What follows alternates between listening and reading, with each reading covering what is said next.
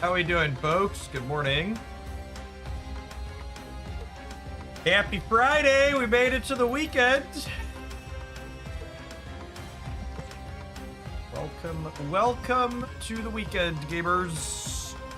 You're almost there. Ah, yes, Ultimate Colossus. The ultimate variant we've all been waiting to add to our collection.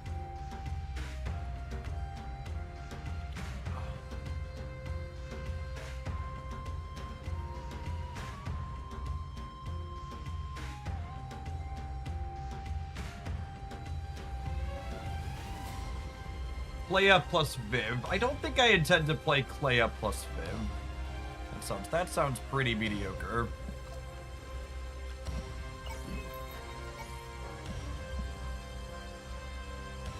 I think we're gonna start with Thor's, and then we might play some like Viv good stuff. Oh, this is finally here!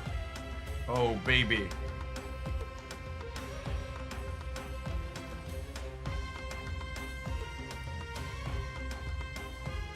Clea plus Viv is not a new cook. I mean, it's new in that Viv Vision, it got a solid upgrade. Come to me, Mr. Scratch. Mastery. Come to me, Mr. Scratch.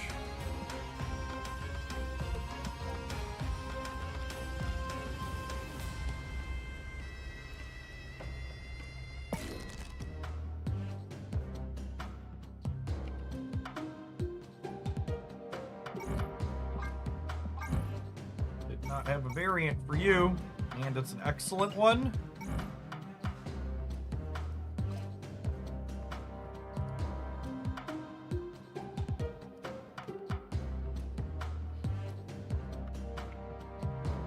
You know, I'm going to be honest, chat. I was expecting to check my Vibes market ticker this morning and see a Friday bounce back like we're used to in this cycle.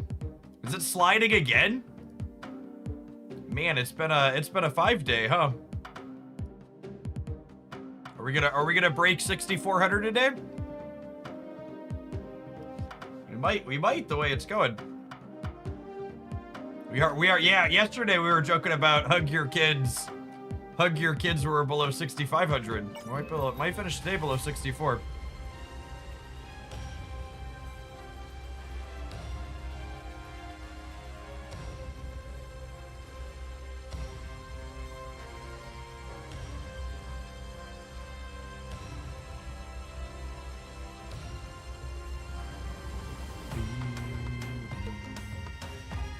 What's going on, Doobie?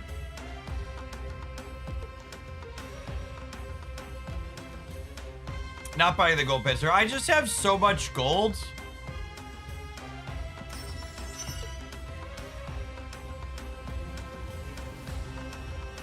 And I'm not doing anything with it. I'm occasionally, like, I just bought the Mystique bundle, right? And like that had a bunch of gold in it. Like I'm not chasing card splits anymore, really, so we're not spending gold on that. And there's only so many 1,200 gold variants I'm really interested in. Let me grab, is the YouTube stream live? The YouTube stream is live. I'll make sure I turn off the auto ads over there. Put up the poll.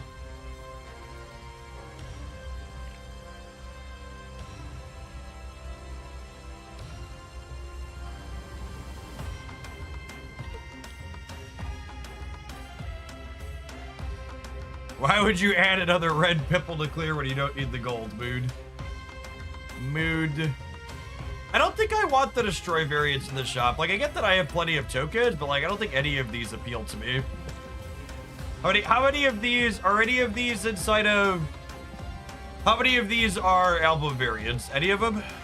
Like you say, that could be a breaker, but I don't really want any of these from an artwork perspective.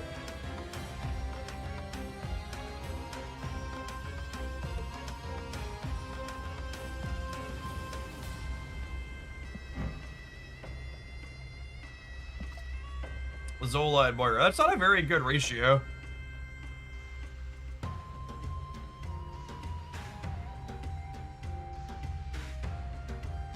The death was from a $100 bundle. Sure, but I don't want the art. I don't think.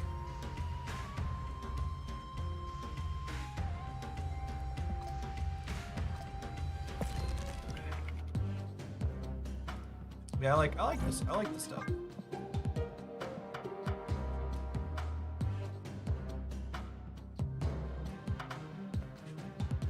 Some of those are old bundle variants and help cleans up your collector's vault. All right, fine. How much is gonna cost me? What are you in here? 1, 2, 3, 4, 5, 6, 7, 8, 9, 10. I mean, it's what? It's 12,000 collector's tokens.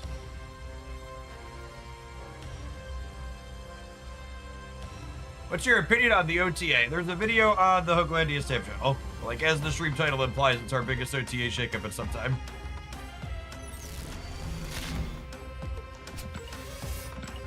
Oh, I get the extra pulls out of it too. That's true.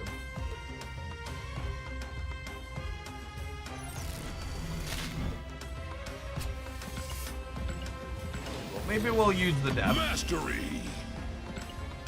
Ooh, was that a galactic background for death? I guess that's an upside to some of these. We'll get galactics on a few.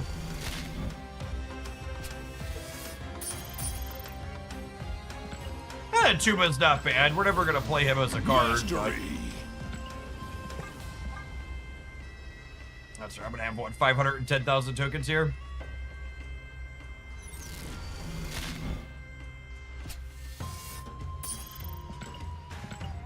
Look at all them chickens. All right, we're gonna buy this out. I'm gonna assign some favorite variants here from the new ones. Then we'll look at some data, and then we'll play some games. Tokens are slipping faster than the S&P 500. LOL.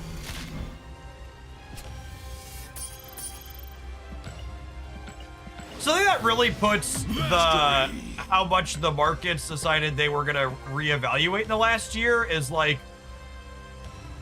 sure, it's down to 6,400 today, but you gotta remember it was only 5,000 at the start of last year. Mastery. A bunch of these companies had their what is it? The valuation to the amount of money these companies makes is just an absurd ratio right now. And has been for a little while. Because the stock price on all these things speculatively went through the roof while the companies aren't actually making any money. Do you still play Magic the Gathering Start Time? Absolutely not. I don't think Magic the Gathering is a very good game. I think Magic the Gathering was a fine game 20 years ago when it was first created, but there's a lot of much better games that have come out since then. Like Marvel Snap. Marvel Snap is honestly, truly, from a, that's actually a really fun card back. From a core rules perspective, Marvel Snap has so many fantastic innovations in it. And from a game balance perspective, Marvel Snap is the best balanced live service game I've ever played. And it, as someone who spent literal years clamoring for Wizards of the Coast to do better balance passes and manage their formats better, it's so refreshing to be playing a game where the company actually actively manages their game. It's honestly super validating in a way too, because people always acted in the Magic the Gathering sphere when I would talk about, oh, they should just balance their game better. People would be like, well, you can't actually have a really well-balanced game. It's impossible, even if they did what you're asking. And Marvel Snap is such a good example of that you could have a well-balanced game with good variety. Turns out Magic the Gathering players weren't very bright.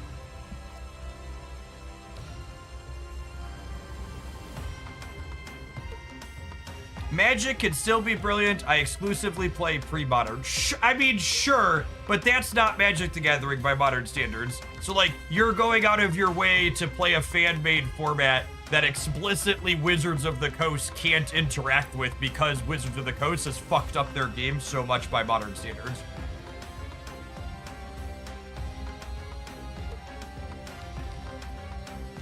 You find your joy, but Like, that's I have to play this fan-made format that Wizards of the Coast explicitly can't add cards to.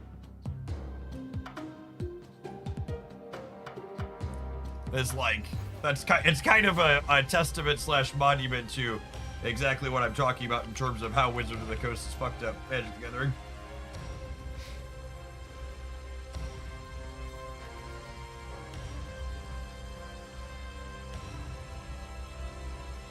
It's harder to properly balance a paper TCG.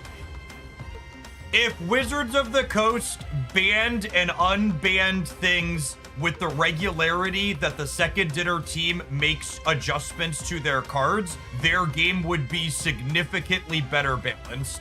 And maybe I would agree that it couldn't be as balanced as Snap because they can't change the text on cards directly constantly because erratas don't really work in paper, but they absolutely would have a better balanced game if they did banless passes once or twice a month. And in fact, we actually have a snapshot from Magic's history. There was like a 6-week period or a 2-month period when Pioneer first released where they did balance passes almost every week or every other week. And that was my favorite time I ever spent playing Magic the Gathering. So like on one side, yeah, the problem is, and this actually isn't just limited to Magic the Gathering being a paper game, but like we see this in games like Hearthstone, right? And Shadowverse, where they have to refund players, or they chose to refund players every time they nerf cards. So in games like Magic the Gathering and Shadowverse and Hearthstone, those games aren't allowed to balance their game based on what's good for gameplay. They have to balance their games based on, is this good enough for gameplay that it's worth hurting our economy? And really, I think that's one of the most important distinctive things Second Dinner did with Snap from other games. Are like, we're going to balance regularly, and you're not going to get currency every time we adjust the text on one of your cards. Because it allows them to just balance the game for the sake of what's good for balancing the game, and not beholden to people pushing numbers on a spreadsheet, figuring out, is this balance change worth costing us money on the economic side? And we see in paper games, they don't want to fuck up their secondary economy. In digital games, they don't want to give out currency for people to craft more cards.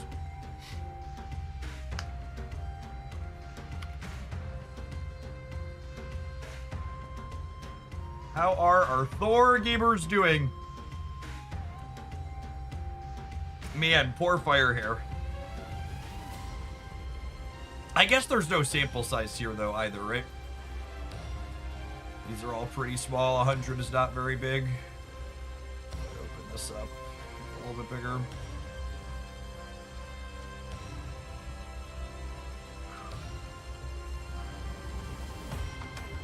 Oh, Lady Deathstrike doesn't work with BoJack Horseman's hammer anymore. That's a great call out.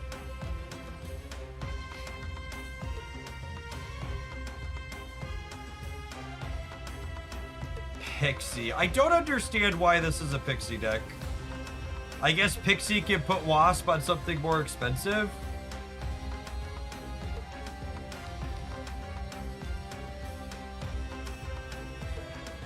Aurora stuff. Thor Surfer with Viv as well. That's fun. All right, I think I want to start. We actually played a. Do I have it in my deck editor still? I might not. I need to grab it. I was going to post a highlight with this viewer submitted deck, and then I saw changes were coming in the OTA, so I didn't. Where is it? We had a really solid run with this the other day. So I'd like to give this a try again to start our morning off, I think. Yeah, Wilker had submitted this.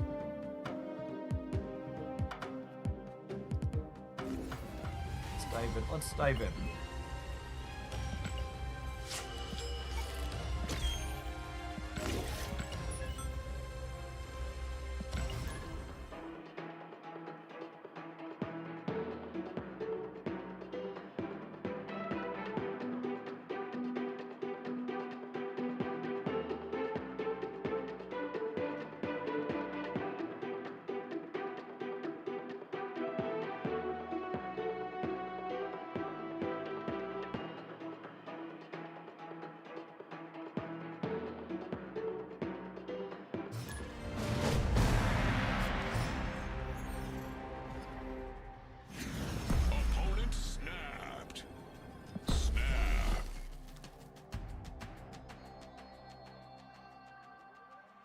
Was the deck tracker foobar?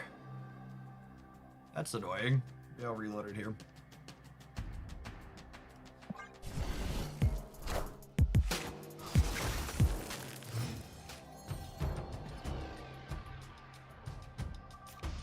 That's a fun Iceman variant. I don't think I've seen that one before.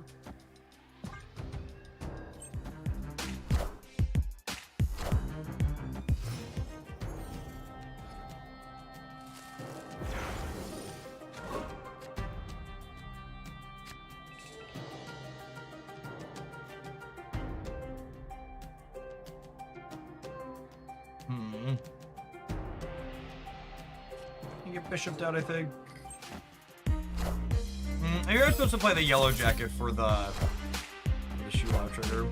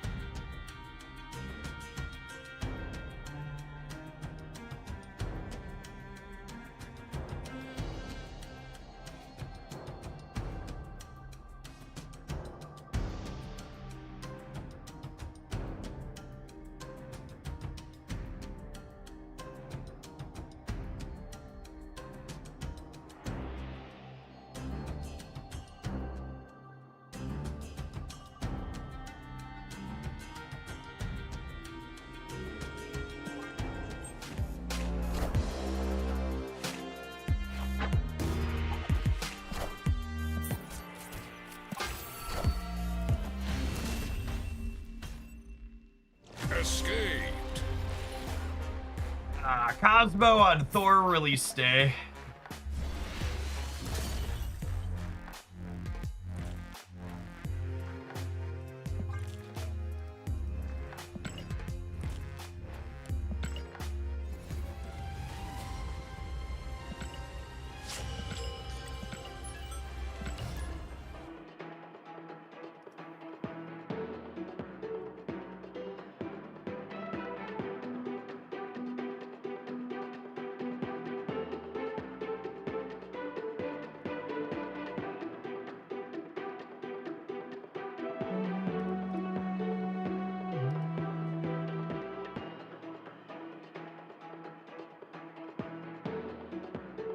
Who let the dogs out? Yep.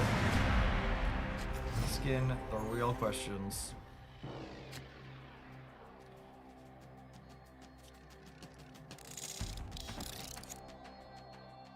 Oh, snap.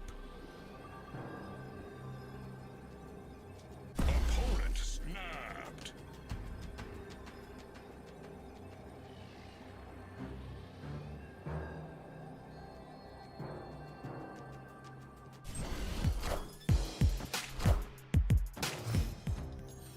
The Star-Lord change is obviously the most dramatic of the things that happened yesterday.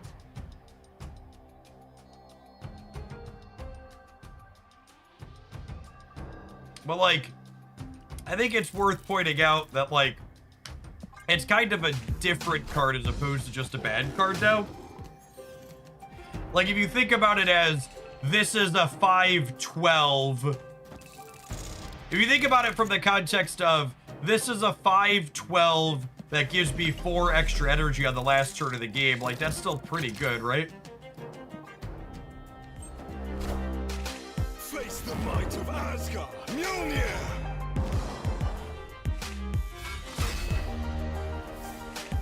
I honestly think, and I've talked about this before, I think they should probably just disconnect. They should probably just disconnect Jane Foster from negative and change how that interaction works. This is our second card they've changed the power on, so Jane can't draw it post negative. And it really kind of feels like that just shouldn't be a thing.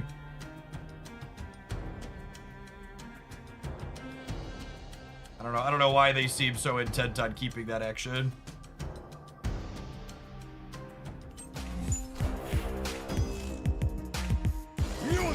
Yeah, she should just, she's very clearly, her intention is to draw hammers.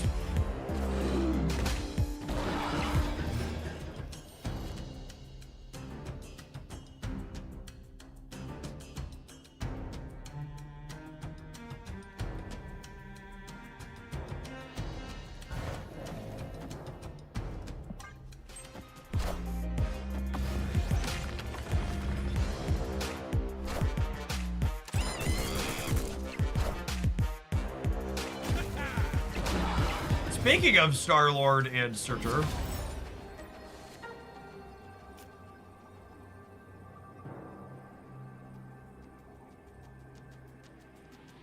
I think we just do this and play for all three, yeah?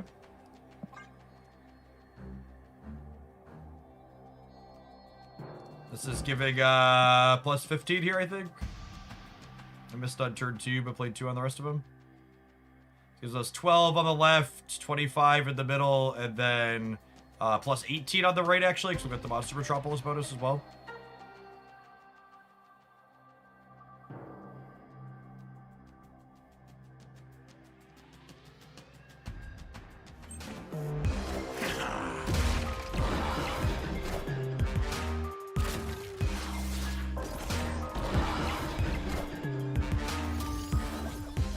I think we're good.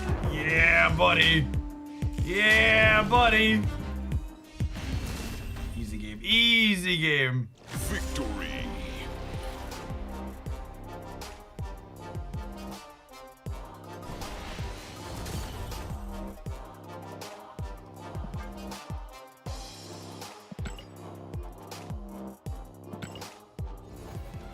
That was B-A-N-A-N-A-S.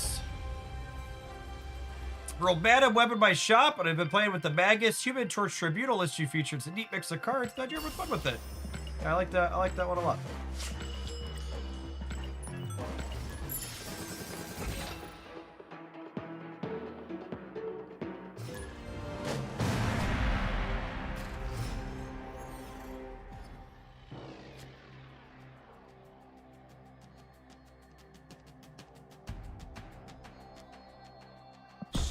I'm gonna chill on playing the Spider Ham on 1, because if I draw like a kitty or a king, I can play both of them on 2.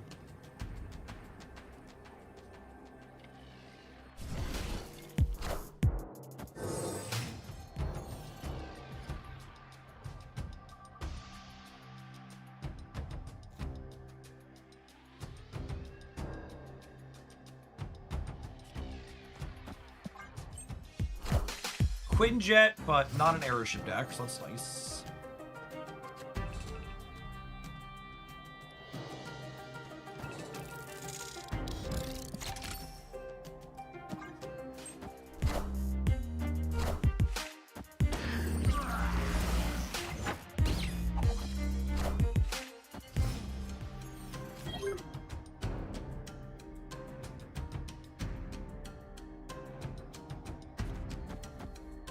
We do this, and then we'll have Bojack Kitty next turn. Draw the hammer, and then we'll have Shulau Kitty Hammer on the last turn.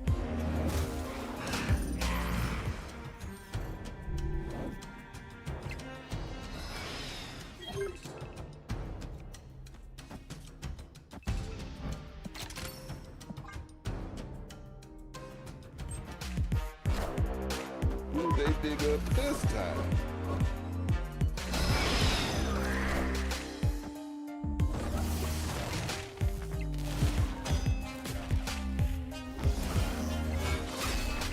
Oh, I'm not going to be able to play kitty because the hammer costs 1. Oh, I missed that.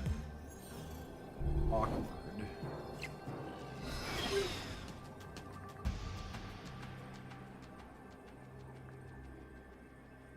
And that's actually a big deal because they have Gambit.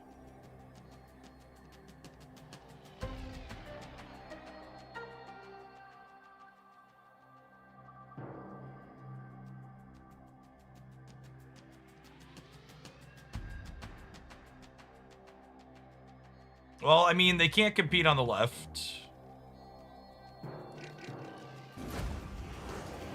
How much is this giving? 12? I don't think I can compete in the center, right?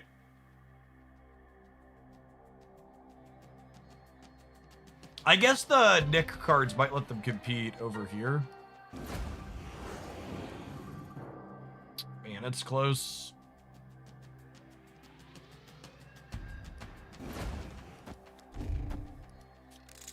Probably dead to Gambit.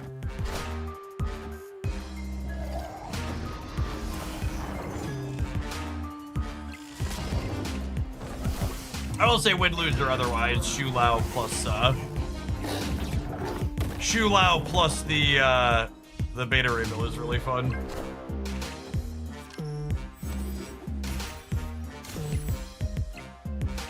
Gambit is still really not.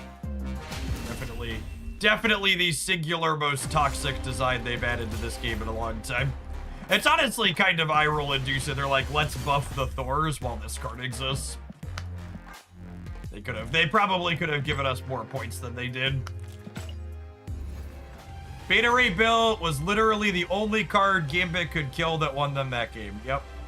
And it is like, I know it's very easy to be frustrated by toxic shithead play patterns that Gambit produces. But it is worth calling out. I made a mistake that made us more likely to lose that game. If I would have realized that the hammer was gonna cost 1 from the sandbar, I could have put the Kitty Pride into the center location. And if I had put Kitty Pride into the center location, they would have been less likely to kill the Beta Ray and win the game there. And you know, that's the, you know, those moments like that, it's very easy to be frustrated because like the card is deeply frustrating and sucks to play against. But I did also have agency and made a mistake in that game. It wouldn't have been a guaranteed win, but it very likely would have been.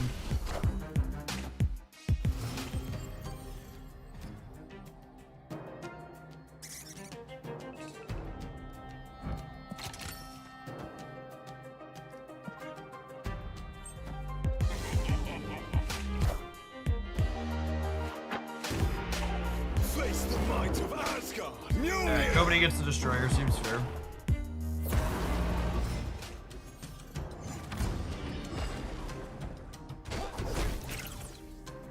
Batroc with Viv is an adorable one too I haven't seen before.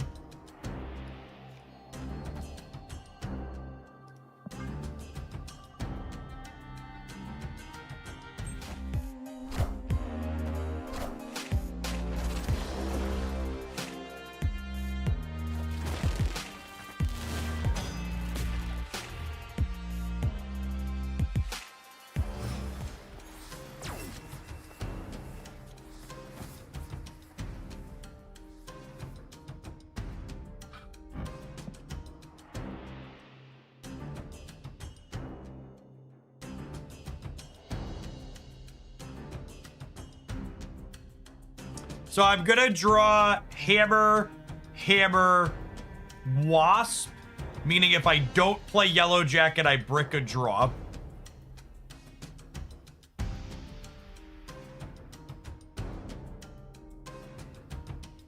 I think I want to play. I think I want a chance to draw Monkey, right? So I can play Bishop, Monkey, Hammer, Hammer.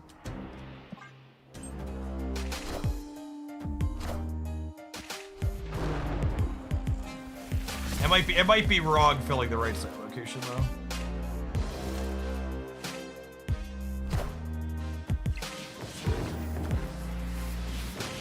I guess technically I could sneak 3 more points in over there if I needed to.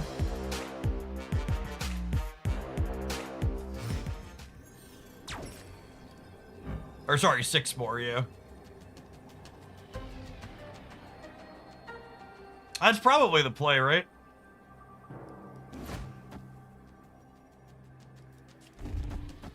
Alright, dodge a Cosmo, we can dodge a ball. Can they add power? I don't know. Could they add power left either?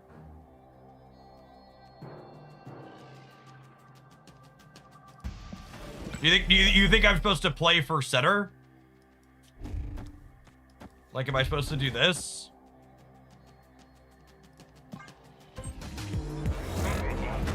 Cool. Yeah, this is better. Mjolnir, to me.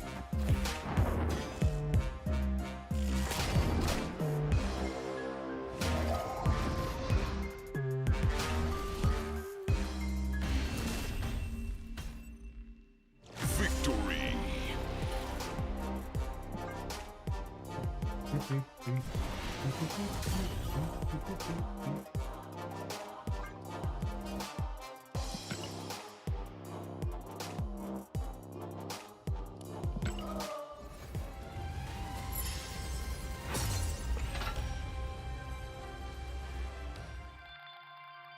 Morning, Jesse. Yeah, my personal steer's doing pretty well.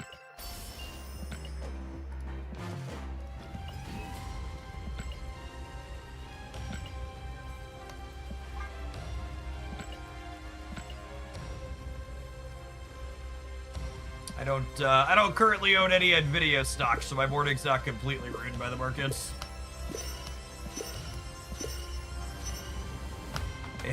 Bad day to be a vibes holder.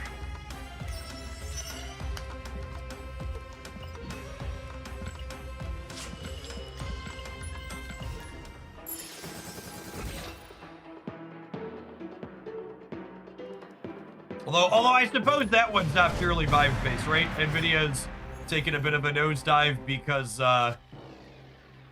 what's it called? Google had some actual innovation in something or other.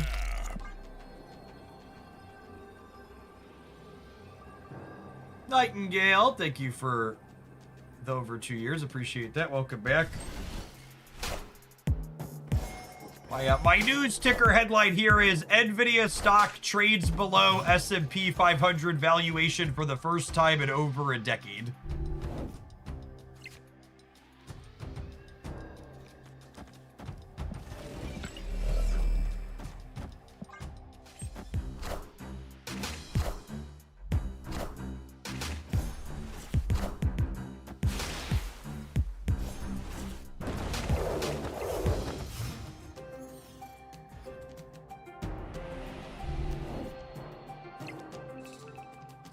I yearn for the bubble pop, chat. What's our sequence look like here? I think the sequence is like Rock, Kitty, Bishop, Kitty, Beta Ray, Kitty, draw it, and then close out on Shula. Really sweet sequence for us here.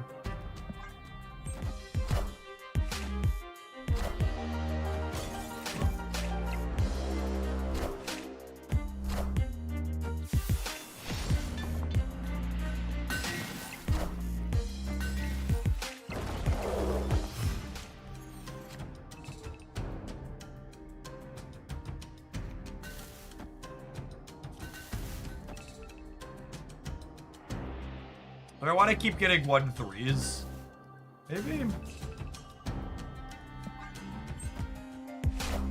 Honestly, gamers should probably be boycotting Nvidia not over DSSL 5 being absolute nonsense, which it is. They should probably be boycotting Nvidia on the consumer side because their consumer products have gone to absolute shit over the course of the last 5 to 10 years. That's the thing they should be upset about.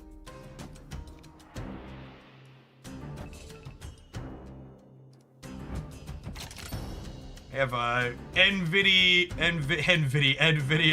what is it, 4000 series? Yeah, 4070 Ti Super will almost assuredly be my last Nvidia graphics card on the personal side, unless something dramatically changes. Inevitable. Like, it's so bad. And I say that as someone who has explicitly only bought Nvidia hardware for personal PC gaming for like the last long while now. It's really bad. This is gonna be the full 18. I think this is the first time I've ever had a full 18 Shulao chat. It's kind of guess.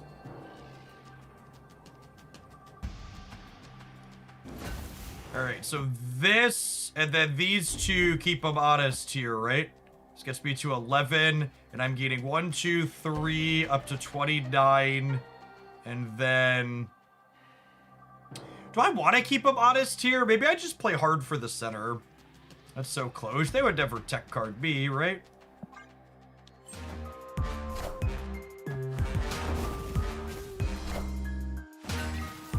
We're good, we're good.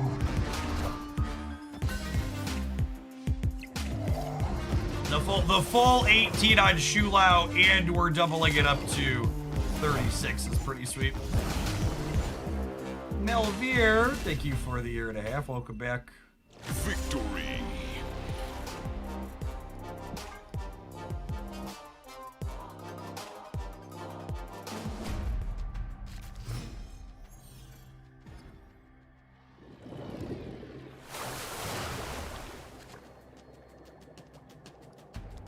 Stupid Lamaria. Oh, snap. Keep play kitty. It's fine, we'll miss a point.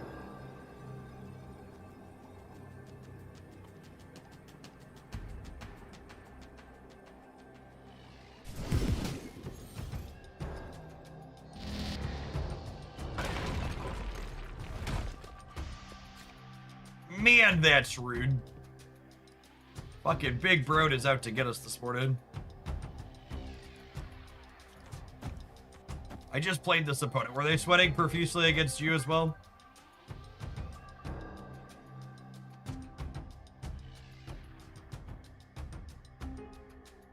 They were, okay.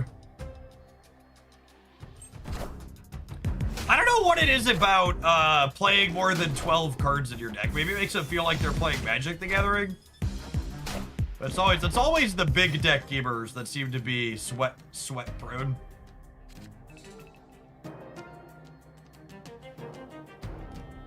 Hiroshima, Thanos, etc. Yeah, the big deck energy. Would I rather get Bishop going, or would I rather drop Thor into Killed? I think it's Thor. I think it's Thor.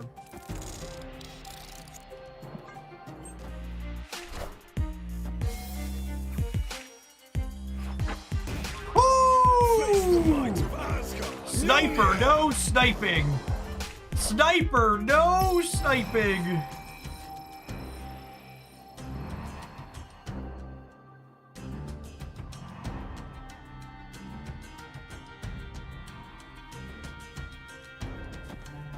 I think they're bailing out of Guild.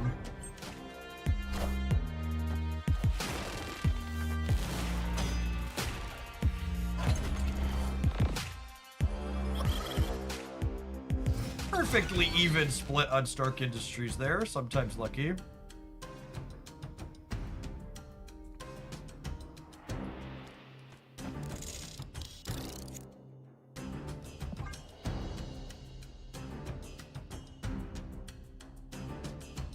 Yeah, we need a Shulao or a Stormbreaker draw next turn.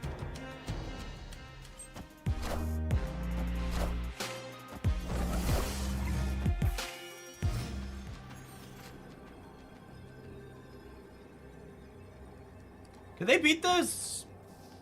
Like, do they have another number that's not Thanos? I feel like they don't. Let's say they Shulao Center. Their Shulao's only like +6, right? I think we're beating all their other numbers here. Let's see. Yeah, Jane Foster is probably our best non-Stormbreaker, non-Shulao draw.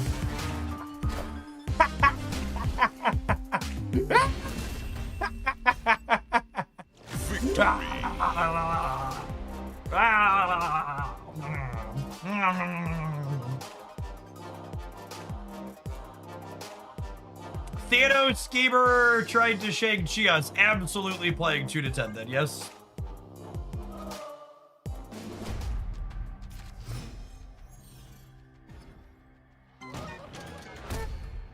Snap.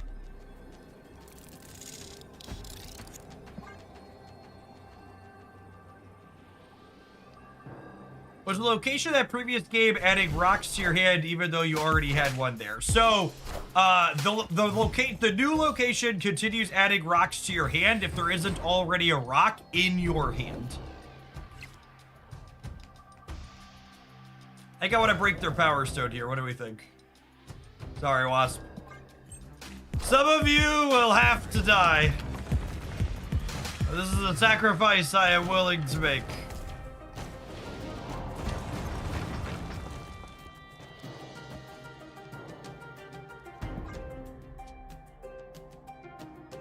I wish I knew if we were drawing Shulau or Jane. I'm committing to the Jane path here. I guess if we draw Shulau next turn, I can pivot and go Bishop Vibranium.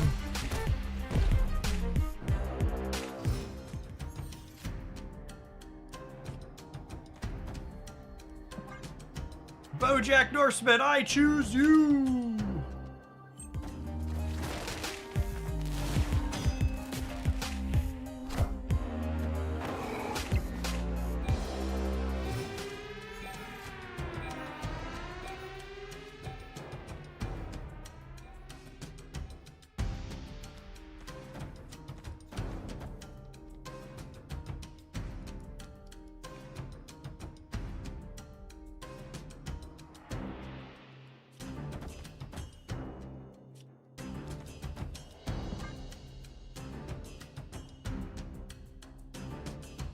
Each tree can help us get hammers for next game. That's true, you know.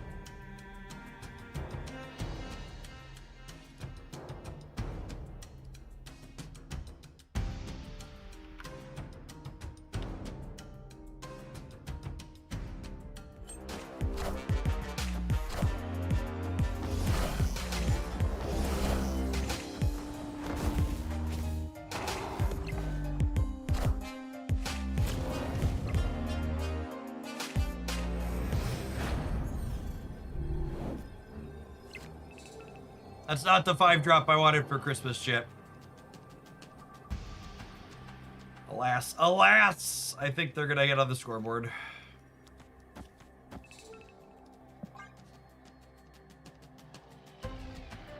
Not gonna be the full shutout.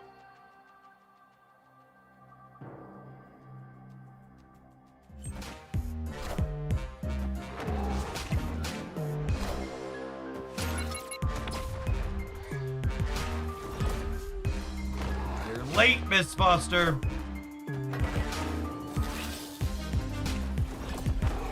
Where are they ending the dog on the left? They are not.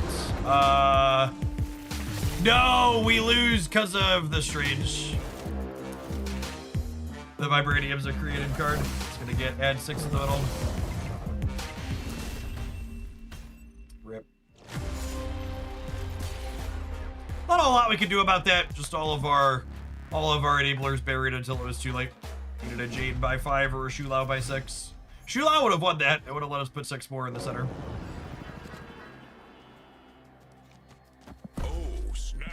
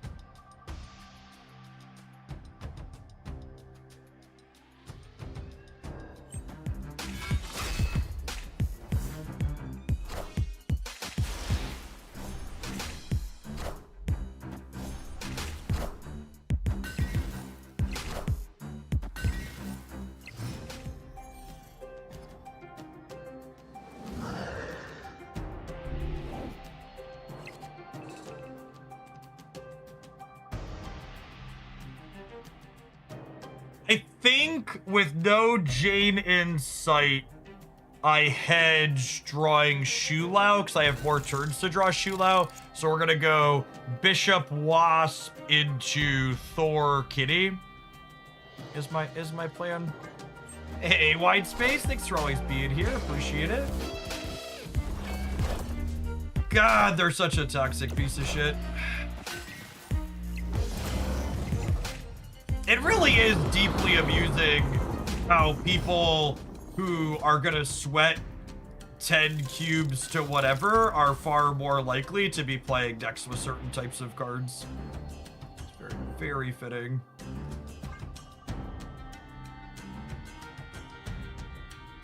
I mean, Deafening Chord makes sense with their werewolf.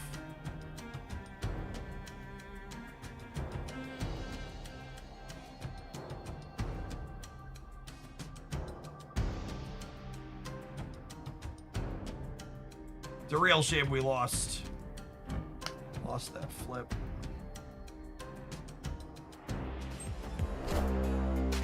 Face the might of Asgard. Mjolnir. Hopefully we can be winning the left and you get this card draw.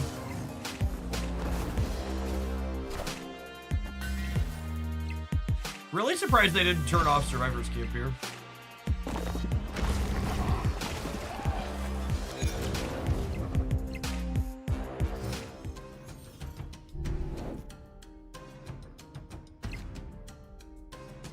Oh gosh, I get to have my cake and eat it too? That sounds lovely. Jane's a pretty lovely draw.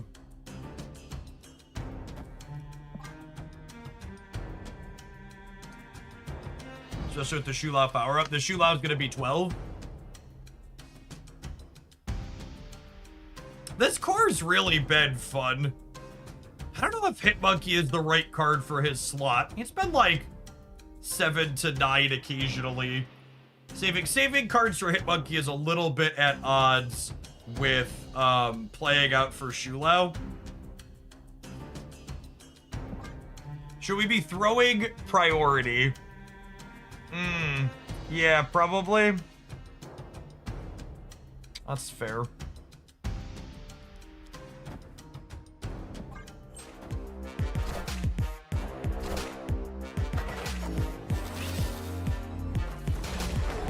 And now we didn't throw priority, and now I don't have a 9 power thing in Baxter Building.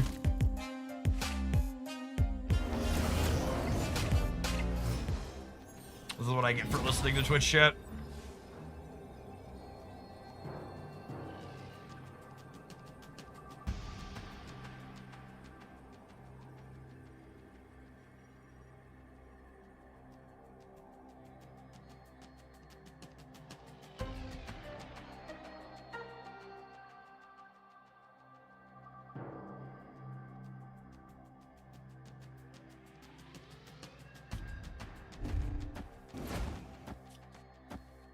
I think I play so that way if I lose the left, I'm still winning the other two. We could swap back. So I think that's far too cute compared to just putting a ton of points in play.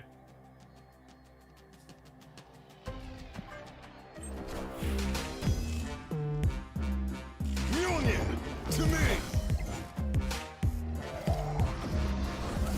Now, it could be worth not, wow,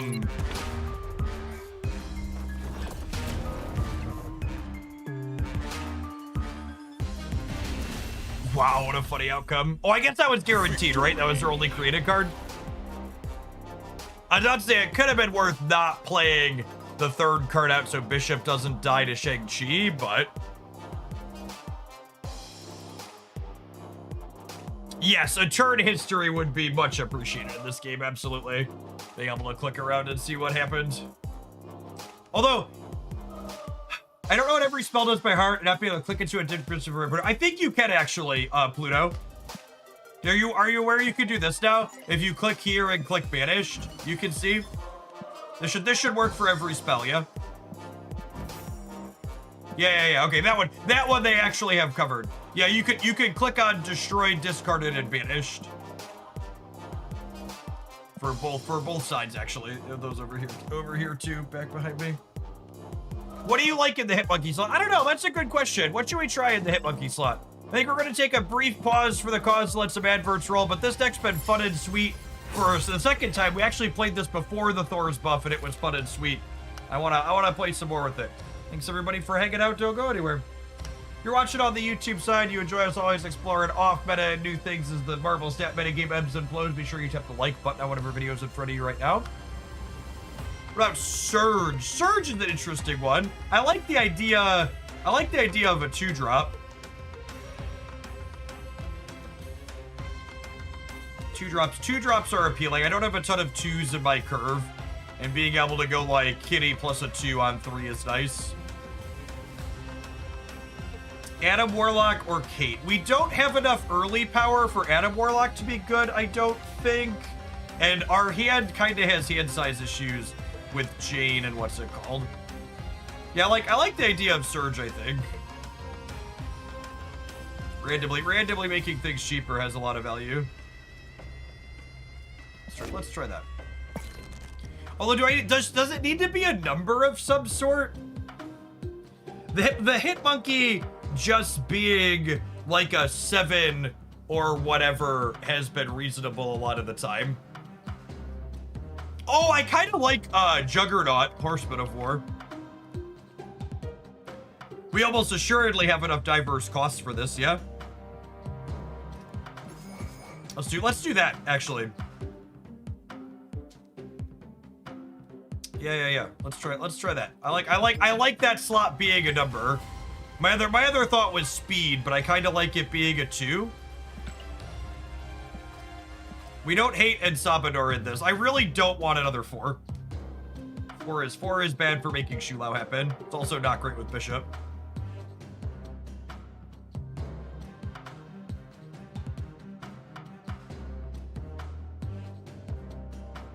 Sasquatch. I think people don't understand the assignment, so I'm just going to tell you we're playing Juggernaut Horseman of War, and I'm going to stop reading your suggestions.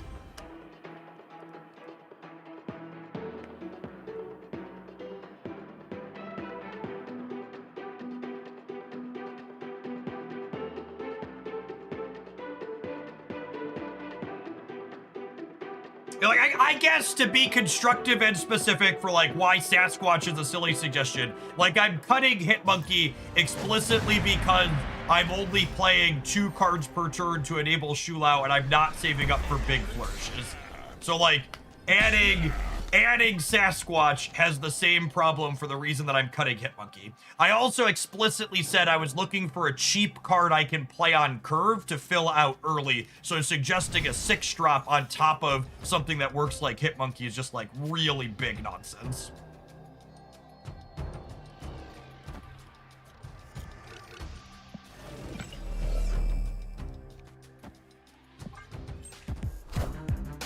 Yeah, something like Armor or Gorgon or Surge could be fine too. I think I want stats from that slot though, so we're gonna start with Juggernaut.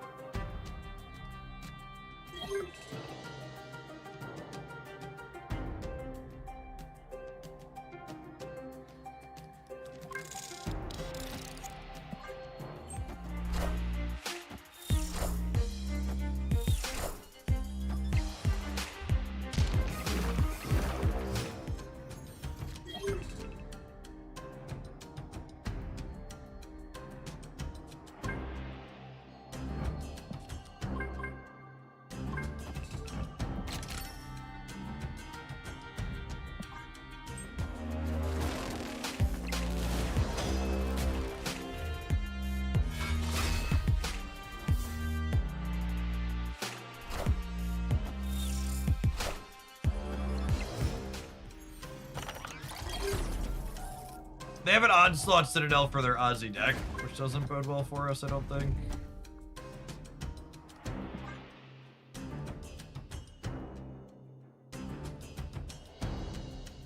There's only +6 from the Shulao because our opening draw is kind of awkward without a lot of cheap stuff, but I think I want a 24 power Bojack in the middle.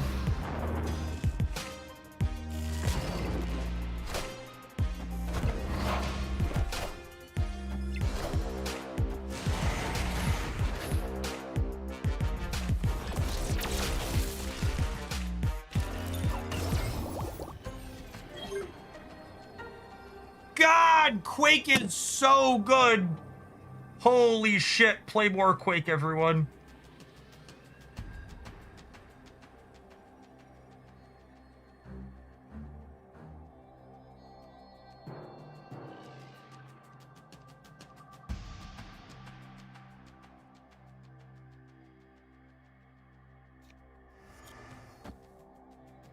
What am I quaking over to Onslaught Citadel?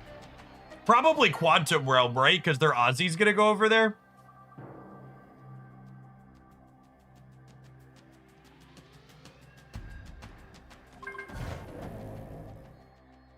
And I'm explicitly quaking first before I put the Quantum Realm because I want this to get bigger.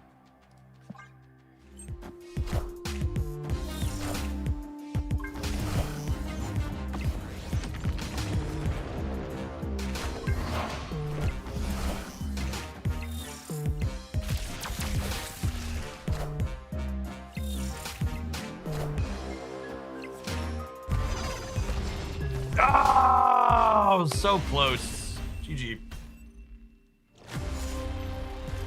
So close.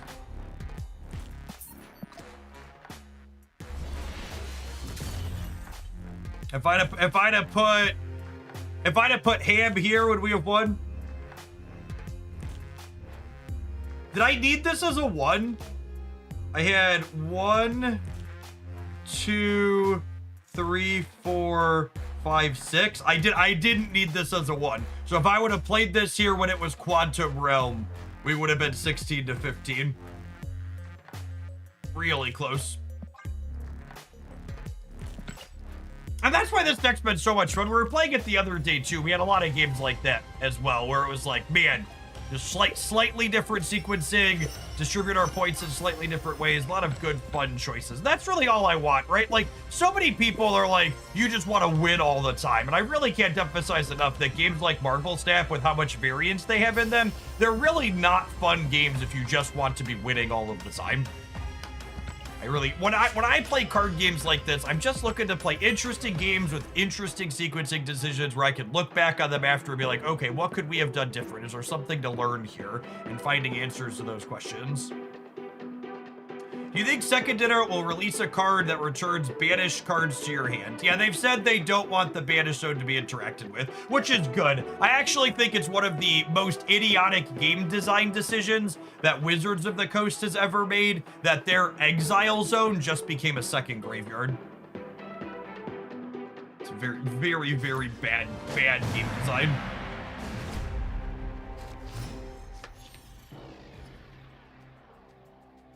Yu-Gi-Oh's done that as well. Yeah, it's very silly.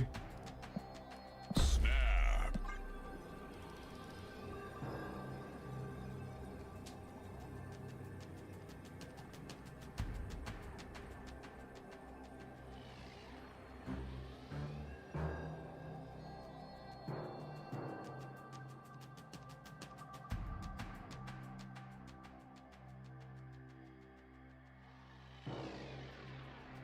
It's so funny to me how different people's experiences are when it comes to playing things. Like, people talk about how much they've seen Cerebro 3 after the update. We've been playing for an hour this morning and I haven't seen that deck once. The plural of anecdote is not data. Like, your last dozen games are not representative of the metagame as a whole. Gotta run, hun.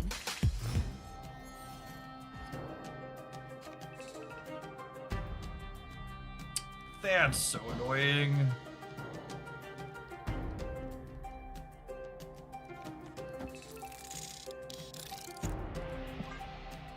That is the new Wasp variant. Yeah, we bought that because we were playing this the other day and it was fun.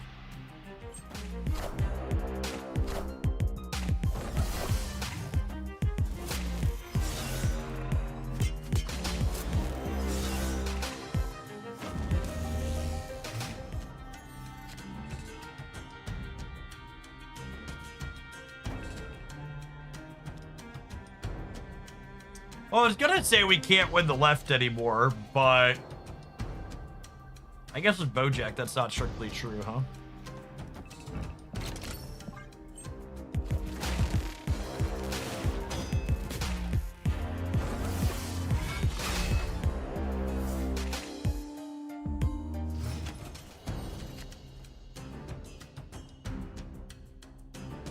And I want to wait till after this goes to play the hammer.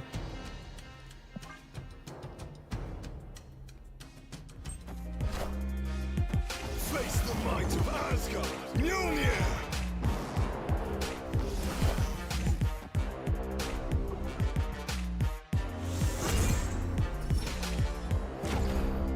All systems go. Oh, I hate Gambit so much.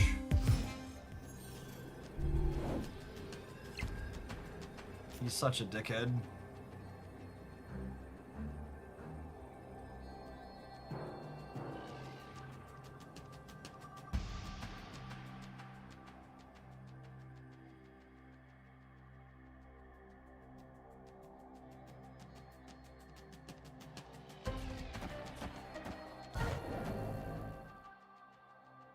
They have a Khonshu in their hand, so I think we're dead.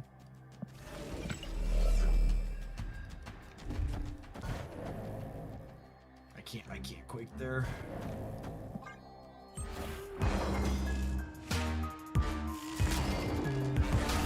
Wait, we're beating the Khonshu on the left, yeah? I think it was only 12. I think it was only 8.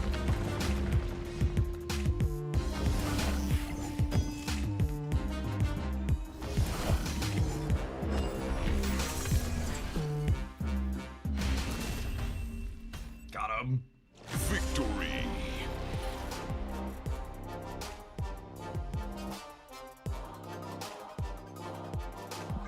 I can't believe Second Dinner thought Gambit's gameplay experience was so fun they added a second one. I want to make it clear that this is an exceedingly low bar. But, like, new Gambit is a lot less toxic and more interesting than Gambit's first design.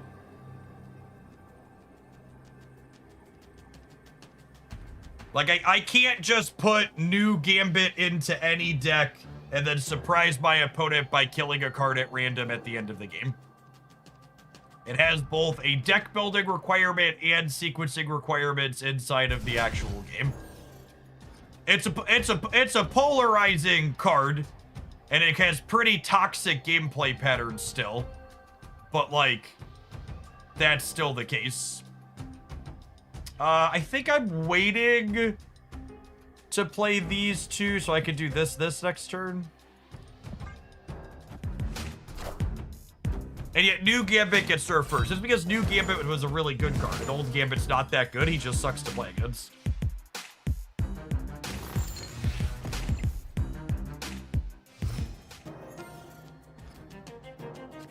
Like, again, like, I'm objective enough to understand when, like, a thing I don't enjoy playing against is, like, fine from a power level perspective. And that's something a lot of people have a hard time separating.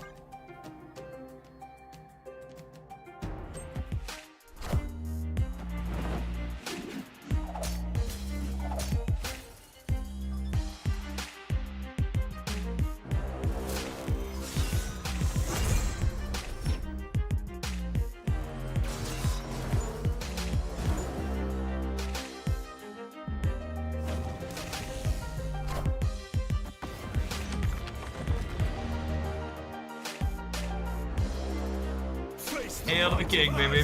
Hail to the king.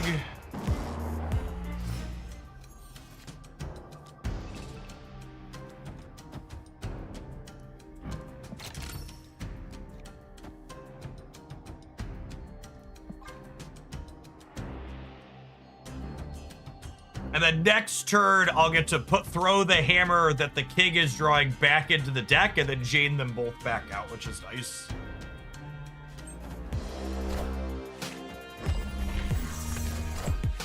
Hey, Aztec, thank you for the almost 3 years.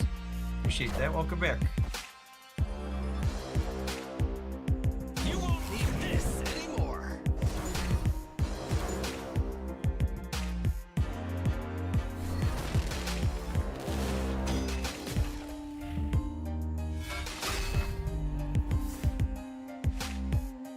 So I don't think I want to put Wasp into the tunnel because that increases the likelihood that I roll one of the hammers back into Quanta before Jane can draw it.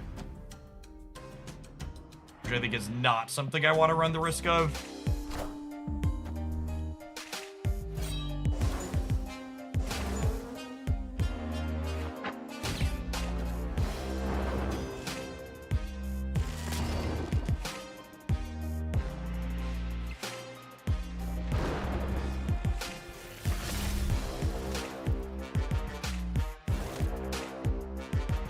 Would love to draw Bishop here so I can play him left. Juggernaut. Juggernaut is a nice amount of points, but unfortunately, I can't play him on the left because of Hellfire Club.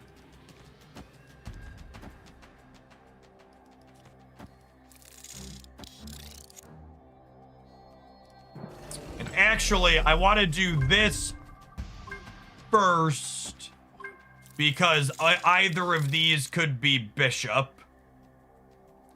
So I want to try and fish for Bishop before I play the rest of my cards. I'm not going to win the center, but they could be points for a tiebreaker.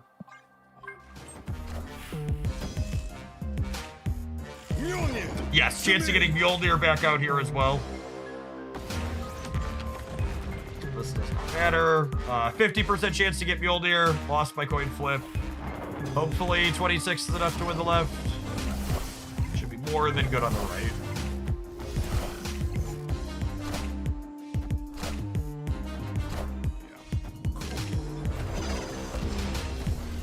He's the Juggernaut! Victory.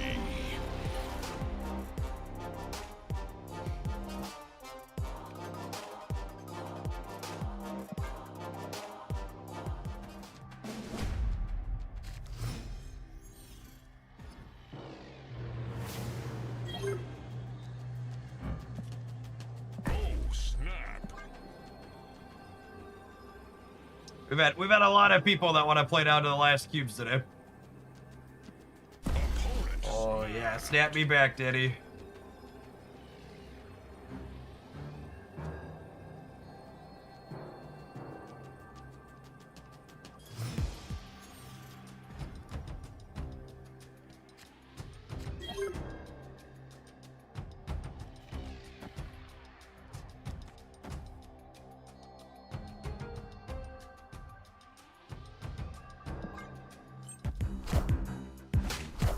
A chip and a chair when the chips are free and it's your own chair. Yep.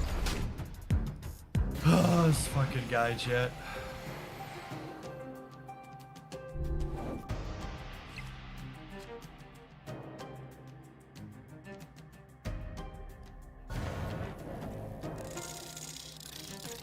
I mean, Adeland's a free draw 3 for us at least, the way this has worked out. Got that going for me.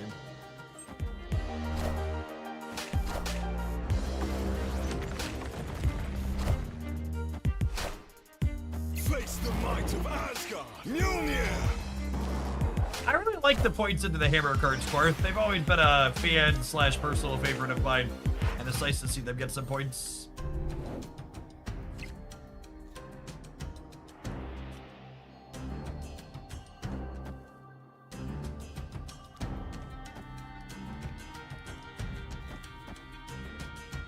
Atalanta's Wheel of Fortune is sick. That's true. A little bit less upset with it as a location when it's Wheel of Fortune.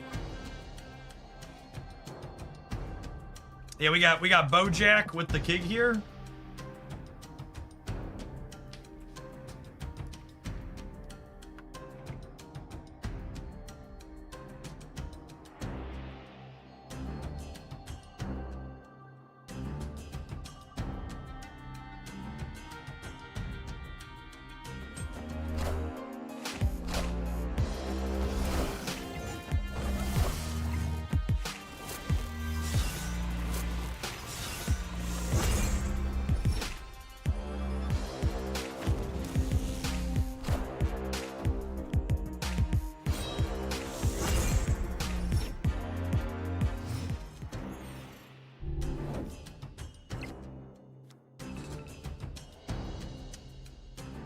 So if they Khonshu this turn, they could be Moon Knighting me.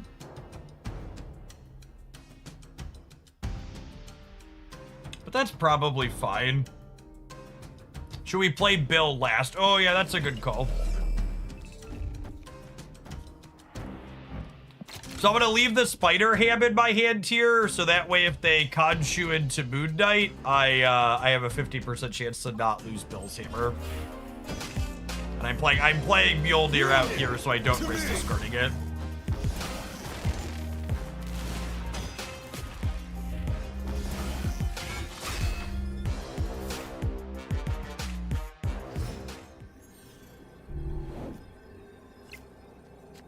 It's not the Shulao I wanted for Christmas, but it's still a pretty decent draw.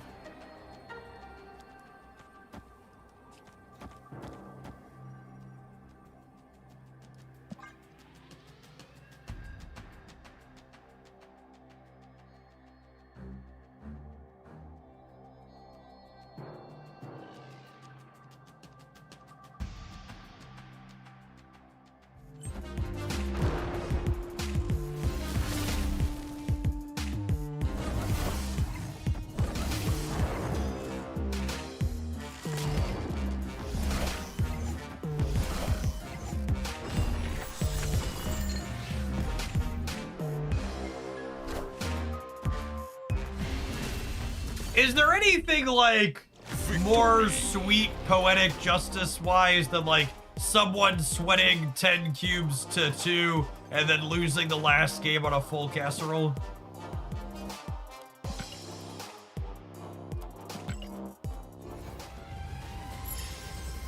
I have proven myself worthy of this silver ticket though.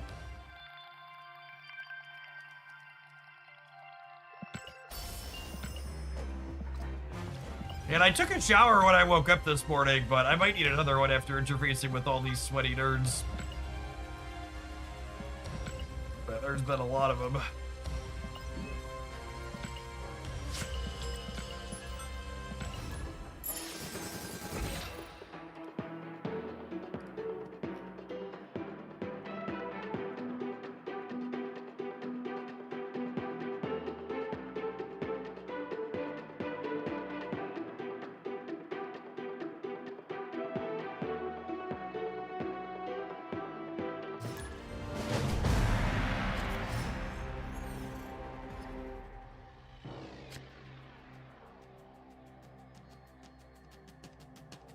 Oh, snap. Opponent snapped.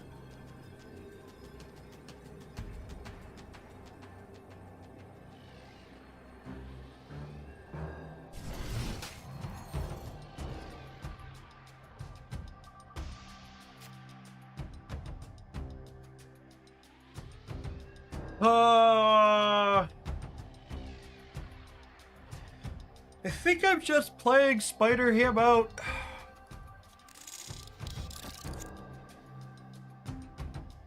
I ought to do this, and then I think we likely not on the Shulao play in this game.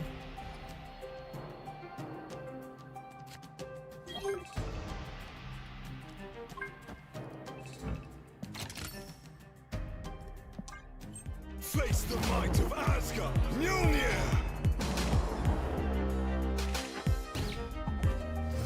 King Atiri and Venom, eh? Breaking news. What are you doing over there?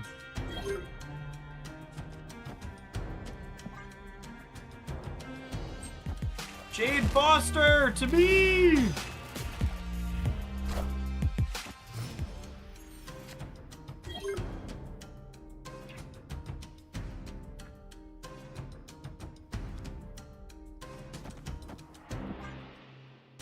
Have you tried Copycat recently? I found her fun for intel and surprise plays. Copycat's a generically good Marvel Snap card that sees regular competitive play.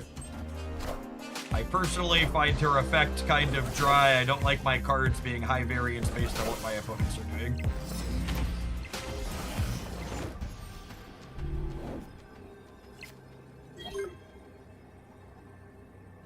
punished for not playing Juggernaut out here, huh?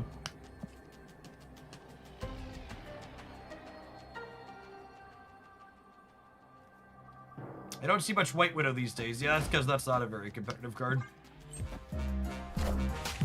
Are ye worthy?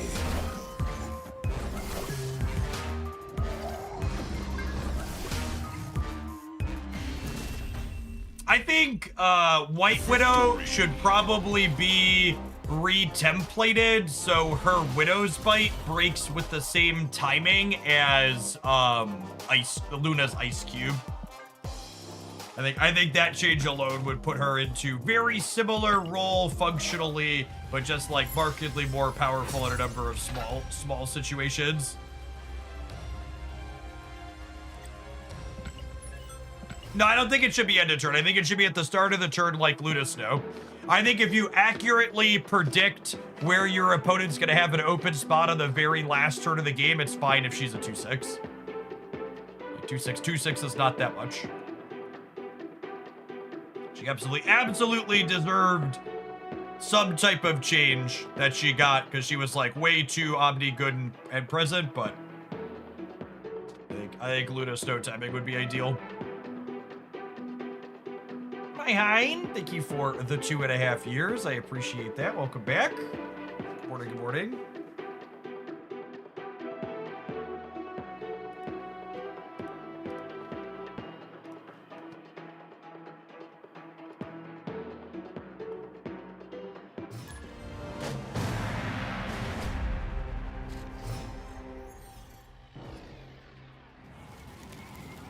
Parker! Opponent snapped. Oh, snap.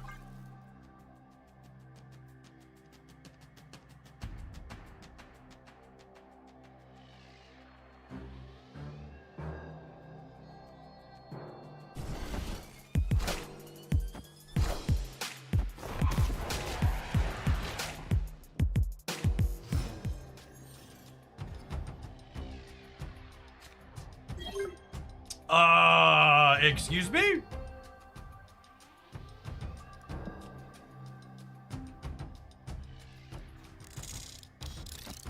That's actually insane for us, yeah?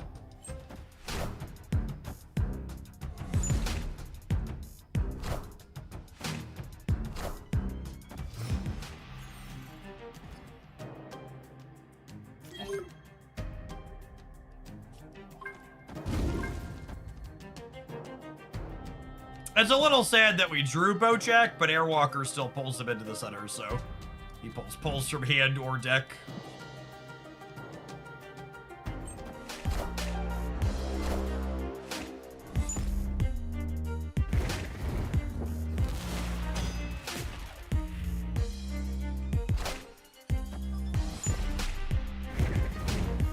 I'm about to juice this up.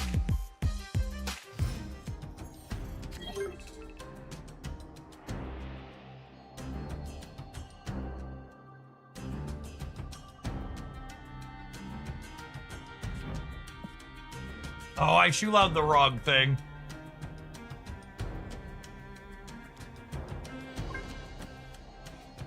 I played the wrong thing last. I can't shoe out this turn.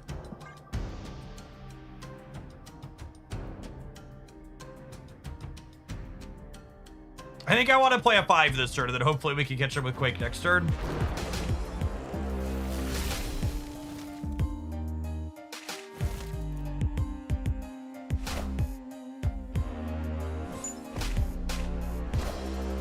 I want the throne.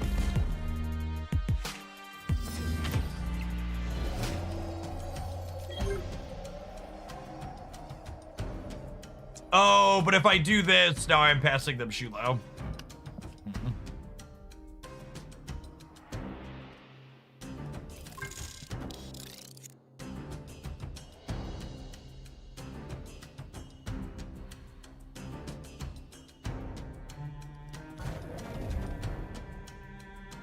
I should keep one of my ones, yeah? For the sake of Juggernauter.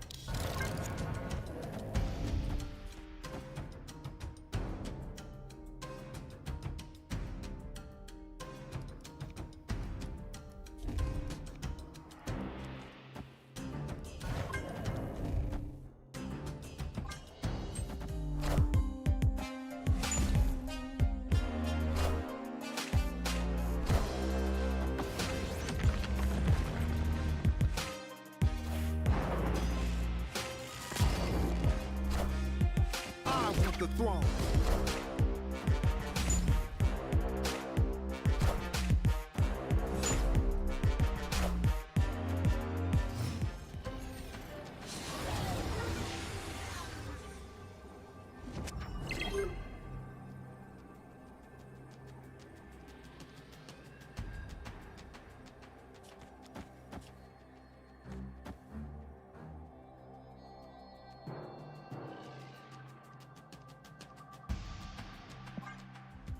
Possible for me to lose the Shao in the center, yeah? Probably dead to Shao in the center?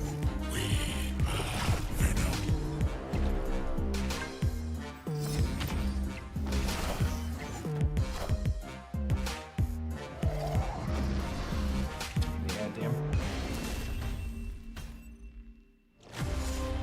Would I have won with... Would I have won with putting my card to the left? I don't think so. I don't think I could have managed 8 there. I definitely messed up by passing Shu Lao.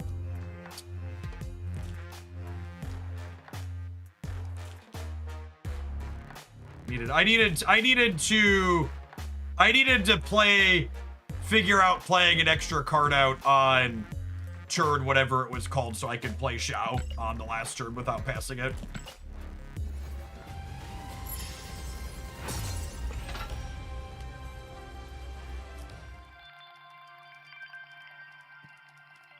Alright, as much as I want to keep playing this deck, I need to record a bunch of content with different things since this OTA was so large. I want to try a few different things. This was really fun. I like this build a lot. It's mostly older cards, right? Like this is old cards plus Shu Lao and Juggernaut. I will say Shu Lao is absolutely not optional here. King Eitri is another card people always ask how to replace. You can't play Thor Beta Ray Bill without King Eitri. If you wanna play this archetype, you need to spend 3k tokens on the King. You don't need Juggernaut Horseman of War. He's just kind of a generically good 2. You can play a bunch of other stuff in his slot. Lizard, Surge, maybe Kate Bishop. Plenty of good things to do there, but must-have higher series cards here are King, Beta, and Shao for sure.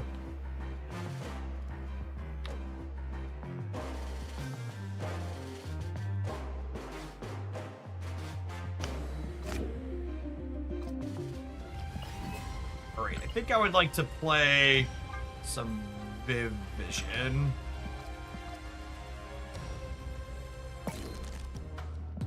What do I want to do with Viv, Chip? She just a Surfer card? What's the auto deck say at the moment? Auto deck is Surfer stuff.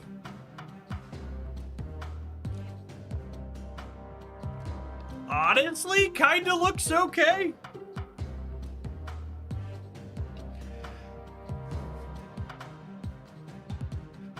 I've been liking Viv with Mirage, Kate, Iron Patriot.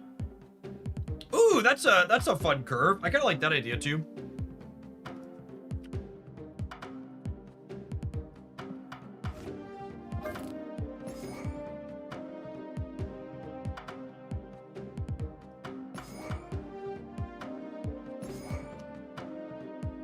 More cheap things for her to buff, basically.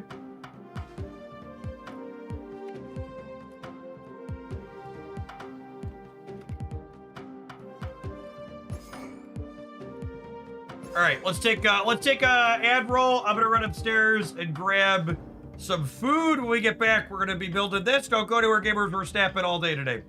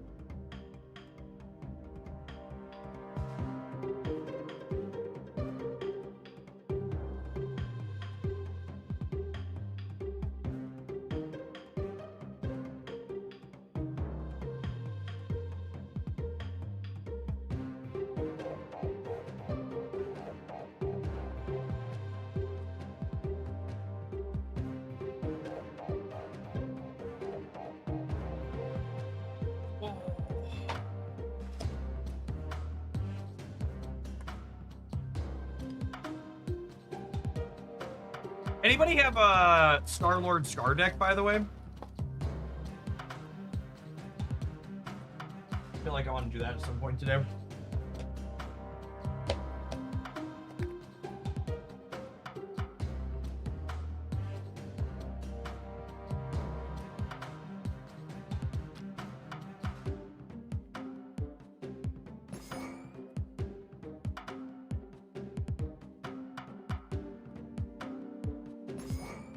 Spell Valentina.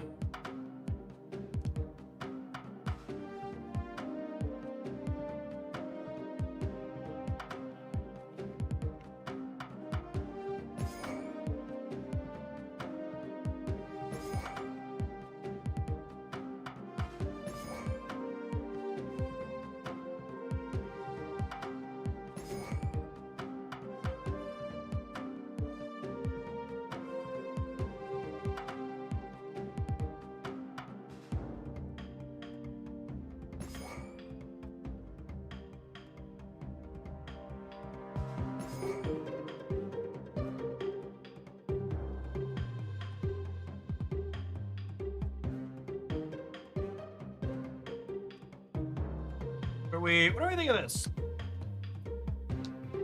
We could shove a Gambit in here, I guess.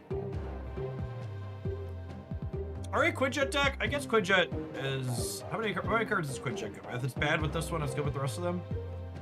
Maybe we're not a Gate deck.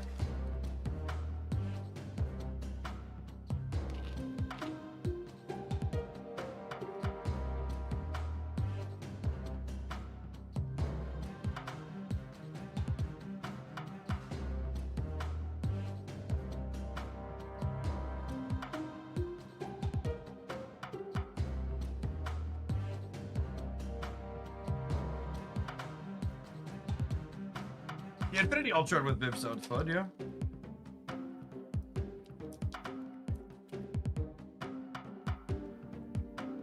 Infinity Ultron is one of my favorite Cope cards, Chip.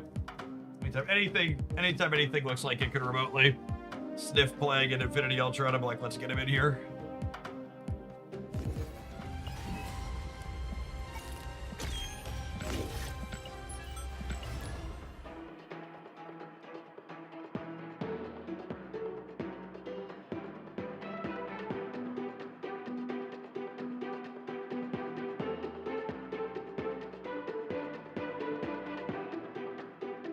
Yeah, light easy lunch today. Brick of Colby Jack, some tomatoes, some hummus, some pretzels.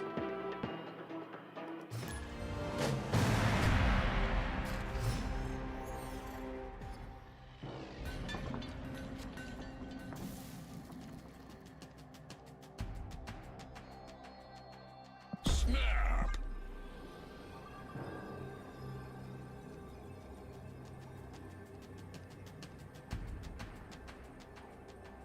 Opponent snapped.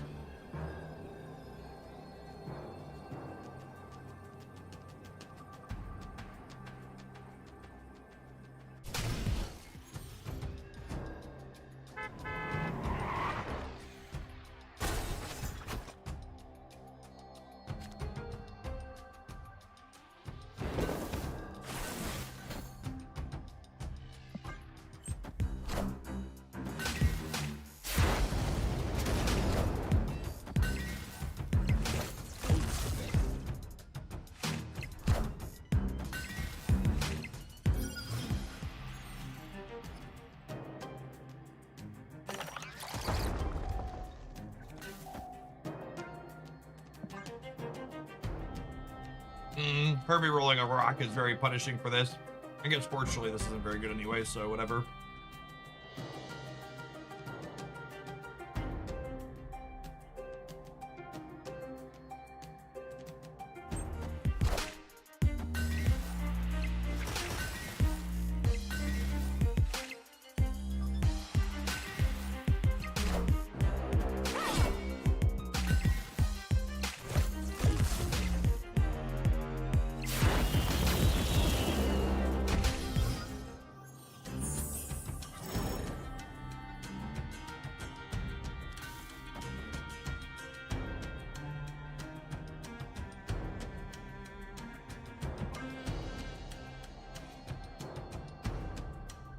You're keeping their ice cube locked into the funny happenstance.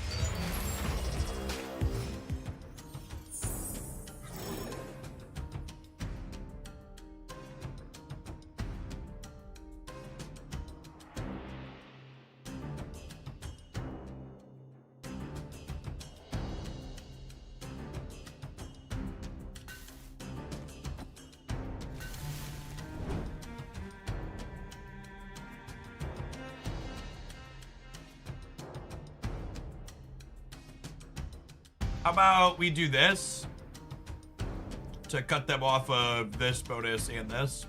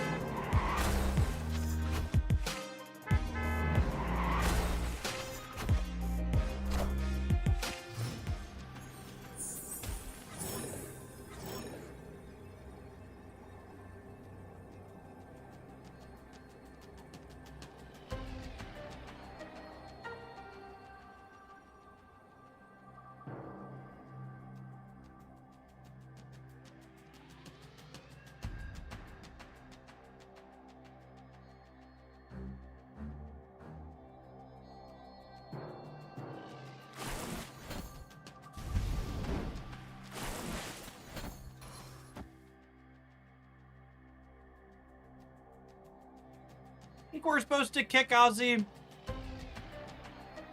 That's close, though.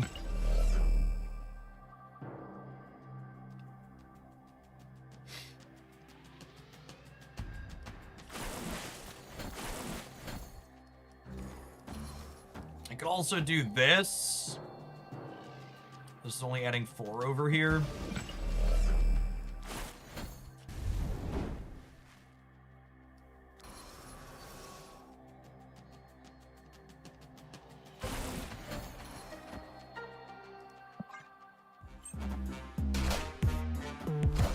Well, we definitely enabled their sleep.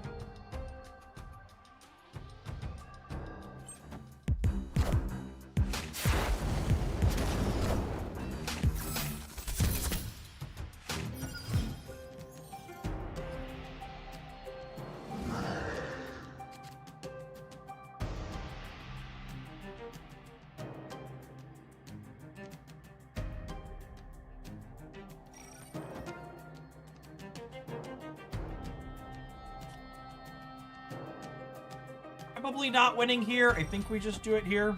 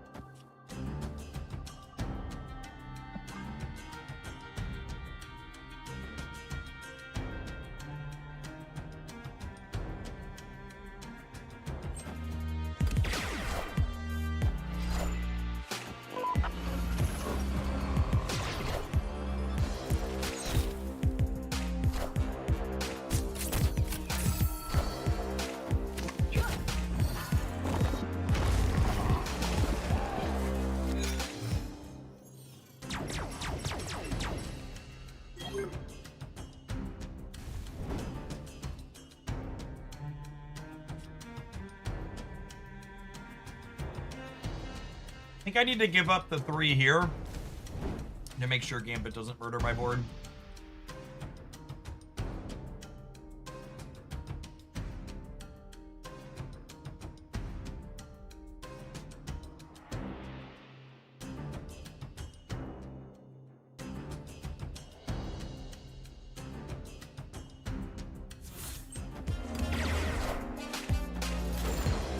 The mystery intrigues me.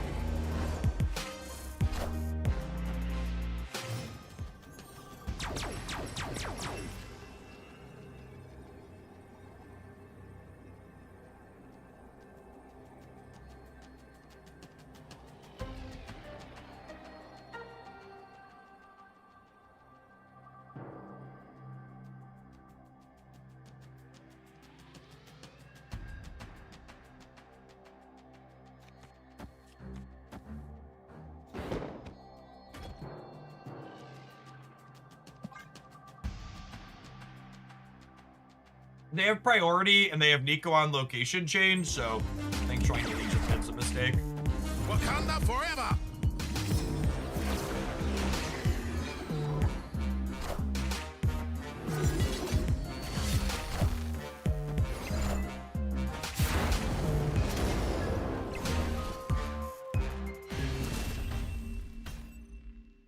Victory!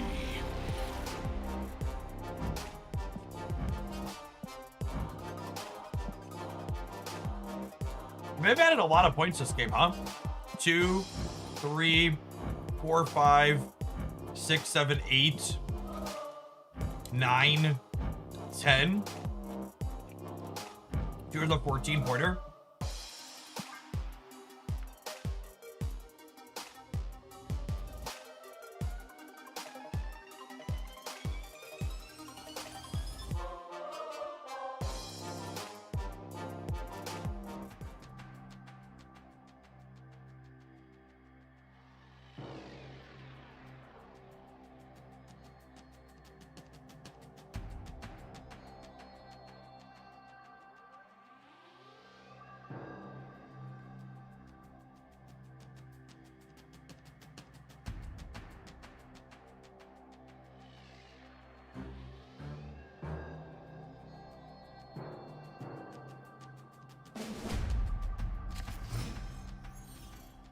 Are they here?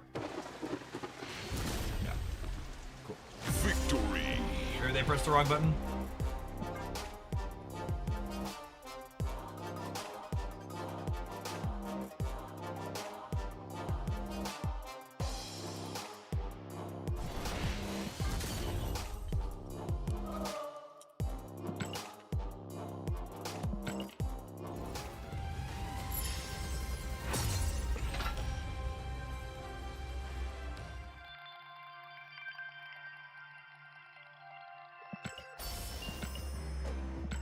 $314 seems slightly above rate, but what do I know? Yeah. Like they said in the OTA notes, Viv's a card they're cautious to add points to, because every point she gets can allow her to snowball kind of hard.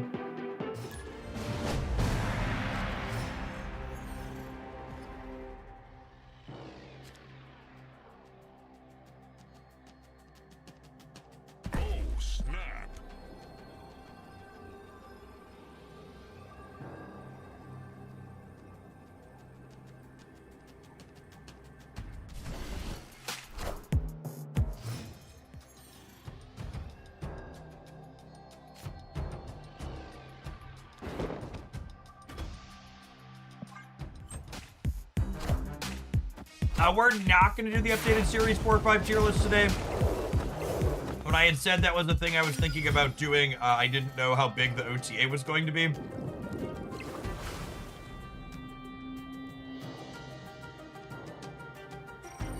And ideally I need to get... That's an awkward location for us here. Ideally I need to get like 3 or 4 deck highlights out of today's content.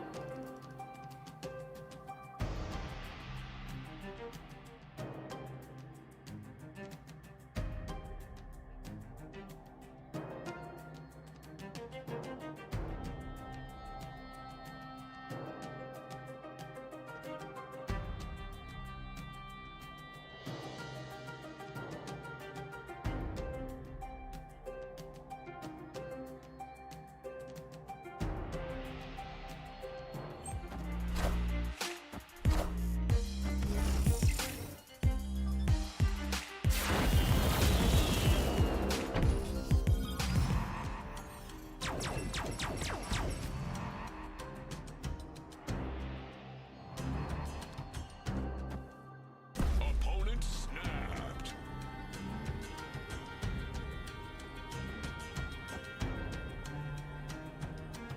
I think I want to do this.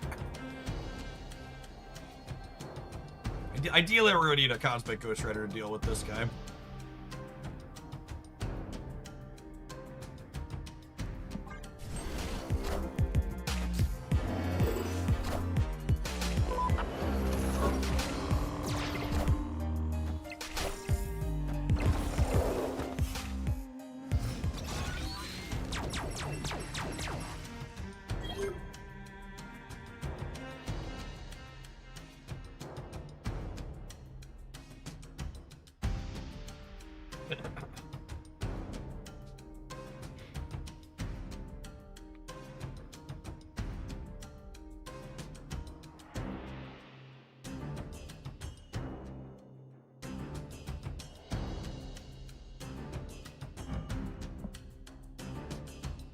No, I think the kill's lost. I don't think that matters.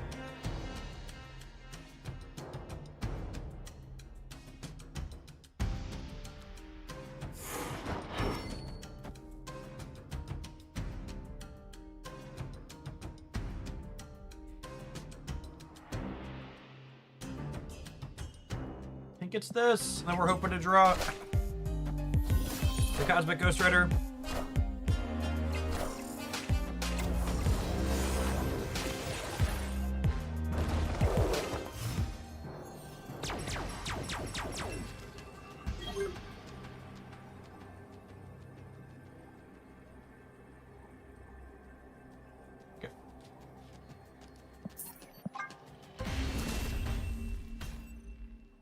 Escaped. Viv's animation is very good.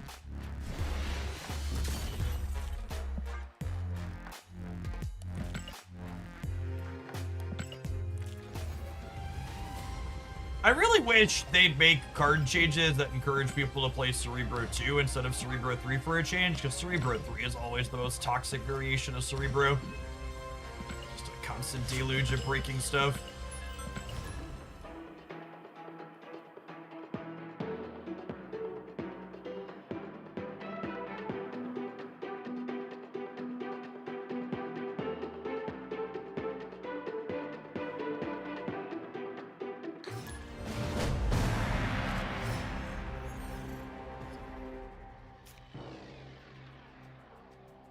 Snap. Opponent snapped.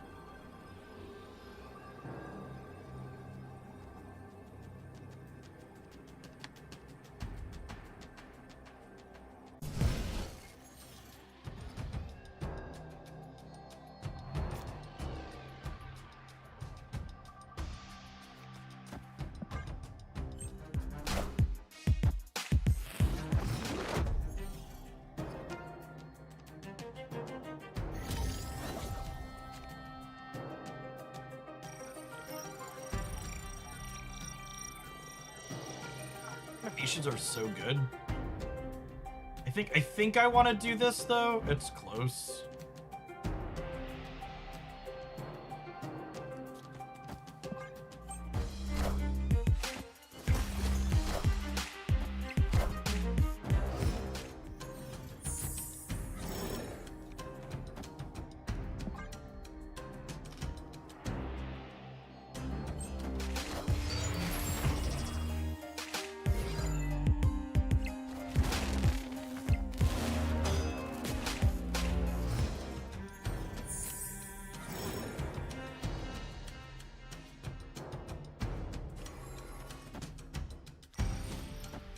Okay, let's say they draw the hammer for this. This would give them 16 over here, and I'm still beating that with this. Step into my office, will you?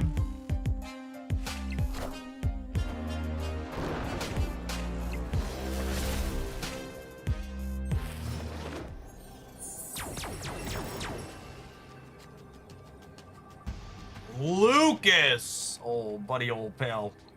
Oh, buddy old pal.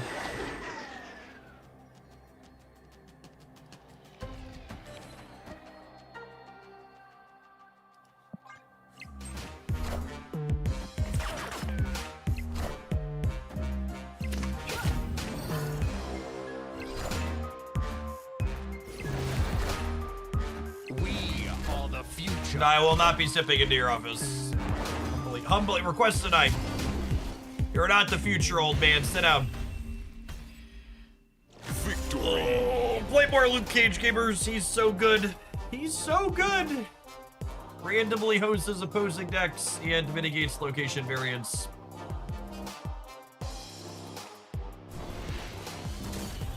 A Luke variant is sick. It really is. You know, see, fantasy variants unmatched is best class of variants in Marvel Snap.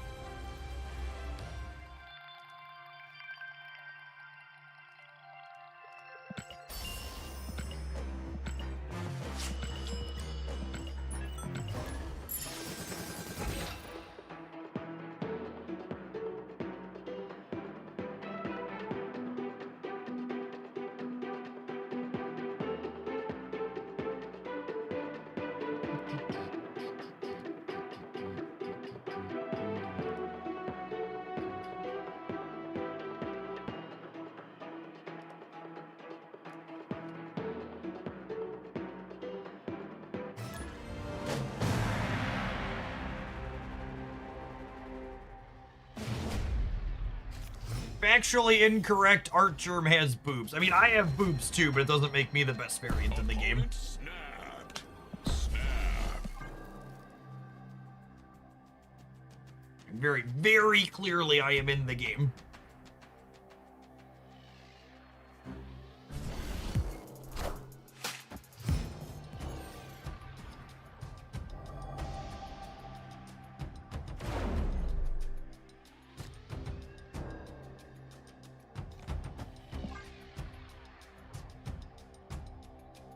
They played Echo Middle, thank you.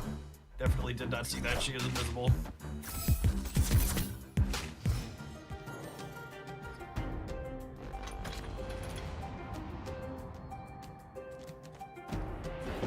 Would I be sad if I only draw Vibranium for the rest of the game? I don't think so, honestly.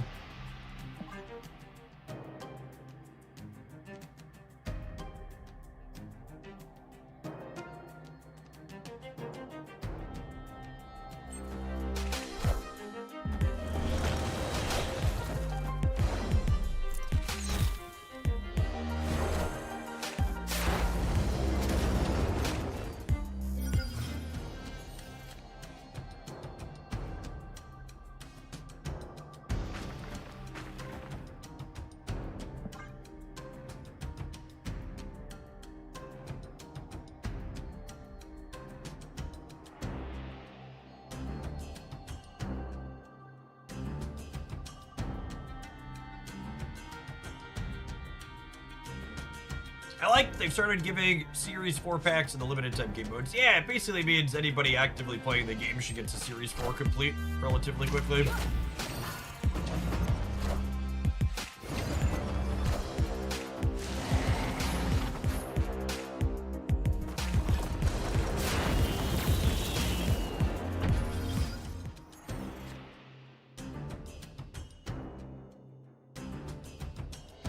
Have you seen the CPAC clip yet? I feel like you need to be more specific than that.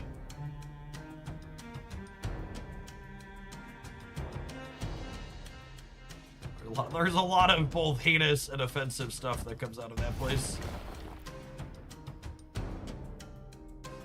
Nah, I usually don't watch video clips while while I'm live.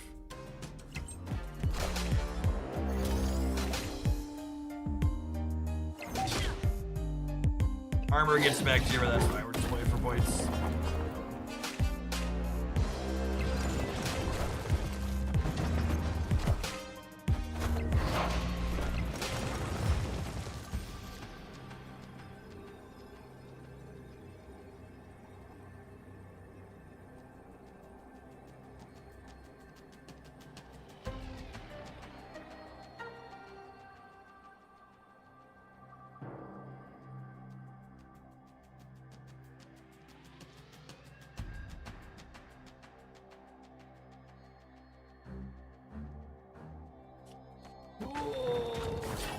That's probably good enough, yeah.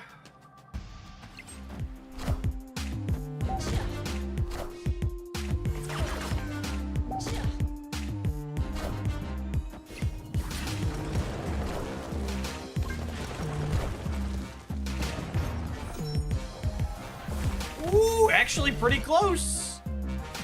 Breaker, breaker, give me the news. I got 3 points over you.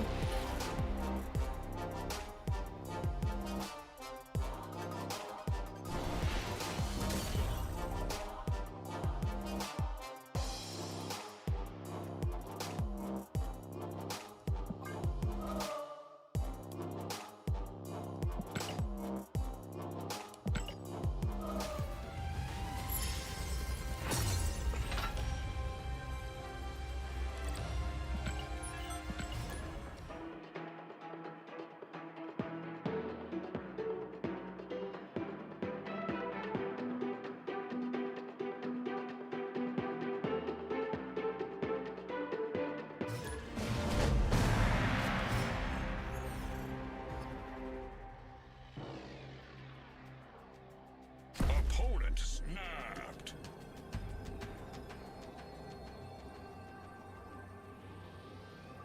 Oh, snap.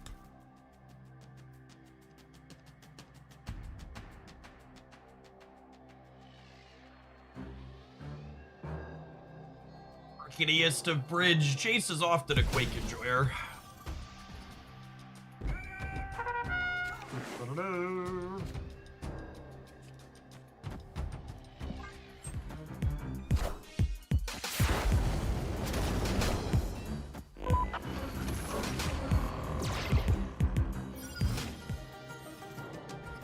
Where might the Iran war hit your grocery bill? Start with raspberries. Oh God. I kid you not, I just gave my 5.5-year-old a vat of raspberries when I went upstairs to get food.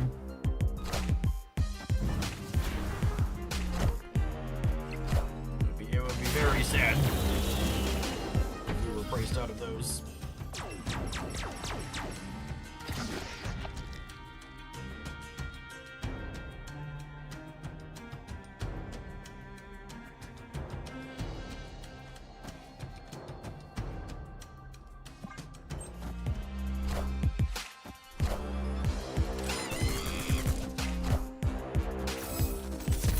Still winning this center yet.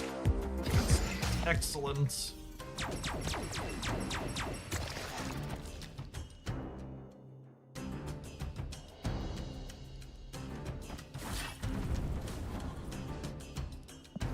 Order! Order in the cart! I'm not on a line, you're on a line!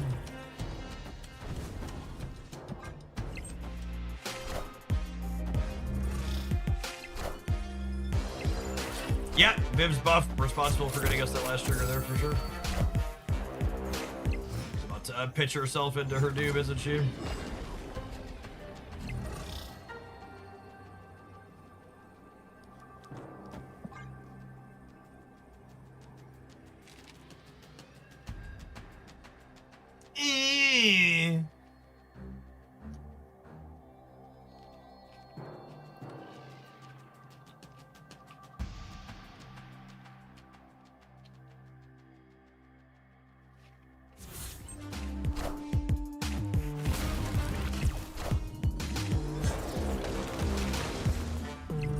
Nobody cares how big your Dark Hawk is, Jace.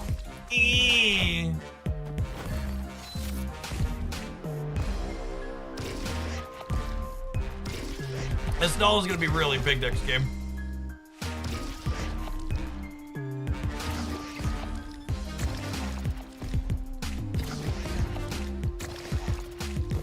Man, this hold hostage animation. This is where I would put my fast forward if I had one.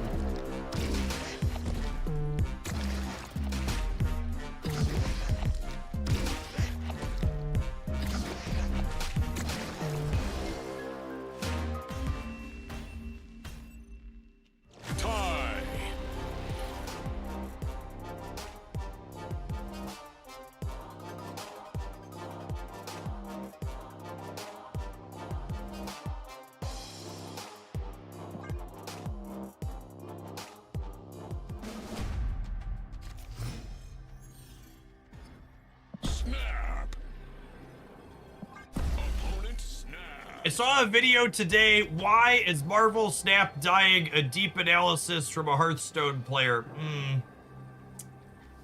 I would assume Marvel Snap is dying in that instance because if Marvel Snap wasn't dying, that person would have no content to make that anybody would click on.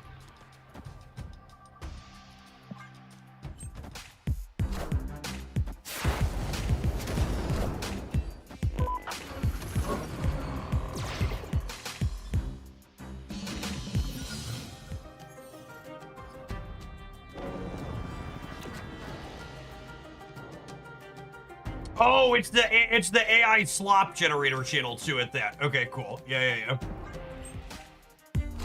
To really hammer home the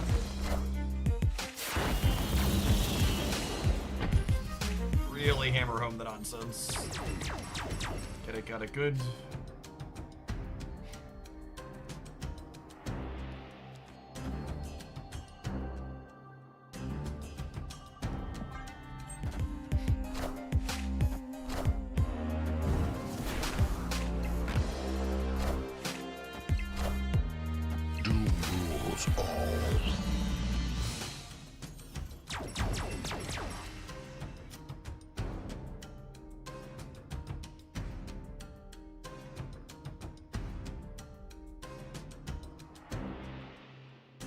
That Spider Ham would never hit my Legion, right? And in fact, I should play Hawkeye to make it less likely that that happens.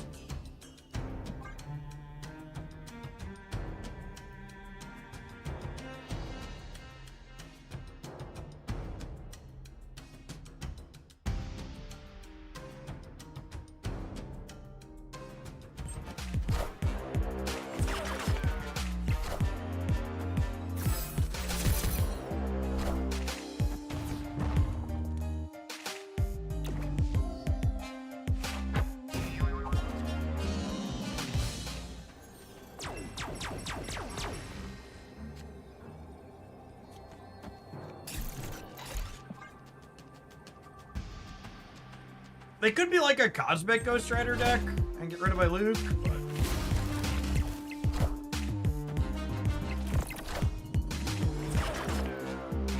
They also have Luke Cage! Oh, that's cheating.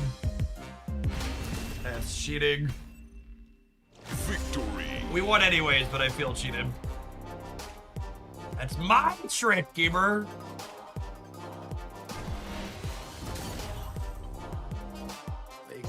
Playing Luke Cage is cheating, chat, very clearly. Mysterio is now the harbinger of Luke. Ooh, that's a good call out, actually. I hadn't connected that in my brain, but you're absolutely right. Mysterio means you should be on high alert for Luke, and I should adjust my play patterns accordingly. Yeah, Viv Buff's taking that one down again as well. She was really good. All right, well, I absolutely want to play some more with this pile of cards, but I need to go throw my lunch leftovers back up in the fridge so they don't go bad. We'll see you in 120 seconds, gamers, for some more with this one. Thanks for hanging out. Don't go anywhere.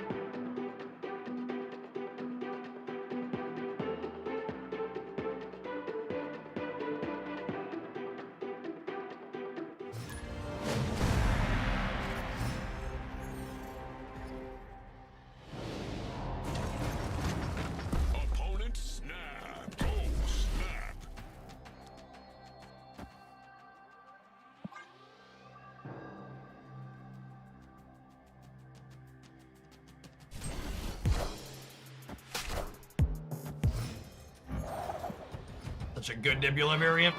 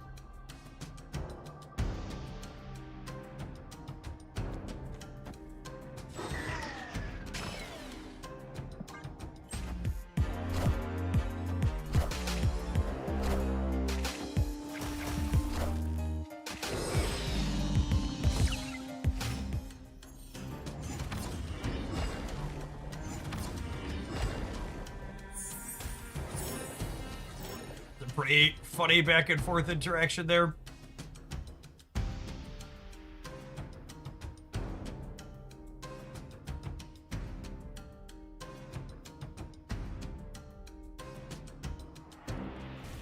How do I think of just clearing these? I think I'm into it. I think I'm into it. And then we'll close on these two next turn.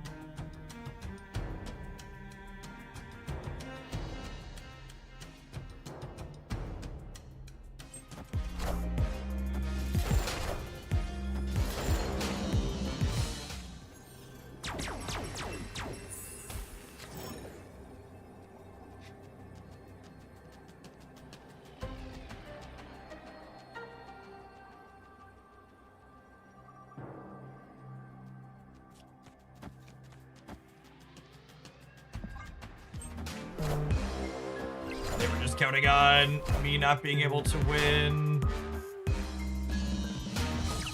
Higher, further, faster, baby. Good. Oh, right, because the nebula's not triggering. It's like, oh, they get us because of the nebula trigger, but we cosmic us right at them.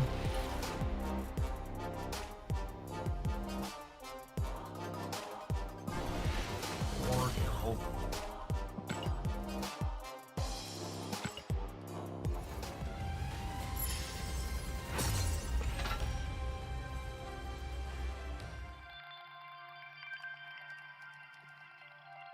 I think Viv's a real Marvel Snap card chip. I think she's gonna be a generically pretty good card at 3-4. She is a lot of numbers for decks that play to the board.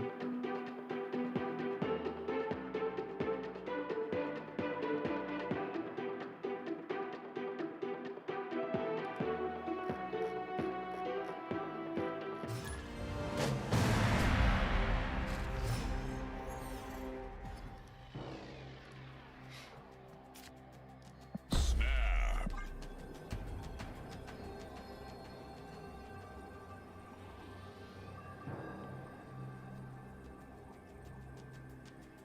Can Viv revive Surfer? Maybe. That's on my list of things to try today for sure.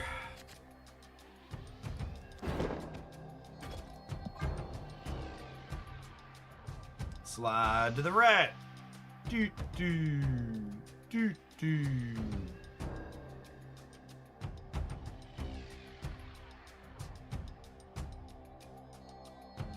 Nice, not maggot. Hope your travels were all right. Weren't flying in the US, I hope.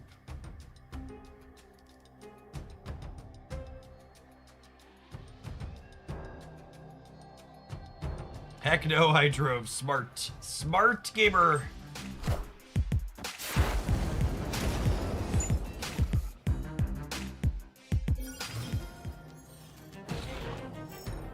I'm flying from Texas to California on Tuesday. I think that means you're supposed to get to the airport like this afternoon, is my understanding of the situation, is correct?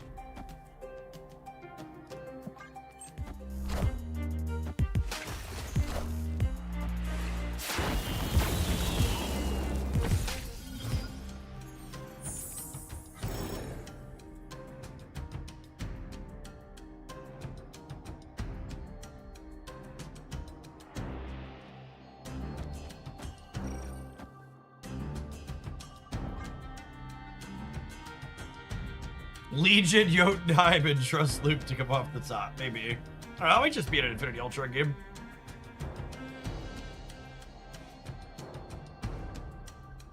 Did they pass funding last night? So like, hopefully they pass funding and get people paid that are still working or going to go back to work. But like, I really, as like, you know, as someone who fancies himself a reasonably logical individual, I don't understand how anyone who has literally any other option for work would remain a TSA agent under current environment, right? Like, the TSA constantly not being funded is not going to change anytime soon.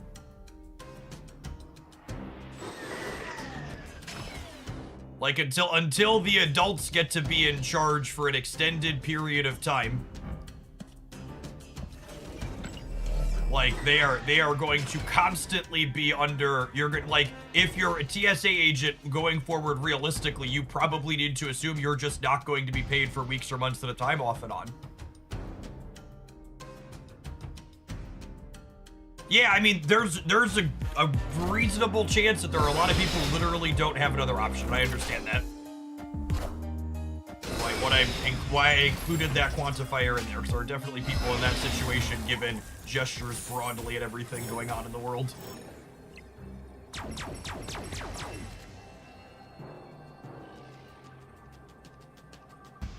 What do we think of being a Living Tribunal deck? Living Tribunal game. I have 22, 25.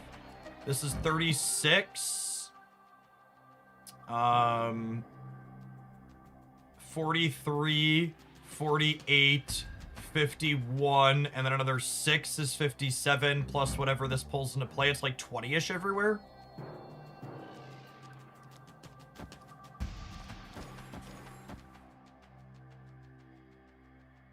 Although I guess Legion could kind of fuck that math up.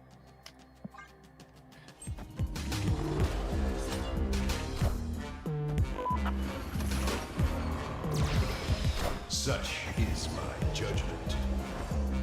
I'm European. Is there no legal protection that keeps workers from being paid? Legal protections. Pro worker legal protections. Excuse me? This is America? Worker protections? You communist Europeans. Pirelli! Thank you for the 16 buds. I appreciate it. Welcome back.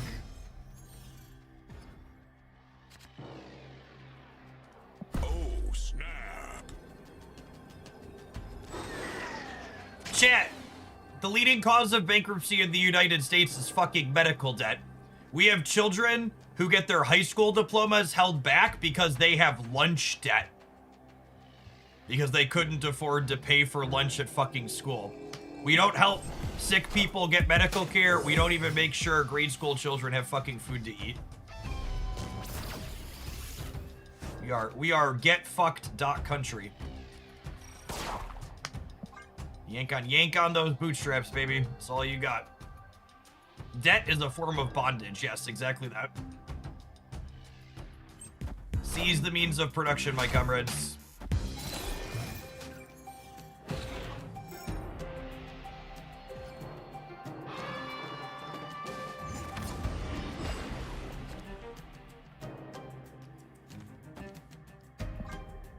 Lots of money to drop bombs in Iran, though. Billions of dollars to drop bombs in Iran. Nobody ever asked the question, how do we pay for it when it comes to bombing the Middle East? Widely accepted we have money for that.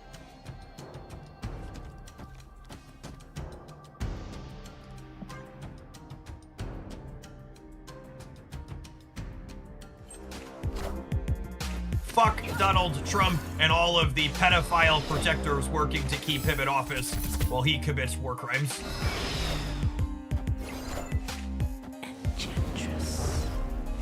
You are all deeply shitty people. And I hope you get what you deserve someday.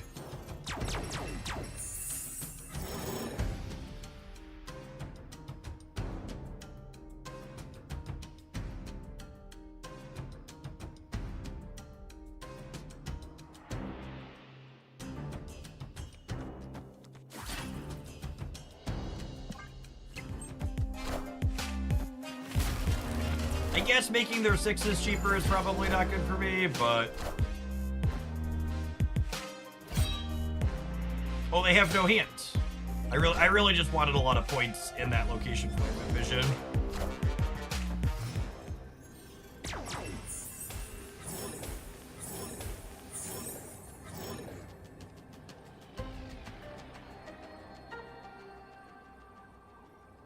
They have a century plus whatever they top decked.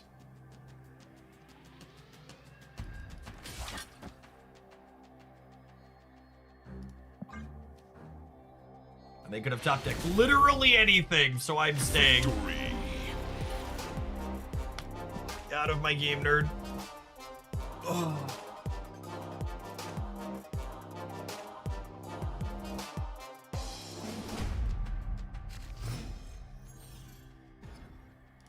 Oh, I was driving my kids to a class the other day, and there was a car in front of me that had a bumper sticker that said, "I hope you have the day you voted for," and I've never felt a message so viscerally in my entire life.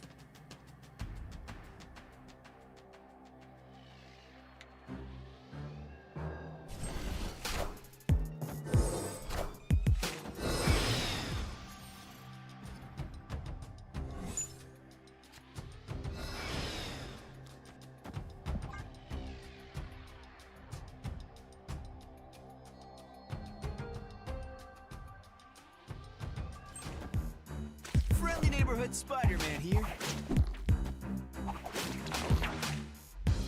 I'd love to have the day I voted for. Me too. Me too.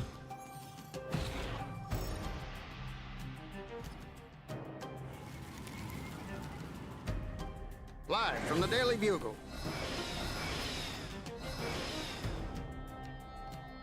Well, that's why it's kind of a great sticker, right? Like, it's a sticker that shows solidarity with the right things, but the fascist dickheads are going to be too stupid to understand it's a dig at them. Due to that lack of introspection.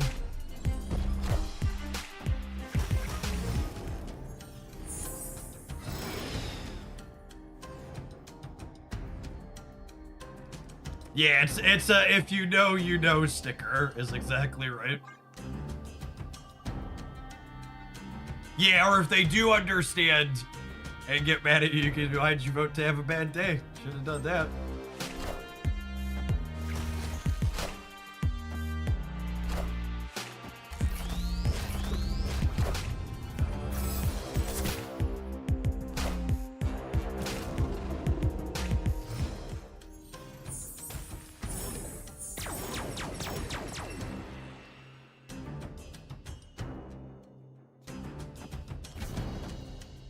Did you just give my Victoria hand deck a bunch of Sentinels, give her?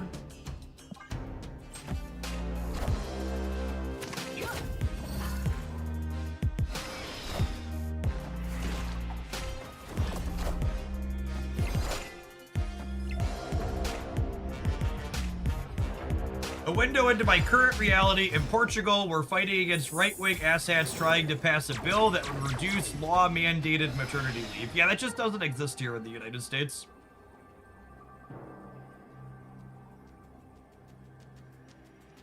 Your maternity leave here is, get fucked, Buttercup.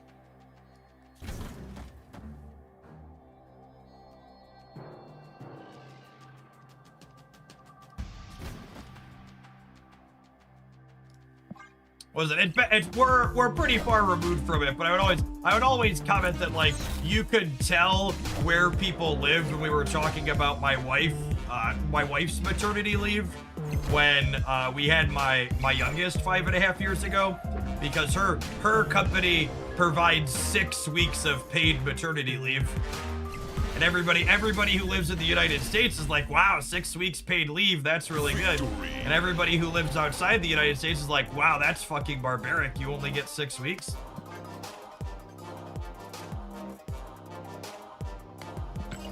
You're legally protected. Maternity leave in the United States is up to 12 weeks unpaid. And as is the case, because we're just very anti-worker here, like if you come back afterwards and they fire you soon after, you also have to be able to legally prove that they fired you because you took maternity leave or not. Which is not easy.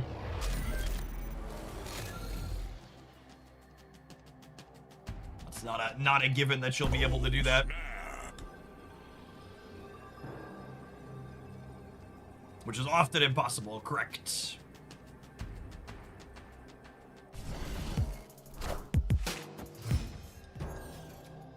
Yes, at-will employment makes that kind of stuff very difficult.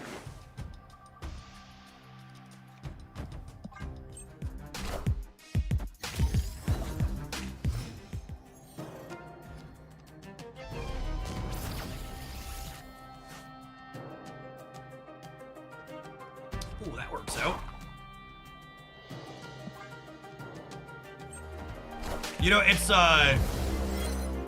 for better, like, obviously, a lot of what happened with the pandemic was very bad, but, for my family personally, I would say we absolutely benefited in some ways from the pandemic because, like, my wife's corporate job that typically only gives 6 weeks paid leave, they were, like, very understanding of everyone who just had kids at home while the world was largely shut down.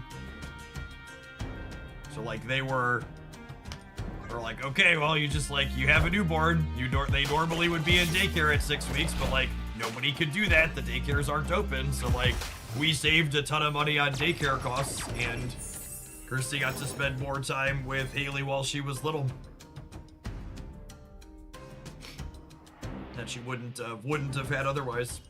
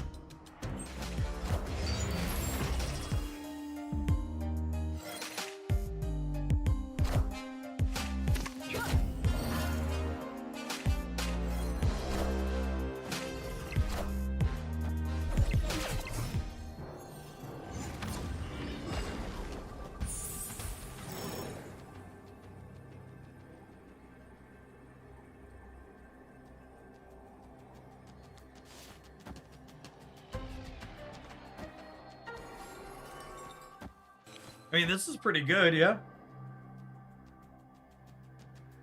Gets our hand real empty and makes the rodent super tiny.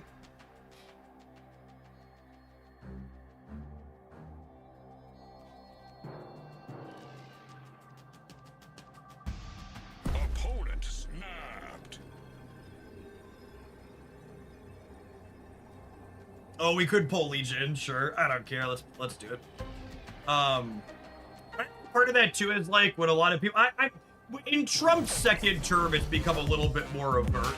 But like a lot of people who live in other non-US countries, they would be like, Jeff, why do you talk about politics on stream periodically? I don't want to hear it. And like, I think a lot of people outside the US just really don't realize like how big of a difference there is between the political parties here. Just like, you know, you have things like not going bankrupt because you get sick, and you have, you know, paid maternity leave that's mandated, and lots of other things like that. You don't have constant shootings in your schools.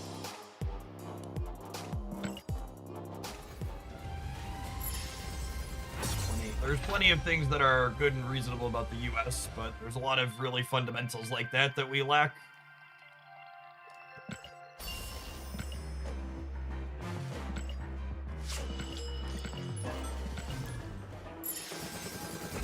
That's why I often describe myself as I'm not a Democrat by choice. I'm a Democrat because they're literally the only option for any reasonable, sane human being who wants to make people's lives even marginally better in the United States. Like, if Republicans were good, decent human beings, we would be having discussions about, well, how do we fund healthcare? And how do we stop school shootings and things like that? We wouldn't be one group, the Democrats, saying these things shouldn't happen and we should be able to make this happen, and then the other side being like, oh no, those are fine, leave them be. There's just a bunch of key fundamentals like that. We're just like, they're not reasonable, empathetic humans that want to improve people's lives and make them better. Because, like, reasonable people could disagree, like, well, how do we fund healthcare? And how do we do this? And how do we do that? But these are all, like, a lot of it is just, like, we should all just be able to agree that, like, hey, that's fucked up and shouldn't be that way. Let's figure out how to fix it.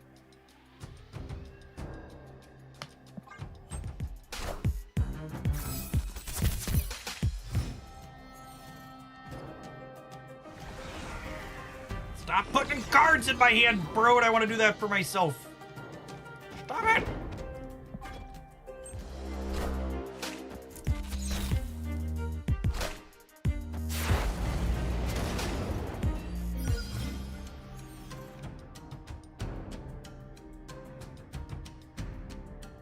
Ah, the short stream cooked people's streaks. I didn't think about that. Apologies. Rip.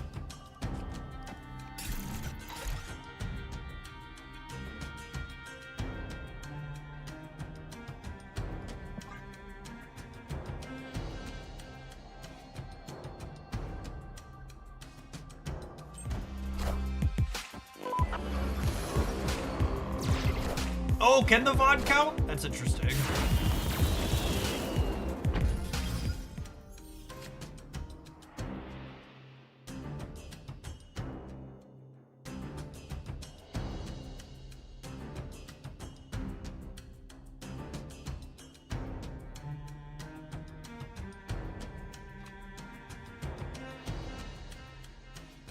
You have 24 hours to watch some of the VOD to be able to keep it. Oh, neat. That's good to know. It's a good system. Encourage people to stay around if they want to be here. These locations and my hand are both very awkward.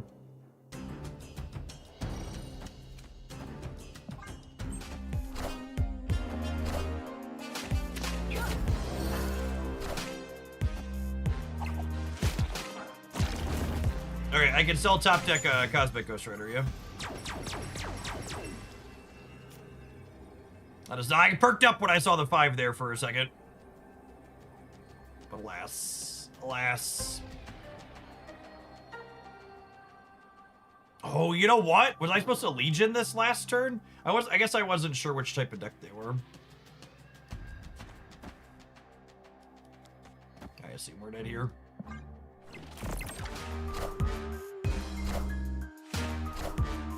All hail Hydra!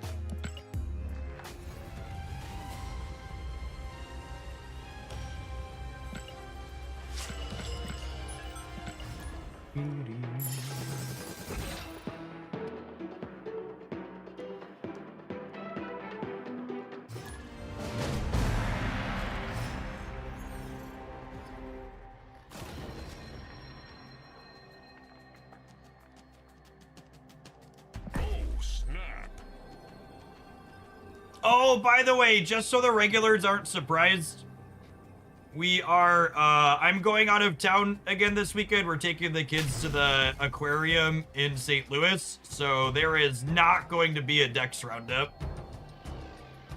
There will be deck highlights on the YouTube, the Jeff Oakland channel, but I'm not bringing my recording stuff to the hotel.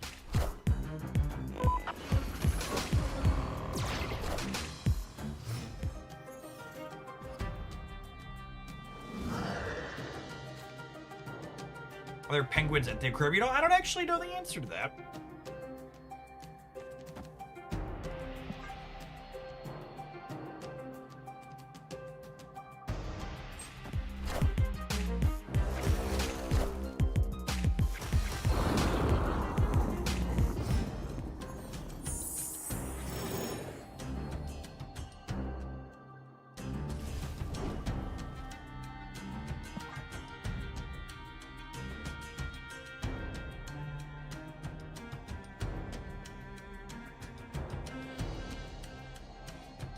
Yeah, the S&P 500's on track to fall below 6,400 before the end of day, and the Dow might get under 4,500. We'll see.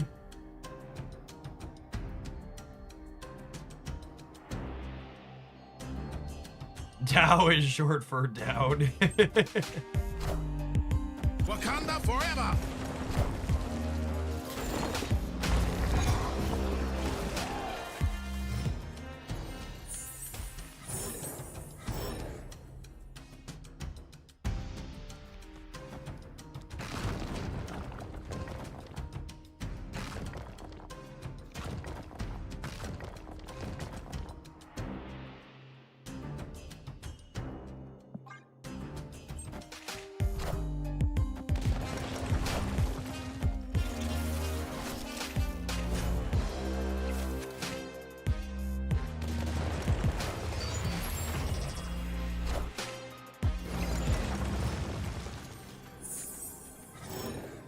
You know, against this opener, I probably should have saved this as a card.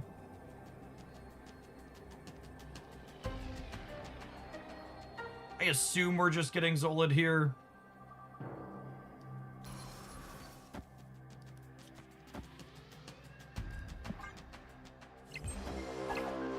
Oh, are we not? Wakanda forever! Still cooked, I guess. Same difference, really. Cosmic would have gotten us there.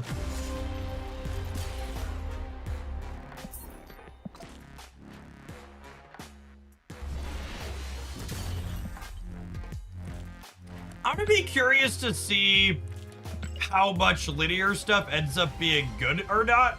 Because, like, people complained about Star-Lord a lot, and obviously the numbers must have backed up nerfing him, or at very least the play rate, but he really was pretty far and away from the only way to, like, be super linear in Marvel Snap. He was, like, the easiest, clearest way to do it, I think I would say.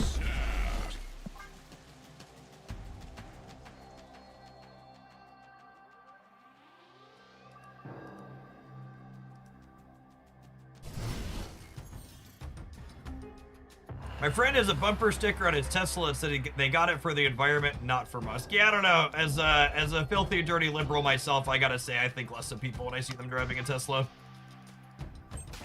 That's just hard. It's hard not to have such a negative, visceral reaction to all the terrible shit Musk has done over the last little bit.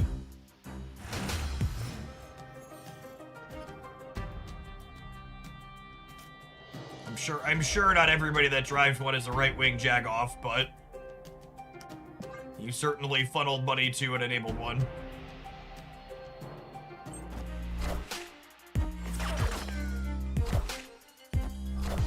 Cyber trucks especially, yeah.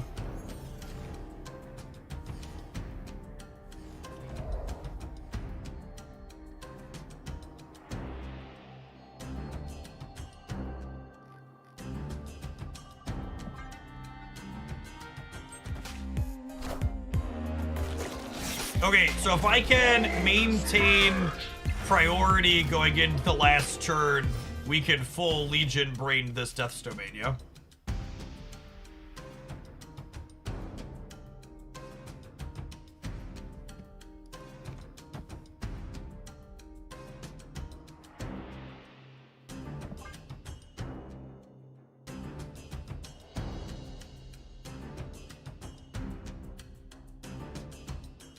My son has started yelling loser whenever he sees a Cybertruck. I should probably put a stop to it, but it's kind of funny.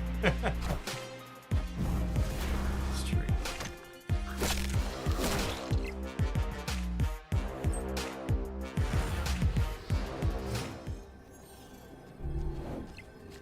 All right, I have priority, right? Alley-oop. Oh, wait. They won this flip, though.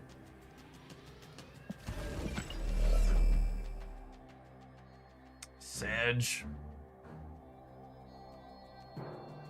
I needed this to go here. I don't have any lines to win the game, so.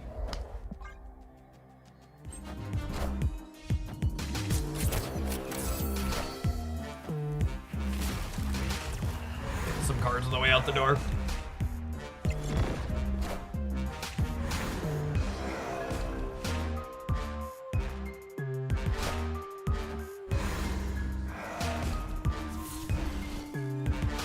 That's a fun build. I like Mysterio anti-venom stuff with Shulao.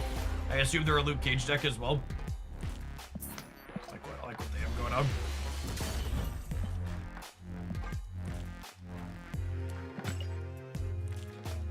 Yeah, Dream Dimension's especially brutal for our deck. If we don't have Luna Snow, we basically don't get to play the game when it shows up.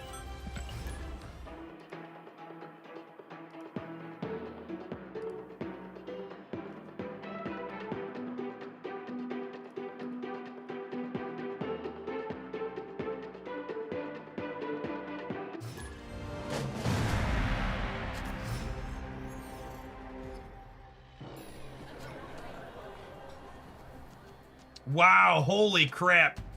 The PS5 is doing another round of price increases starting in April. Opponent snapped. The digital's going up to $600. The Pro's going up to $900.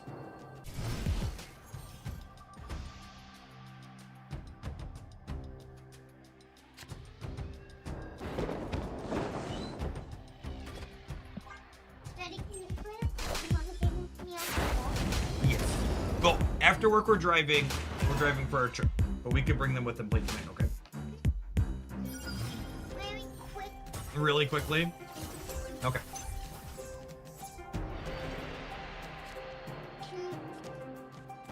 When you take your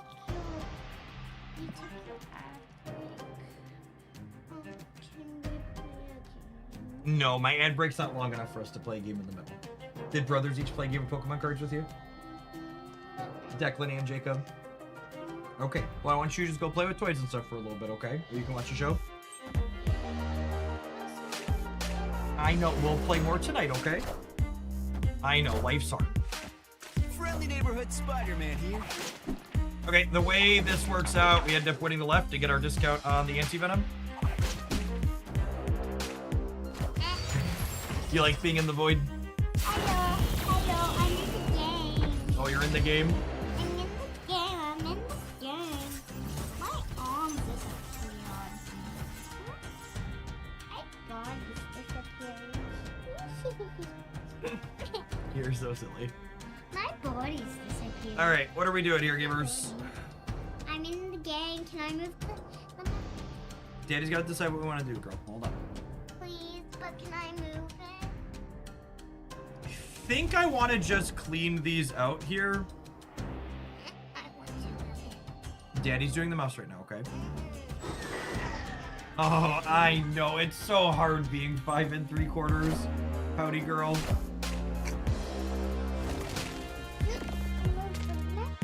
Oh.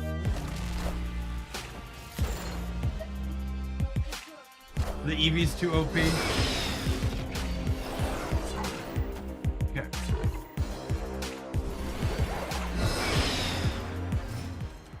Alright, so Cosmo's in the middle, and their cards are stuck middle. So I just have to figure out how are we winning one of the other locations. Daddy, why was the food coming out? Because this location is called Feast. And as a feast, So you can feed their Pokemon. feed their superheroes. What's your superhero's name? All right, so Jeff Hoagland Hoagland. Yeah. we have Victoria here. Jeff. How do I get the most stats over here? Are we Kate bishoping this turn actually? Oh, they're gonna win. What if we do this? Oh, I don't really want to play here and kick the silk out and open this up. They're gonna win. They're gonna win. They're gonna win! Oh no, don't say that. Oh no. Alright, let's do this. Blow.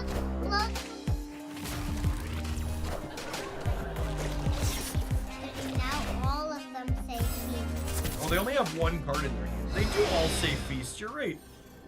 Get you, little reader. Really. They don't win, so you don't win.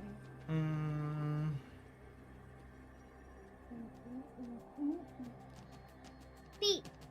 They can't possibly have an infinite. I don't know that I want to kick these out of here. I think it's just this and assume they can't add power here. This gives me 22 on the left. Yeah, obviously I can't like I'm not. Yeah, I think it's just this. Daddy, you have to play the card.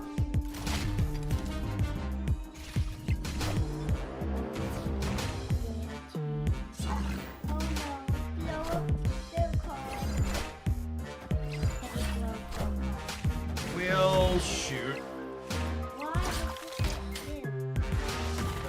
We lost? We lost. Did we? Yeah. Alright, Curly, I really need you to get off me so I can focus, please. I need you to go play. I need you to go play, please. I need you to be a listener. Thank you. Close the door behind you, please. It was not thinking about Cannonball. Alright, let's try and get one more in with this, and then we'll take our break and switch over to the next thing. It turns out Cannonball deserved his nerf.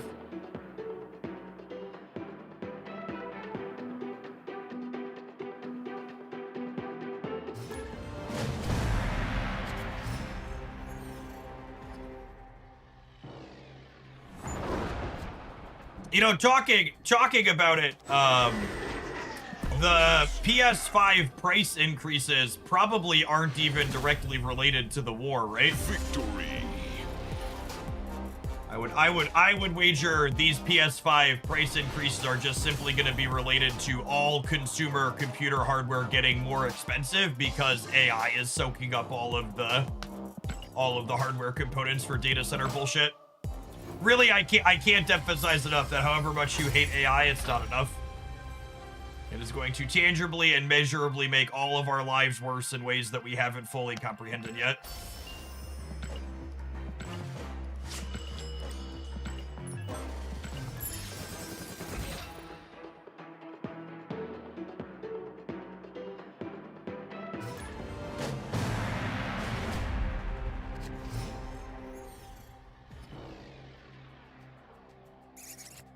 Snap.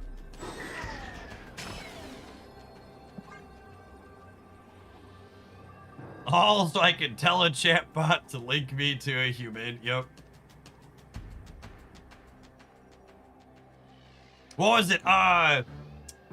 So we wanted to order Casey's Pizza for a Cub Scout event the other day, and we needed like 40 pizzas. And their app wouldn't let me order pizzas for that many pizzas online in one order. And then when I called the store, the bot that I got on the line at the store wouldn't let me. Every time I told it I wanted to place an order, it told me it wouldn't place it and I had to go use the app. So the only way I got through to a human to actually place the order for the amount of pizzas I wanted to order was by lying to the bot and saying, no, I wasn't calling to place an order. I needed to talk to a person for something else.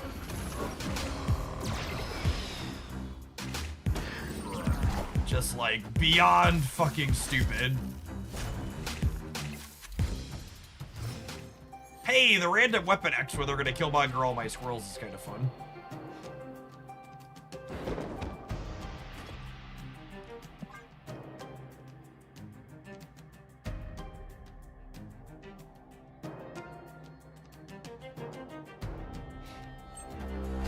Leader and Deterrent X will have some potential, yeah.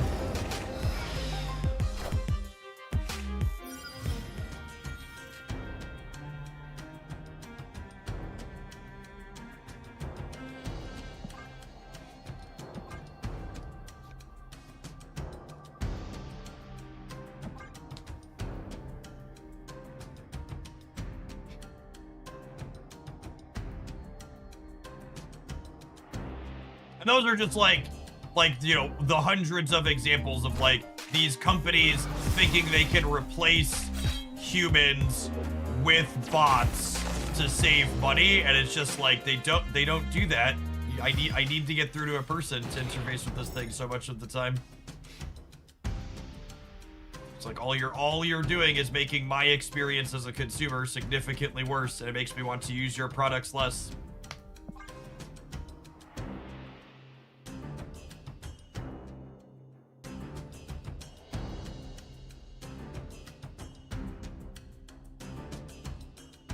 Opponent snapped.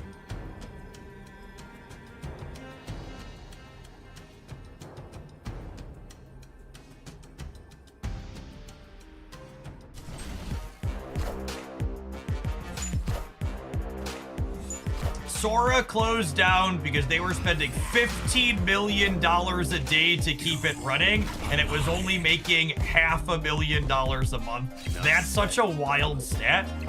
The last number I had heard related to Sora was, the last number I heard related to Sora is that it cost them like $5 to generate a 10-second video clip.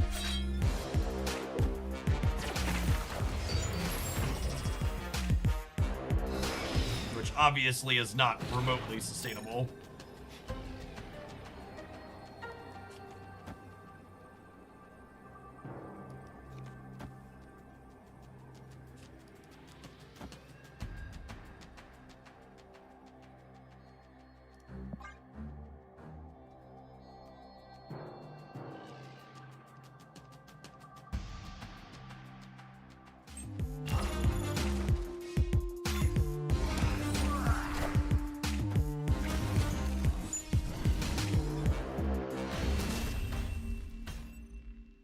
Victory.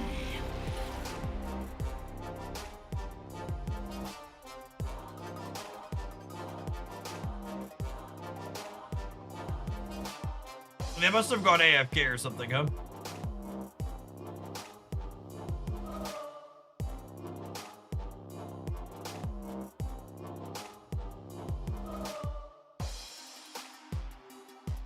Are they here? Is this a human? I think they're DC'd. No, yeah, definitely a human. What's Sora? Sora was OpenAI's video generation platform. I don't really want to sit here against whatever's going on. Escaped.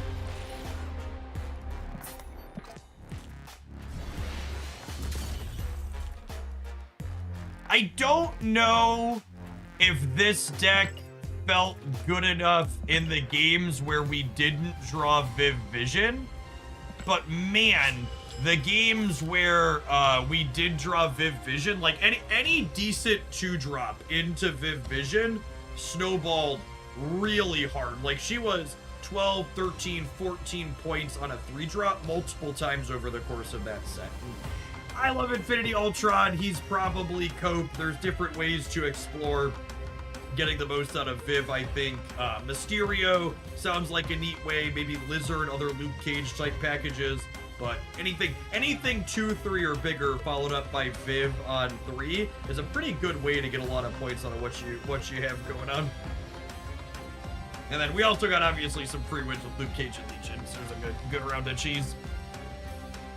What are we doing next? Yeah, I think we're gonna try some Scar-Lord. As our next pile of cards.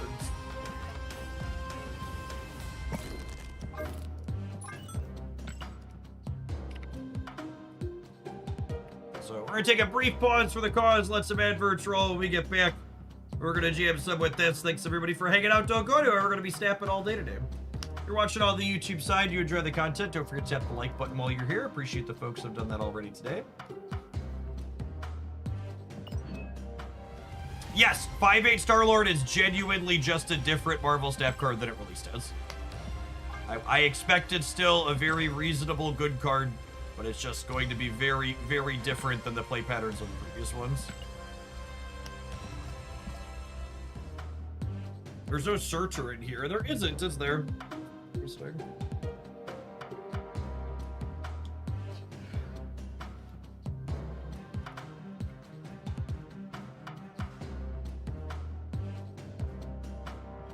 Hold your kids, chat. The S&P 500, we're back under 6,400. Is this the winning that I had heard so much about? This is the winning that I had heard so much about. Sugar, we're going down.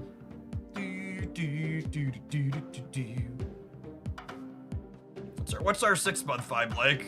6-month vibe? 6-month vibe is down. The 1-year vibe is still way up, right? We had a big shoot up here. Yeah.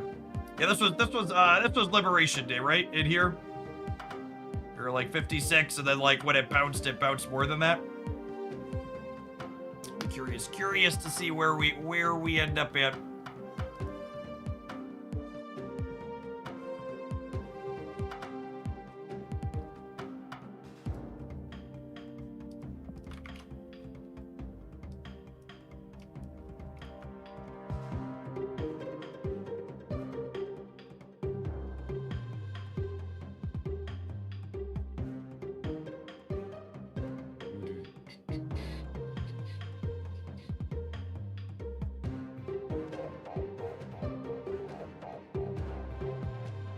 To give a quick shill and share with my Hooglandians who are jamming Raid to help me win the Creator Tournament. They put a new promo code up for Raid 7 years in the promo code. I'll get you some free goodies. Our team is currently in second by a narrow margin. We're in first for the individual team challenges so far, and in community points we're in third. It looks like.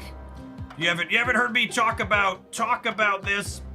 Raid spots for the stream for 2 weeks, so they're doing a creator tournament between 10 creators. If you want to help us out, you can check out Raid using my link, even if you've played it before, and you can complete some goals to help us win prizes inside of here. So the first week of this is going to wrap up at the end of Sunday. The winning team gets 4,000 USD for the team and another 2,000 to pay back into some community prizes. And then there's going to be an overall tournament winner at the end of the 2 weeks. If you're jamming it, you can do these things here to help us get points. Raid 7 years, all one word. Is the promo code.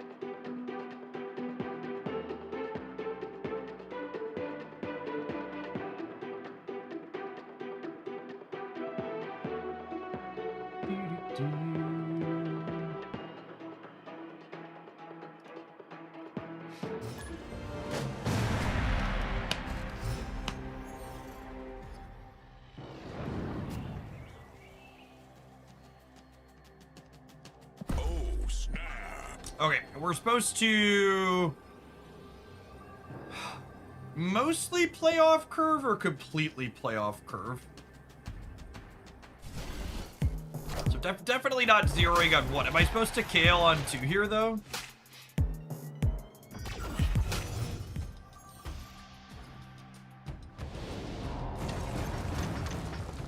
I think with the rock I'm gonna say no. With the vibranium I'm gonna say no.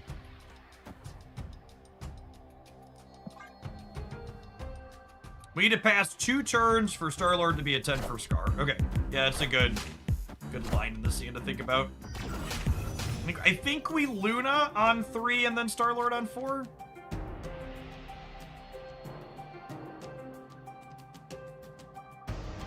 Huh?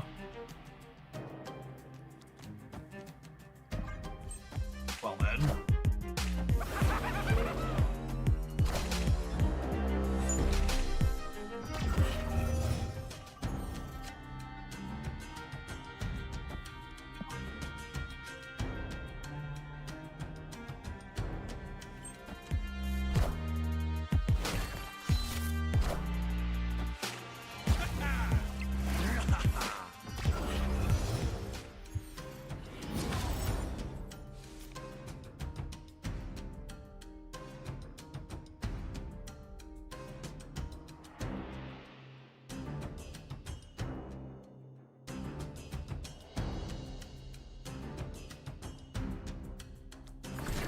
How about we do this? Plays around Annie and Viper.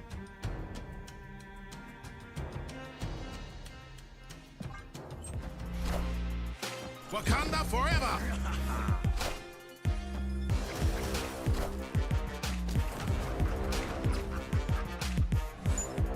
And so smart. SMRT. Do do do do do do.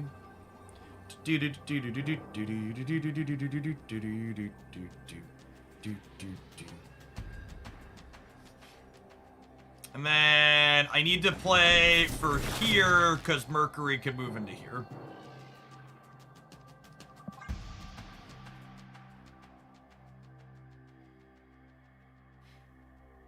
They do have 9 energy though, thanks to the altar.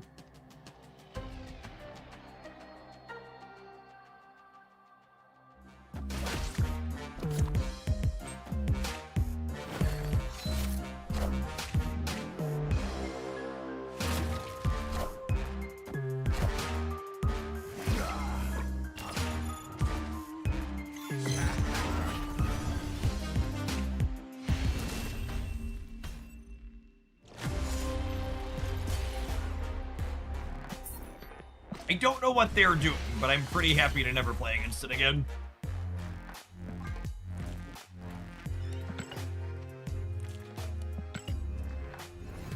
He has oldest son.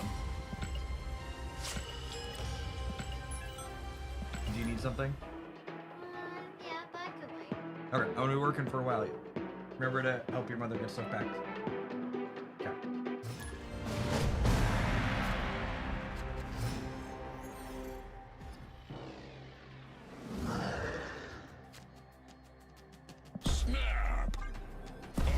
And Ghost Leisha, and it's kind of funny how the kids appear in and out with the clipper.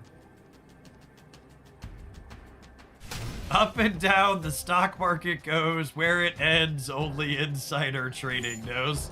Now that's funny right there.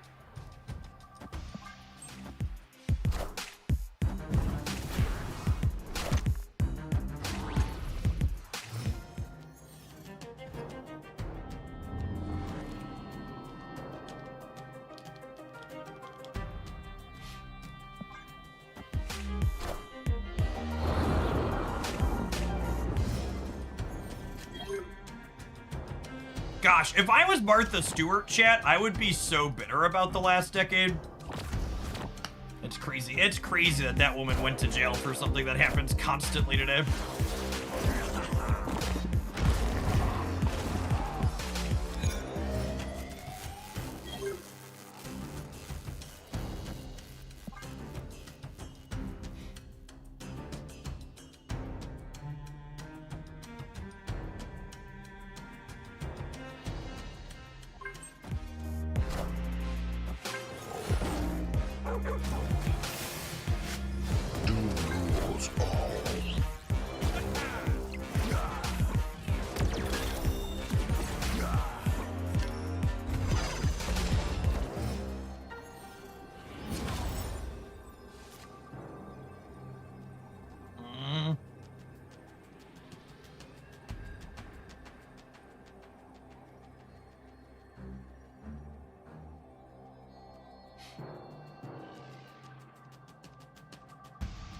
I think we're dead.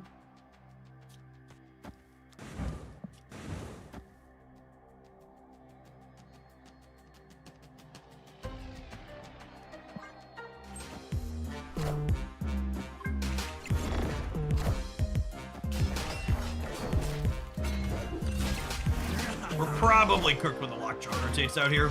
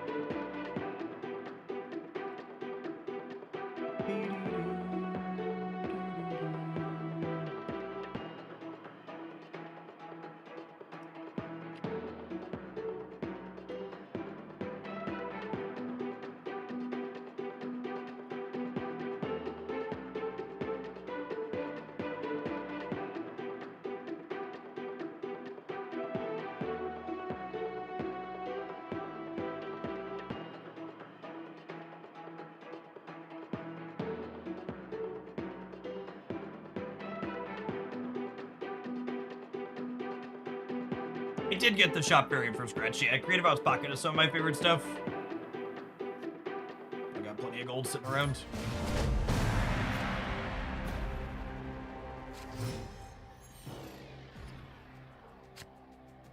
Oh, snap.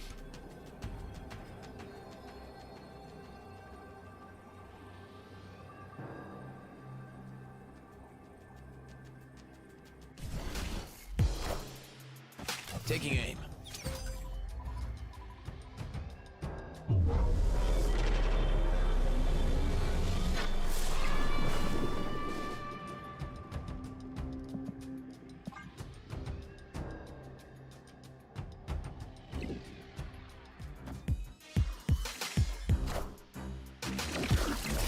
We're bouncing.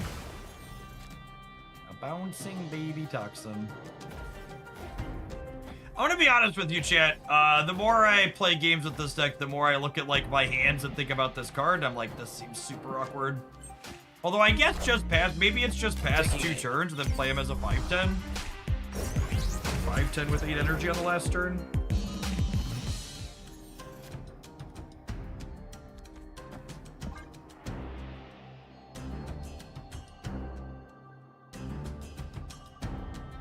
I guess if he's a 5/10 and I have other 10 power things, that's still enough to like Zola plus Scar on the last turn, and maybe that's enough.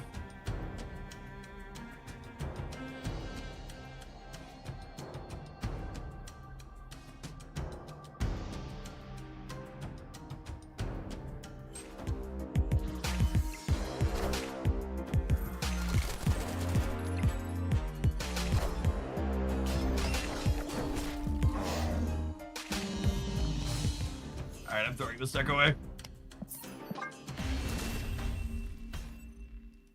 Escaped. That's enough of this.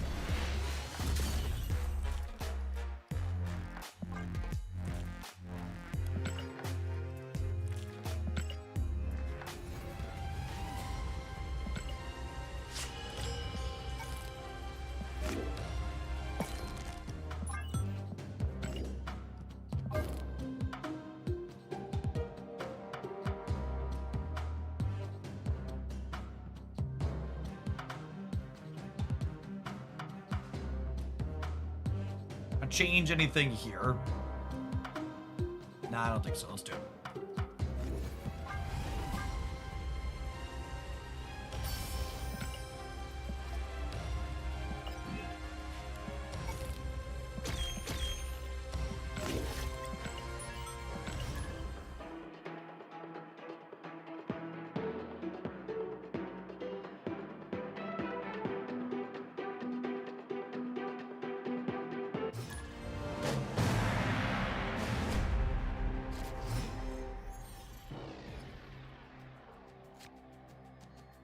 Snap. Opponent snapped.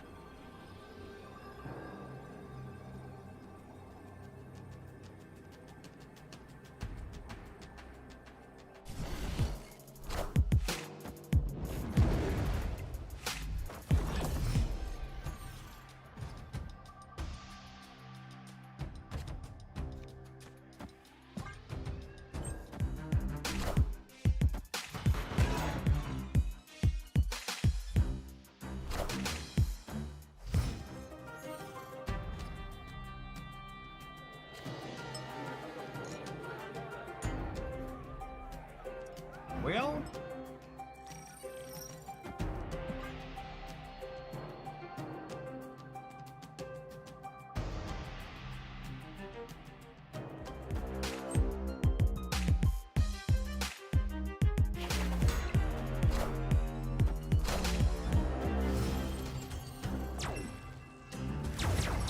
at least Viv jumps out of the bar if she accidentally wanders into there. That's true.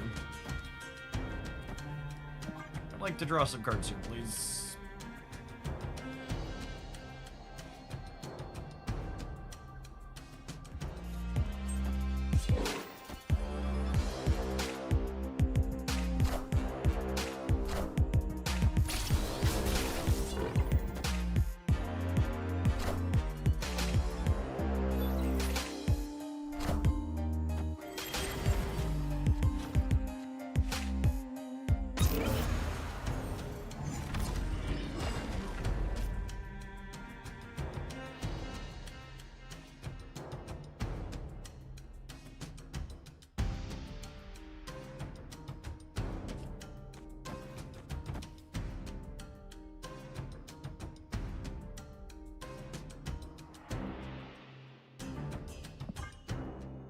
We do this, and then Viv will jump back to the center.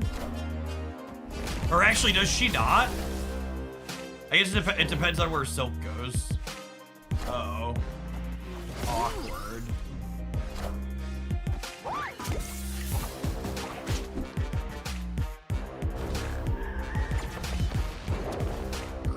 Cool.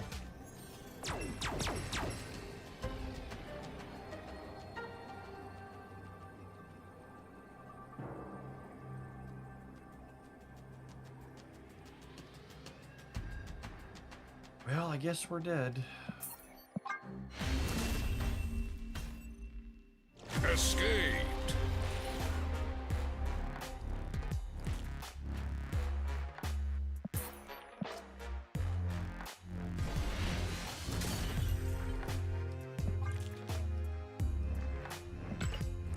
The touch early for the ad roll, but I'm out of water, so I think I'm gonna go fill that up. If I'm stepping away anyways, I'm gonna press the button.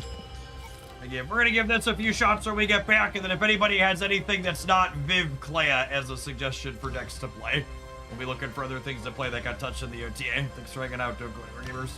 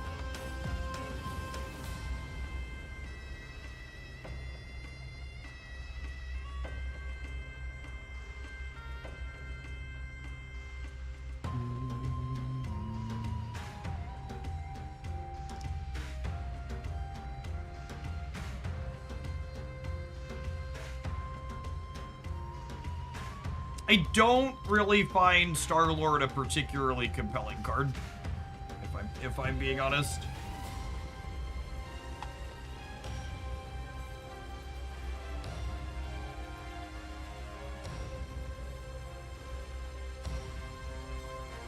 Don't have anything particular in mind I really want to do with him.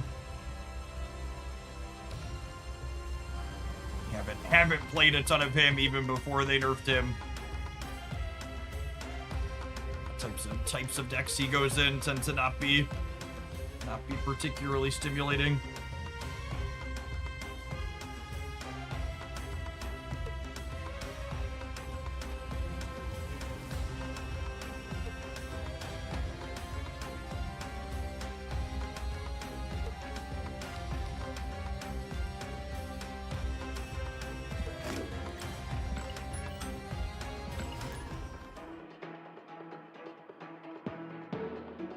I mean, Haivo is already playing him. He's probably still fine there.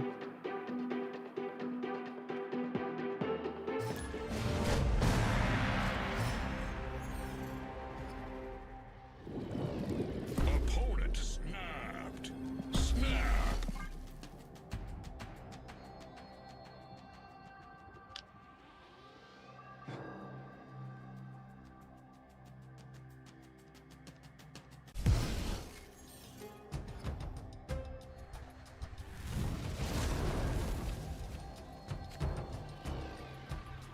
Yeah, the high Evo decks that can no longer play him are the ones that were looking to do stuff like the Star-Lord decks that can no longer play are the ones that were looking to do like Star-Lord stuff on 4.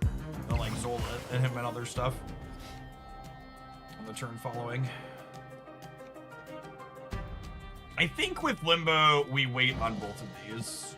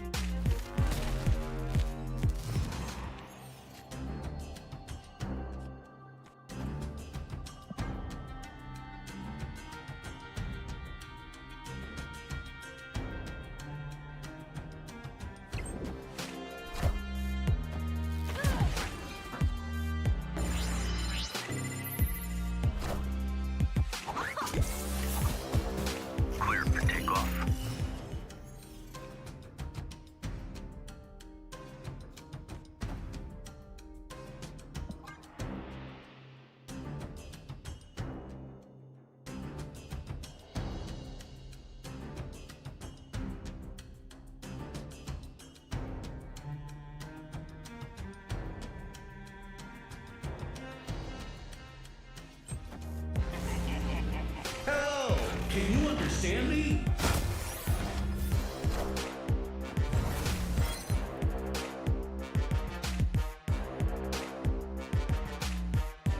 Well, I don't think we're triggering Viv Vision this game.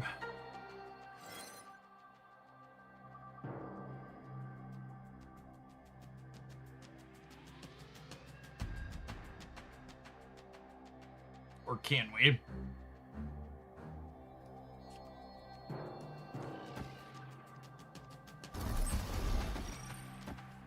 Let's ever trigger her.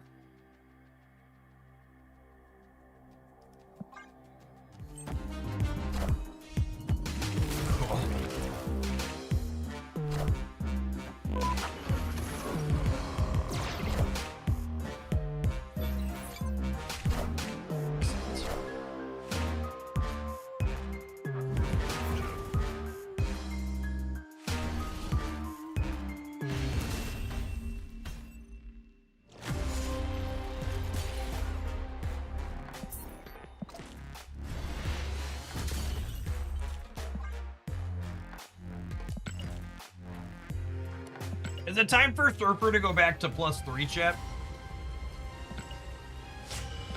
I've always rejected that idea when people have brought it up in the past, but it's kind of feeling like we're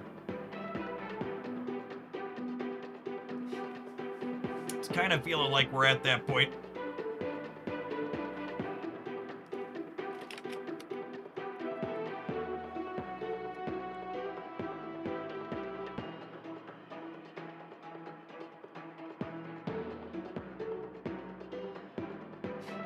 I mean, what was the last time Surfer was a playable deck? It's been a long time, yeah?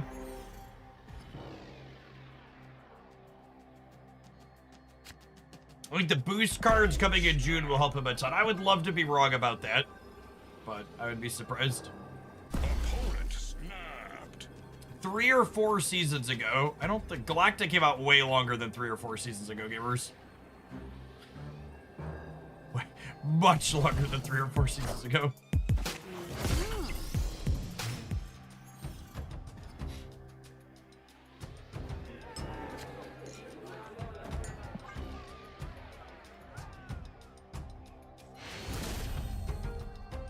Victory.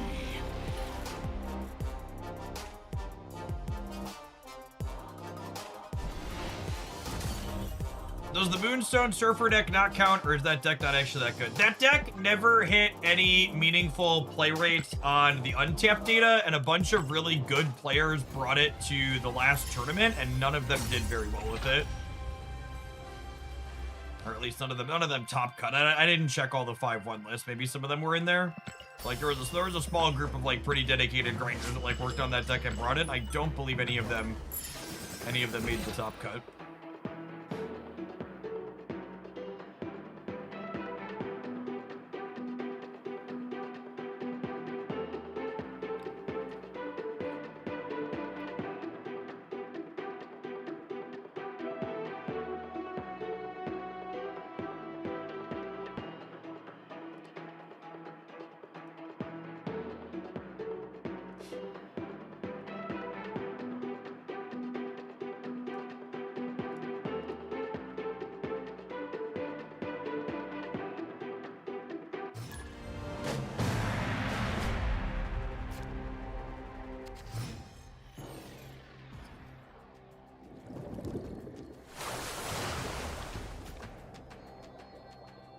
Snap.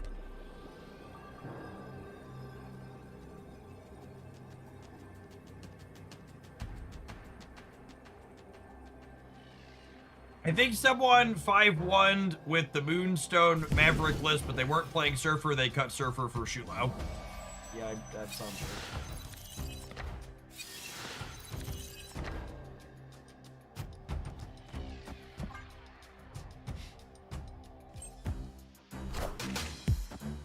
Oh, they're Aeroshim, and they didn't snap me back. Cool. I think actually, so I was just looking at my untapped history on my third monitor here, and I would like to play something sweeter and more interesting than Surfer. Anybody remember the Viv Vision Terrax Darkhawk deck we built when Viv Vision released 6 months ago? So let's give that a try.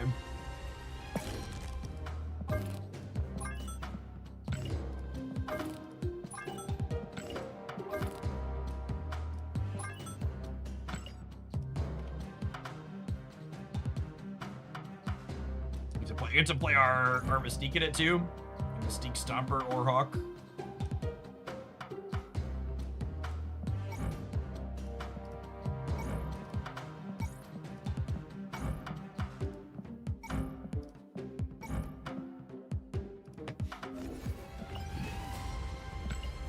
So Viv and Terrax are both cheap cards that encourage you to play to the board early.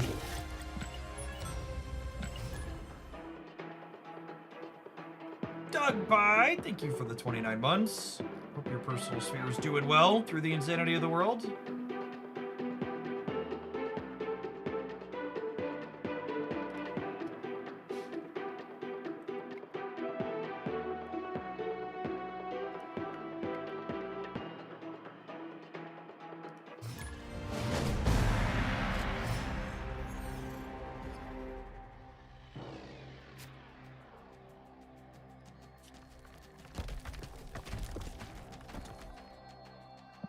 I'm gonna snap them on turn 2 so I can make Bob chase, or that truck chase the Bob. Hey man, I'm Cook. Doom rules all.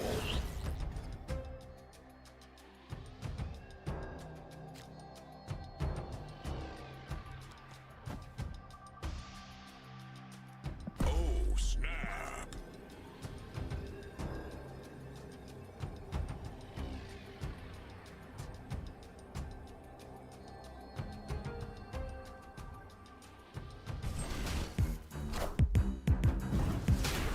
Cerebro 5 enjoyer?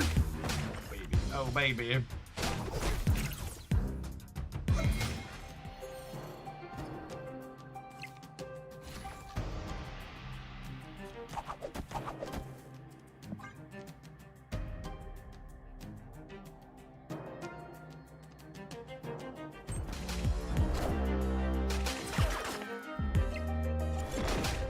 Necrosha, I don't feel so good, boss. I don't feel so good.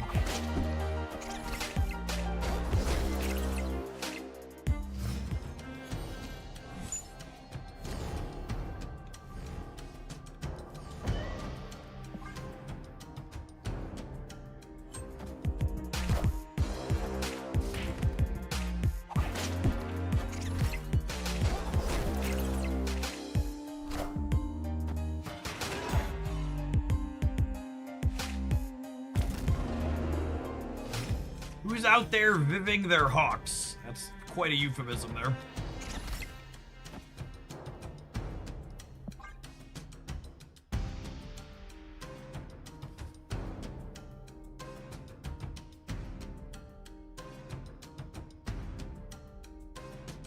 We're hoping to top deck Mystique here on the last turn.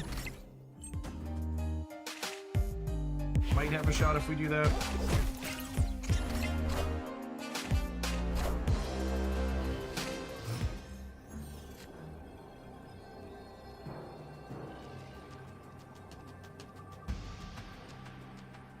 Vision. I don't think that one's gonna do it, Gibbers. Well, they found the button, Boomer. Actually, I've been making a point to retreat and then leave the game when people Boomer snap, just so maybe they start to understand that we know we're beat. I feel like staying in and letting them actually win the game when they Boomer snap gives them the wrong takeaway.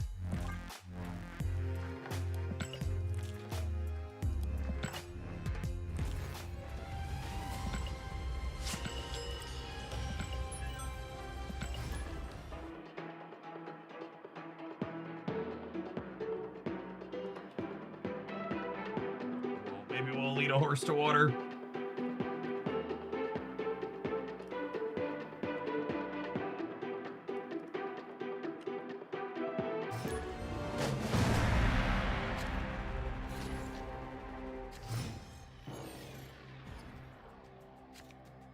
Snap.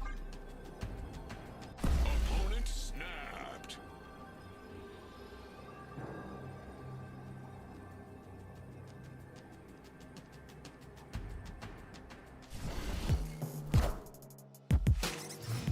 Who runs the world? Squirrels!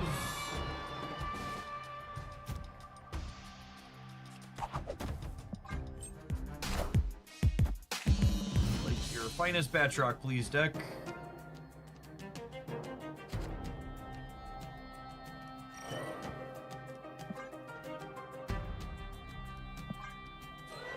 Actually, should I do this? Because if they play, they're playing center, right?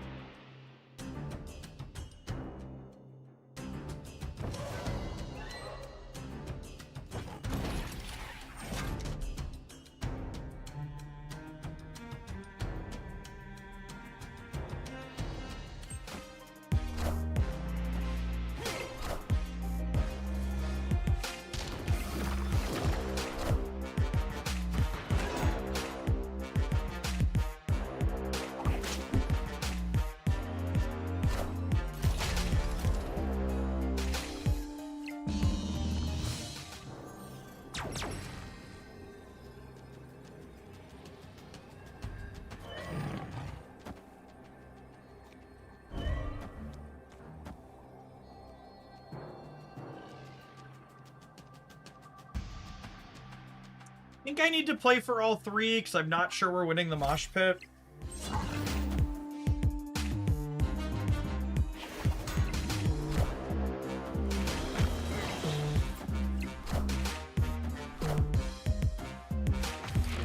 Mosh pit lost, but we win the left and the right here, yeah?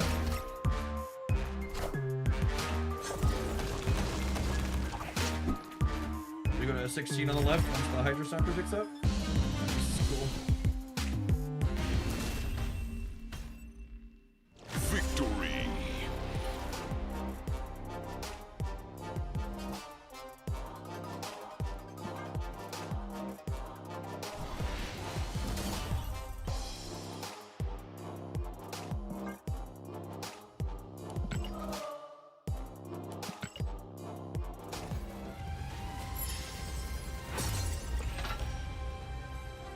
So many button presses and screens.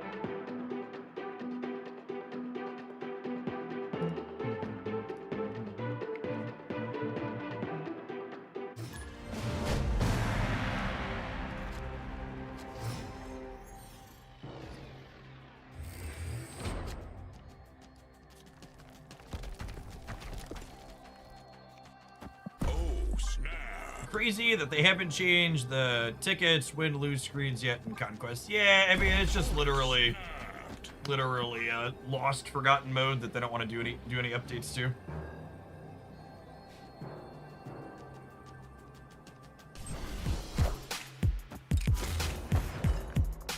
It's very strange to me that the two always-on ways to play this game are the ones that have the least / no updates to them. Feels very wrong. I'm gonna put Miles over here just in case we draw Terrax. They actually only change the animations when you lose. The animations when you win, I believe, are still the same they've always been.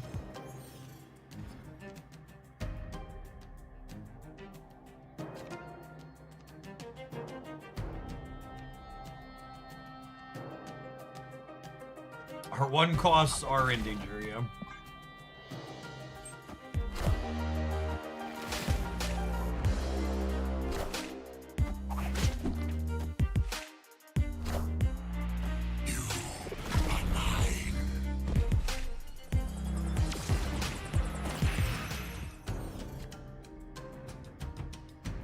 I think I'm just merging this in now while I have priority before we get killmongered.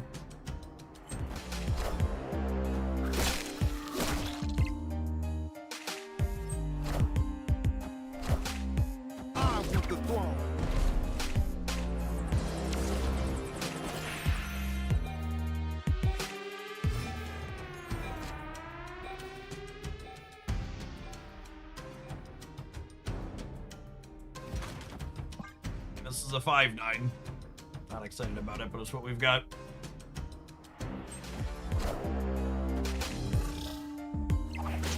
Alright, we lost the first 50-50. Can we win the second? Well, we've got that going for us at least. We still top deck Derax. Nope.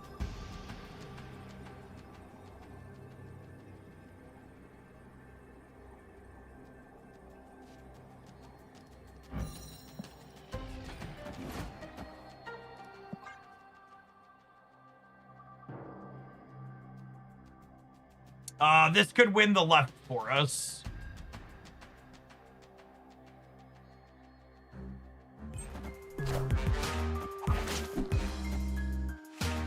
Yeah, buddy. That'll do, pig. Alley-oop.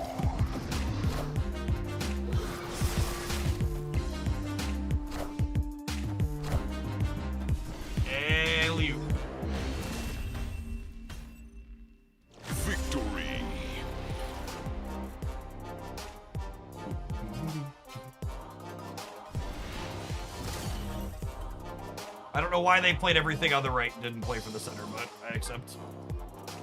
I guess they were just assuming we couldn't get into the vaults. Or at least not get 13 points into the vaults. That was a lot of points into the vaults, as a surprise, to be fair.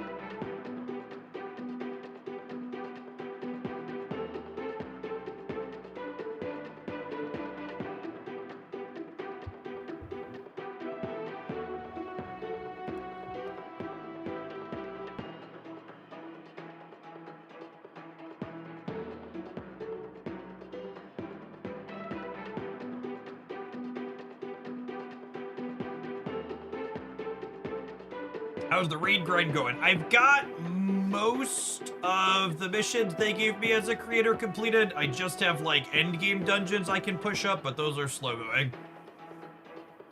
The new account burst is done for me though. I'll get Izio, the Assassin's Creed character, off of the login rewards tonight. That'll hopefully help me push up a few more dungeons. But I'm also at a point where I just kind of have to live in one of the higher dungeons I have to find proper gear for my characters. Like my account doesn't even have 4 pairs of speed boots yet.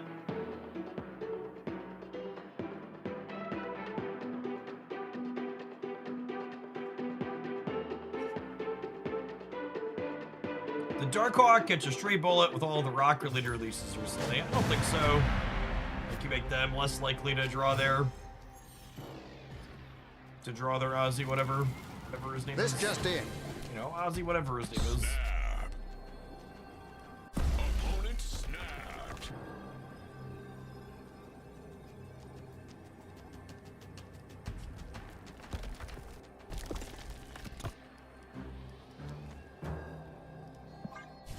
They're worth grinding up the mentor. I just spent gems to put scrolls on my characters. Because especially for the first few, because it distributes the scrolls at random. So like having scrolls on maxed out on a couple of characters to start lets you focus when you're adding them to more. So I'll probably farm the mentor to scroll my 5th character or my 4th character, but I'll just spend gems on the other 3 or 4.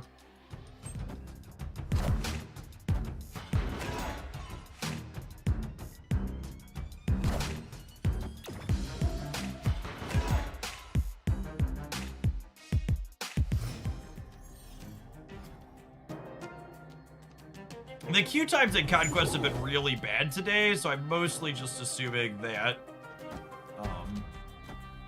I'm mostly assuming this is the same person we've queued into a couple of times.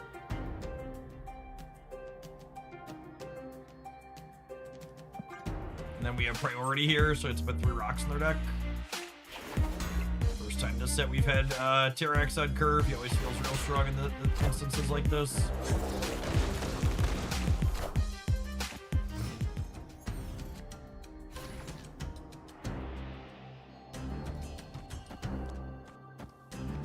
Probably folks still playing high voltage. Yeah, absolutely. Queue times are always worse in this game mode when there's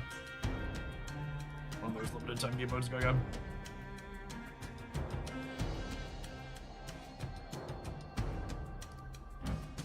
Stomper is not that big yet. Would really like to draw Darkhawk. No Silk, no Batroc means our Stomper is pretty small.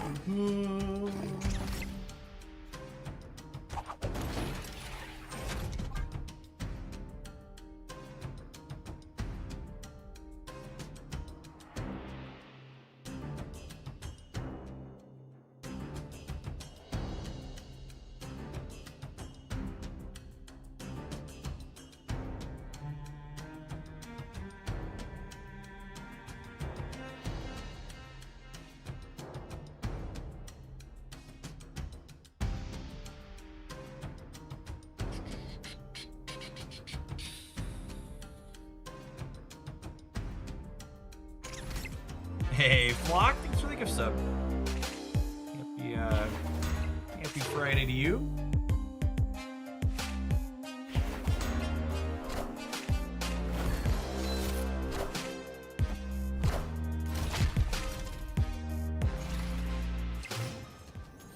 Oh, very fun.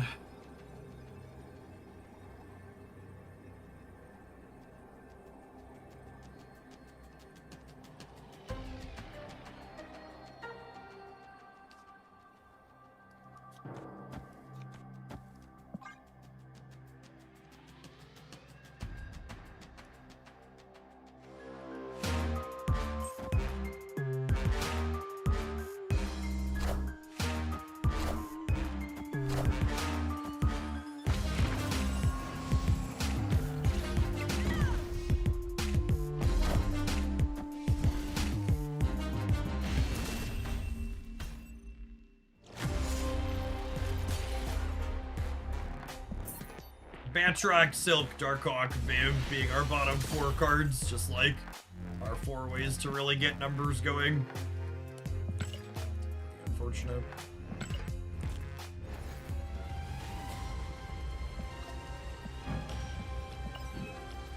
Click through 6 different screens to clear my alliance missions here.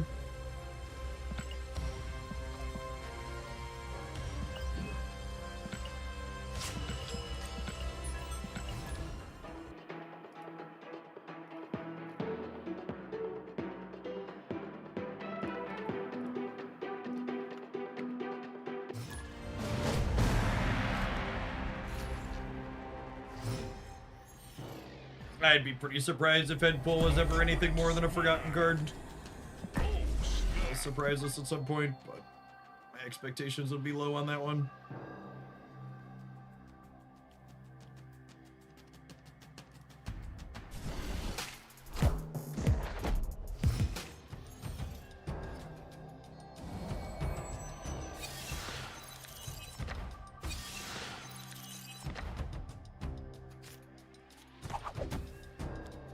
You know, Nightcrawler's probably a pretty good one for Viv Vision as well. Wonder if he should be in here. It might honestly be better than Hydra Bob. Especially with how I just auto-stamp on one most games. Nightcrawler wasn't a 1-3 the last time we played this deck.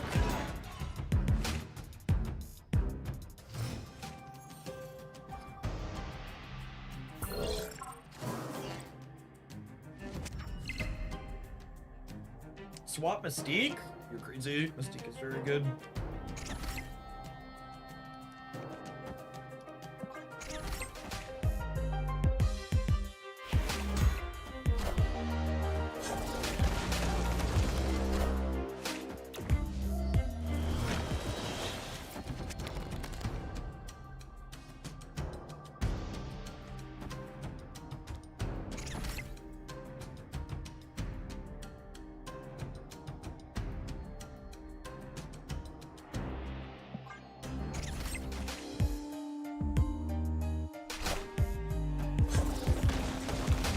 Only fair we put 3 rocks back in their deck, yeah.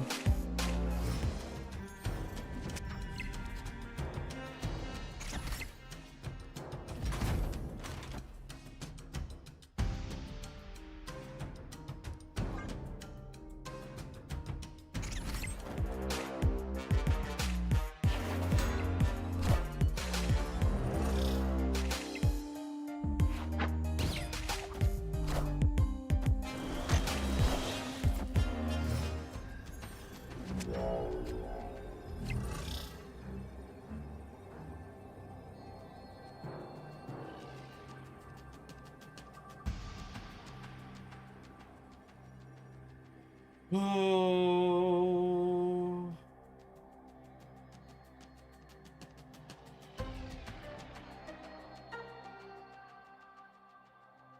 Why is Ozzy been bad for us? My Mystique is 13. I can put her on the right.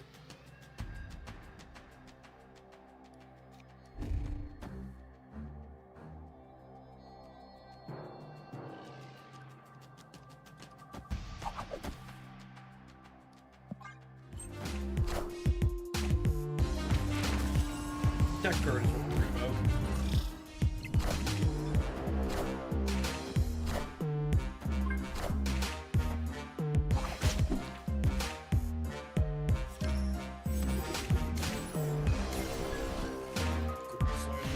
decided they were good to go. Victory.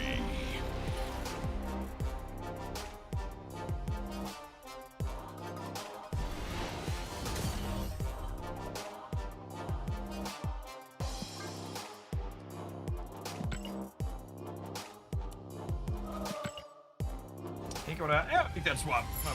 Move Bob for Nightcrawler.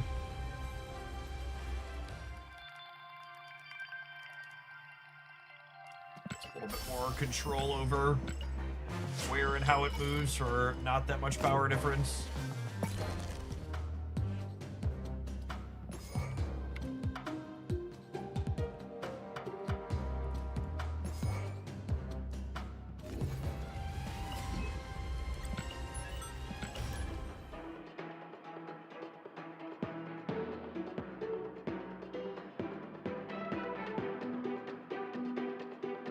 You know, I'm a little surprised I don't have Galactic Storm on my Hawk. He's definitely been split a good bit. Although I'm probably just lacking variants for him. Splits ultimately aren't the decider for whether or not you have good what's it called on things. Snap.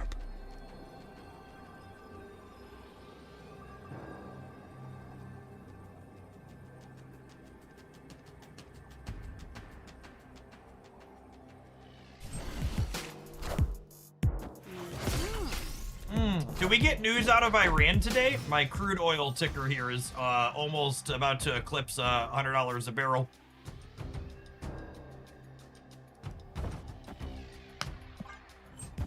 Or is that just reality catching up with it finally?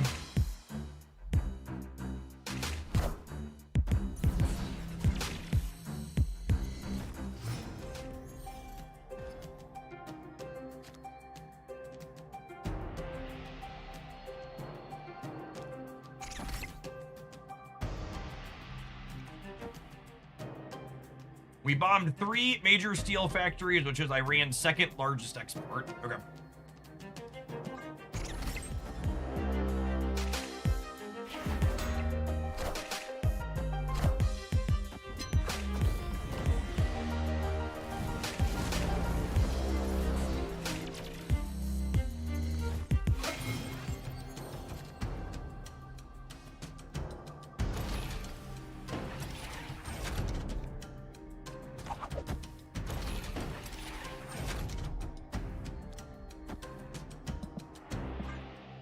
Biden like the dude. Thanks for Biden here in Oaklandia for almost 3 years. Welcome back. I think Hydra Stomper's gonna be bigger than Darkhawk this game most likely, so I'm ending on Stomper and possibly planning to Mystique it.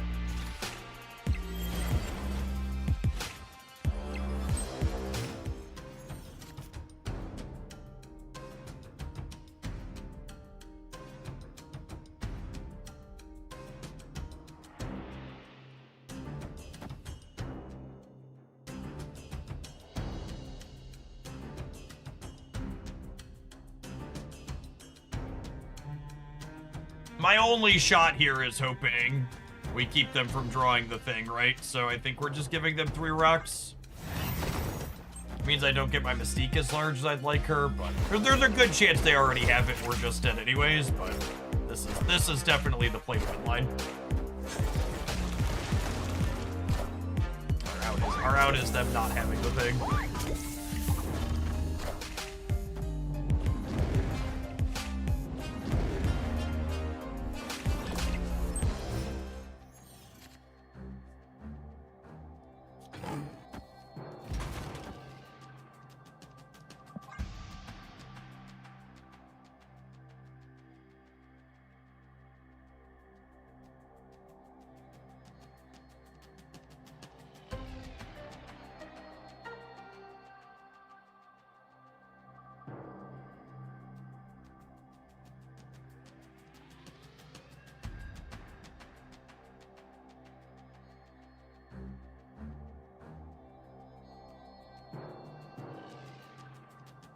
Is the boomer snap coming, chat?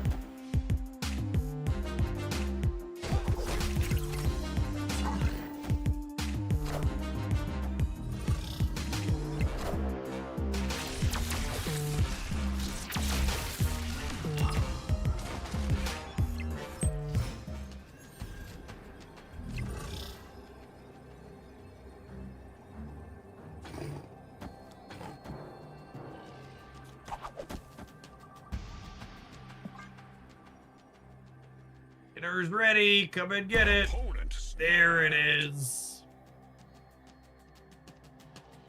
I assume we're cooked, but I also just kind of want to see it play out, so...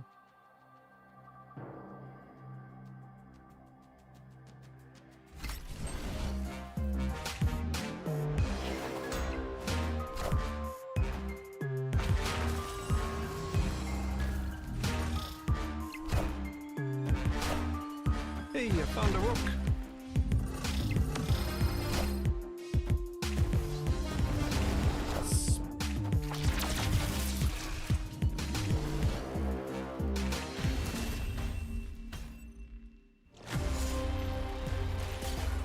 Have an advert, gamers. We might lose a few more with this when we get back. Maybe we'll lose a few more with this when we get back.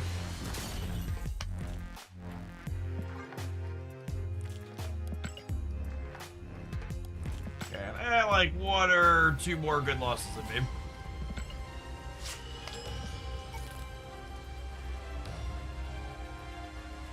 One to 2 more.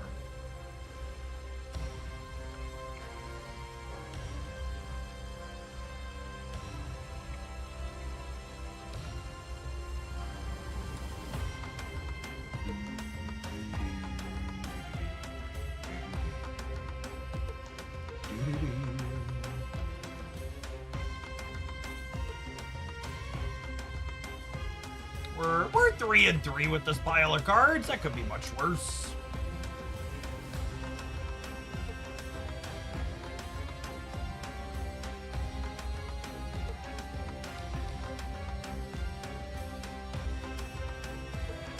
Banning 500. Good enough.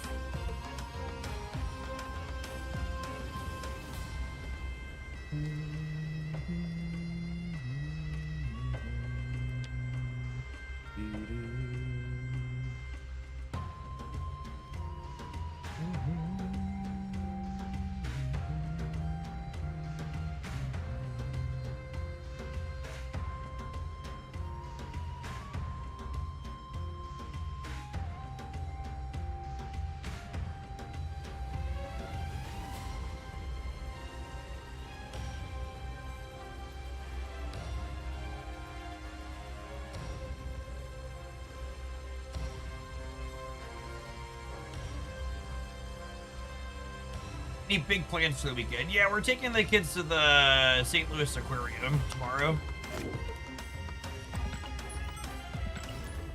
Haven't been down to that before, and I've heard good things about it.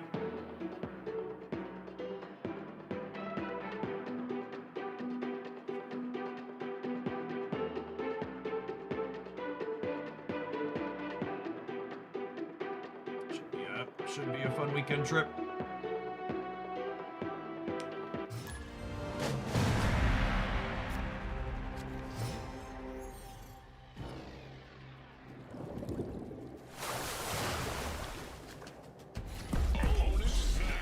Assuredly, we draw one of our 1s or 2s next turn, yes? We've yet to play a turn 3 Viv Vision with this deck, so it would be nice if we could have a decent curve the first time we do. Live from the Daily Bugle. Alright, well, we bricked on R2, but at least we drew the Urs.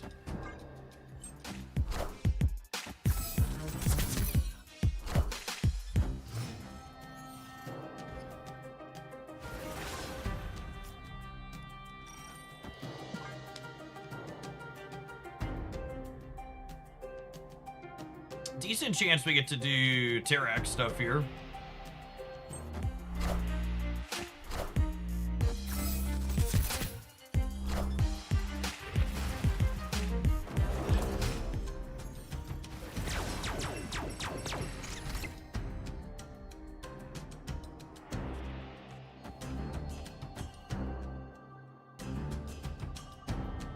This gives us more flexibility, yeah, with this being New York. Clean Mystique our Darkhawk game.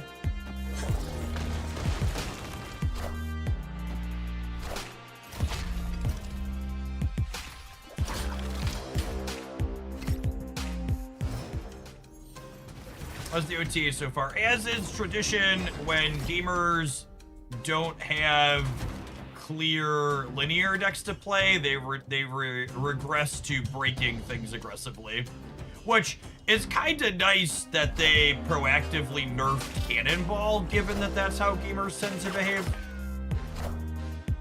I think it was a very heads-up play on Second Dinner's part to be like, yeah, we should nerf Cannonball before these people just decide they want to break everything with that card.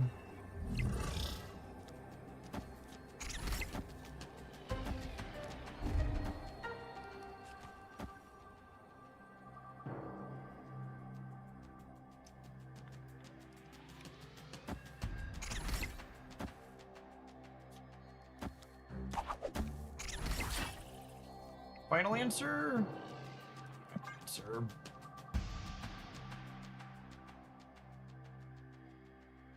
We could get Shoe Loud, yep. It's definitely in their output range.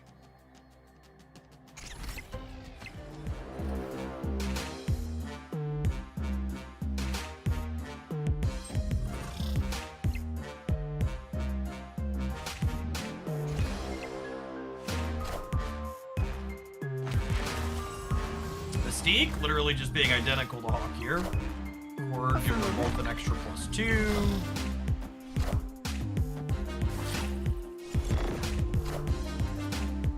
I am Iron Man. There you go. I mean, not a coincidence that the first game we had Viv into Terrax. We just like absolutely crushed, right? We batted 50, we batted 500 for the first 6 rounds, and I feel like our draws weren't very good at the start.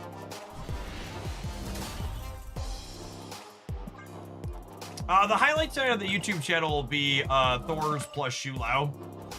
We played a bit of that earlier before the buffs, and it felt good, and it felt pretty good, pretty reasonable still after. What does your auto deck make if you use an empty deck slot? It builds one of the most competitive decks it has in its data set from the cards you have available to you.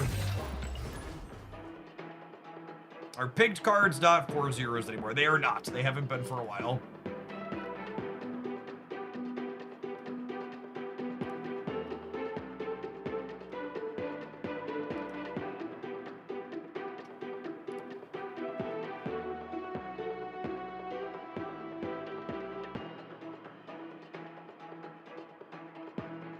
Yeah, the pig isn't a new card anymore because I didn't want it interacting with things like Mobius and Shadow King. They just replace the art with a pig now and get rid of the text box, which is honestly for the best. So they were 0-0s to start, but then that comboed with Mobius, or Mobius made it bad, so they changed it to 4-0. Or was it the other way? They were definitely both 0-0s and 4-0s at different points. I don't remember the order. Oh, snap.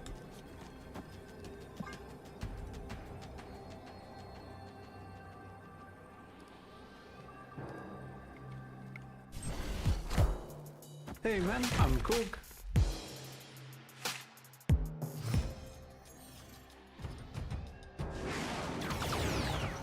That's rude.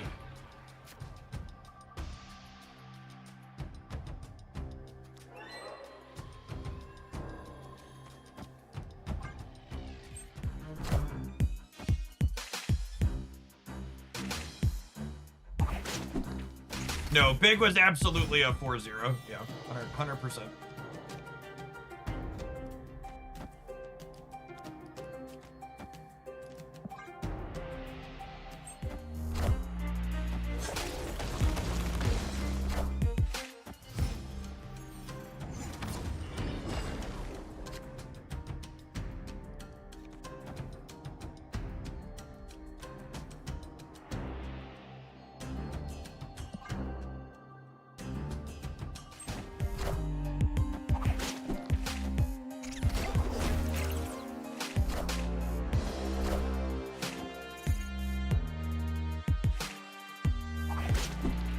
First Snap fan, Pig was 4-0 for the first 2 months of Spider-Ham's life.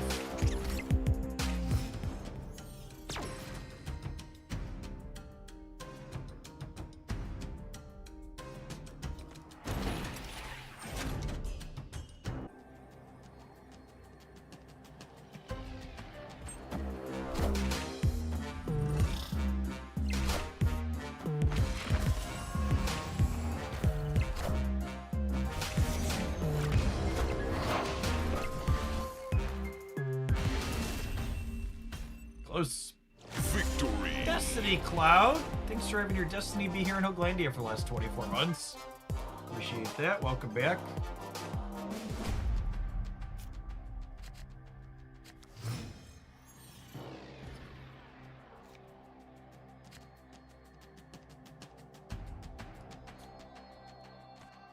Snap.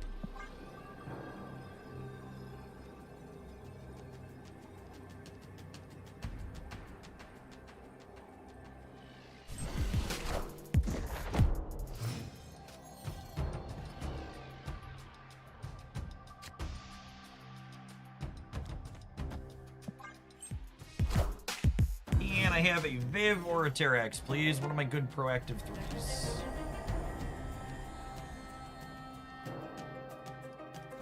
If we do this, I think I'm into it. I think I'm into it. I found the rock.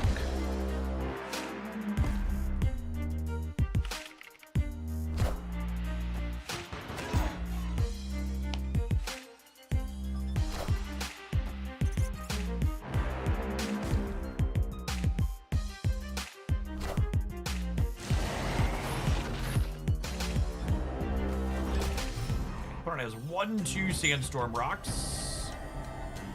Not the best.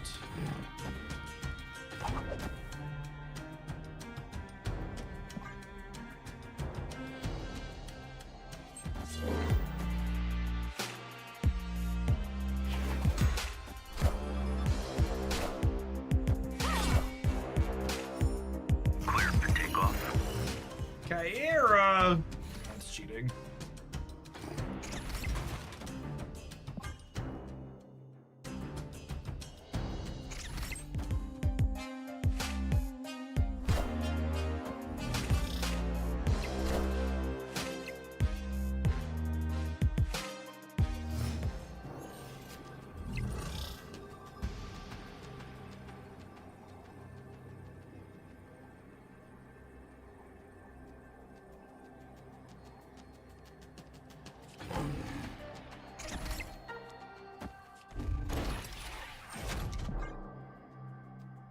Can they beat 20 on the right?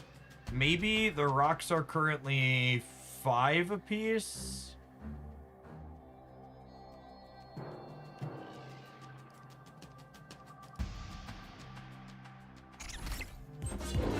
They're just not playing for there. That's good for us.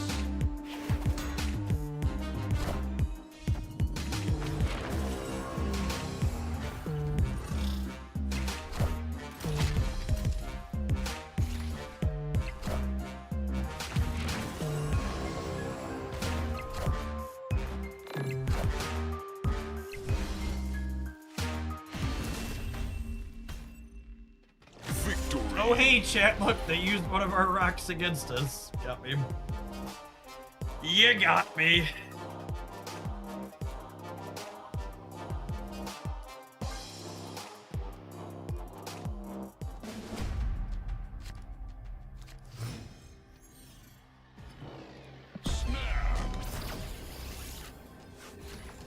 And we're really still slugging it out here, huh, bud?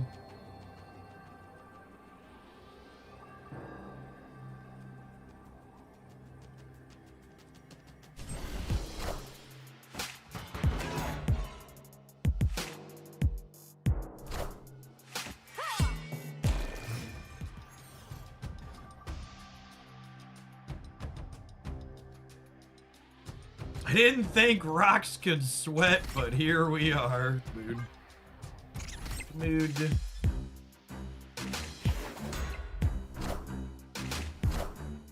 Hey man, I'm cool. Give me a neutral location on the right here, huh? Ooh, that's better than a neutral one, yeah?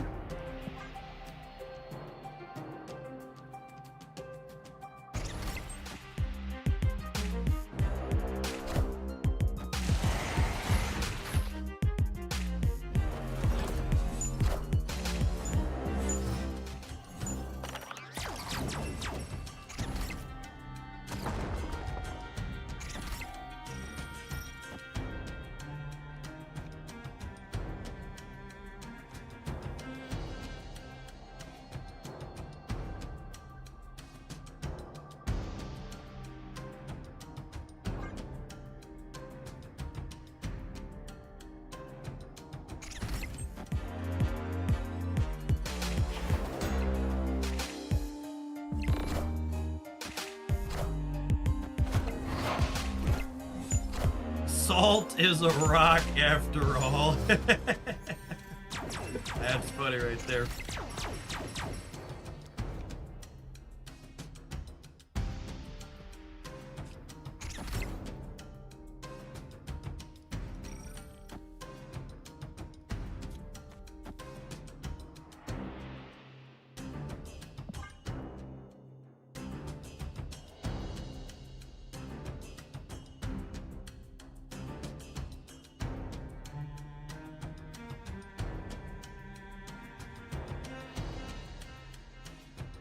Holy Viv buffs. Yeah, she snowballs really hard on the clinic guns.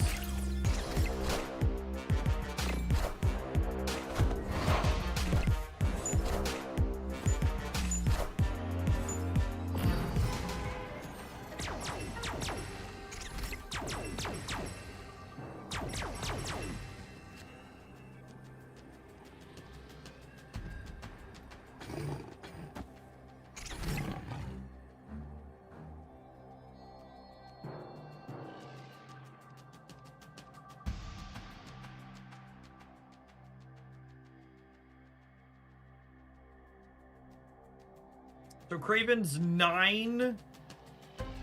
Sam Wilson is 9 also. That's 18. They're adding at least 4 more there.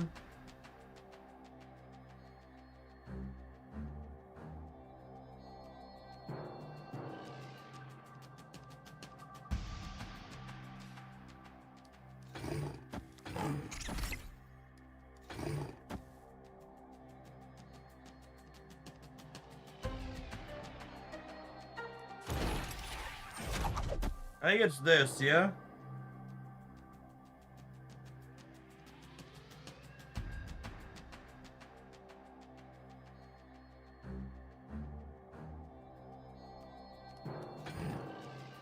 Actually, do I play for here?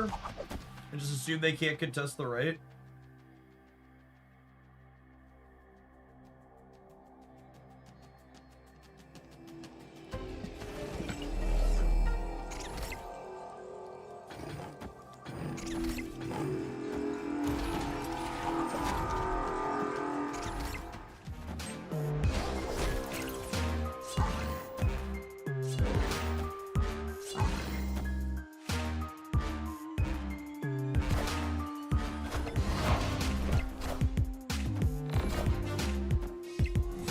I think both my lines are winning here, yeah.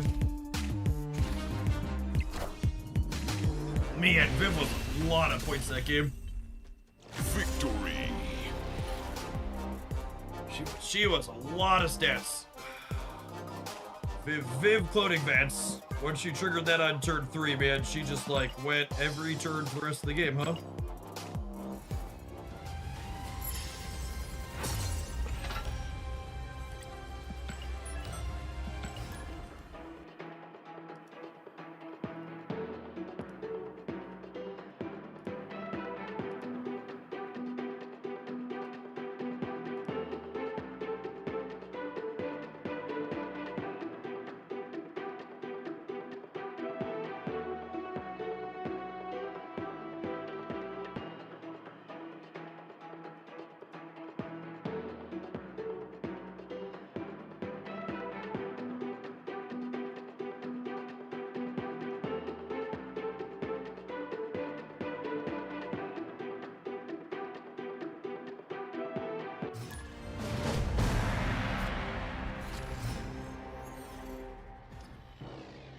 It's so funny to me how many I just took a quick glance at the comments on the OTA review video, and there was more than one comment from gamers being like, actually, Jeff, giving Stormbreaker a 4th point of power is a quiet nerf because it means Lady Deathstrike can no longer kill the Stormbreaker, which hurts the build that's trying to play fire here with Lady Deathstrike.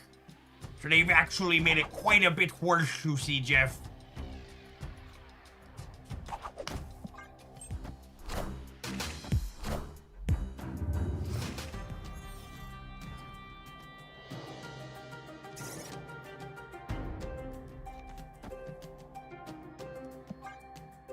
think I want a Terax before I Viv, but it's close though.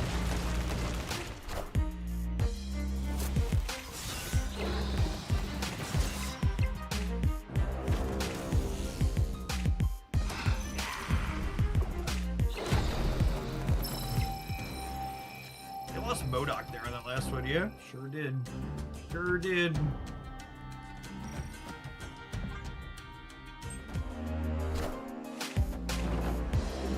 They said the same thing about Electro, and he's been in many top-performing decks since then. Incorrect.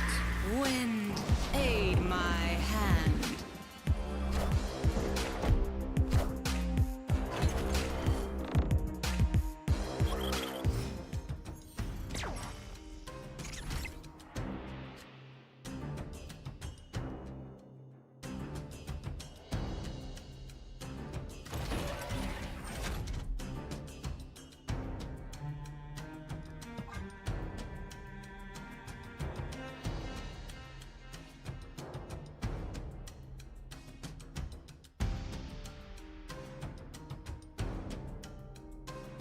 We're probably dead here. I don't have enough points to finish out. I guess they lost MODOK and some other stuff. They might just fumble around it and not do it a whole lot.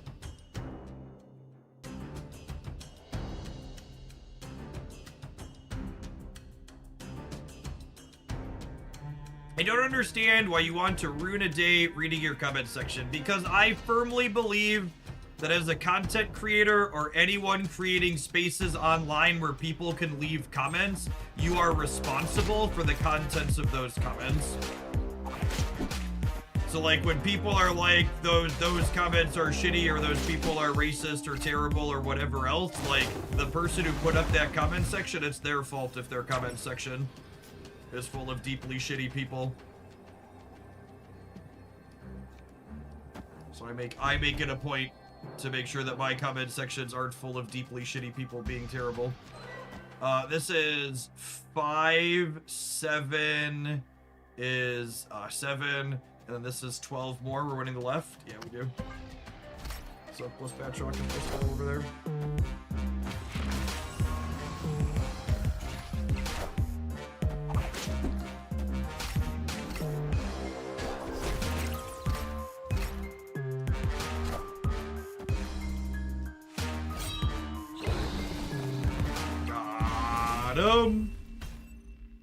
Victory. Shout out to Flocket who believed in us, chat. They said we were about to start crushing after the ad break with this deck, and we are.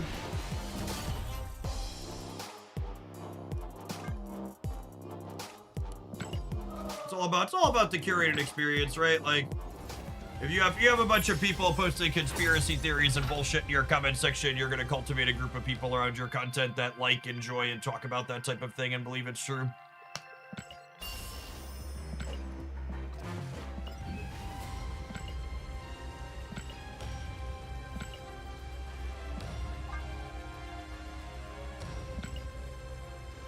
Epic. Some energy, put some 2 cost cards.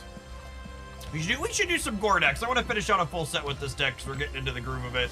Play 1 or 2 more, but well, I think we'll gore it up after this.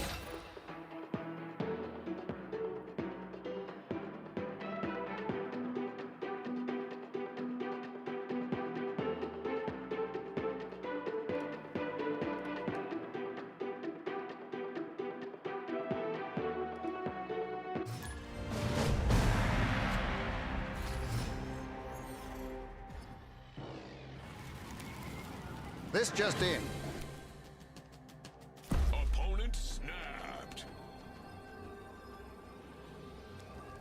Oh, snap.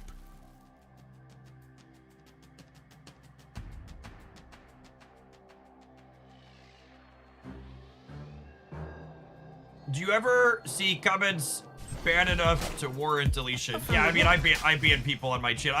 I don't delete comments. It's pretty rare that I only delete a comment and I don't just like ban the person who posted it outright. If your comment's bad enough to be deleted, it probably means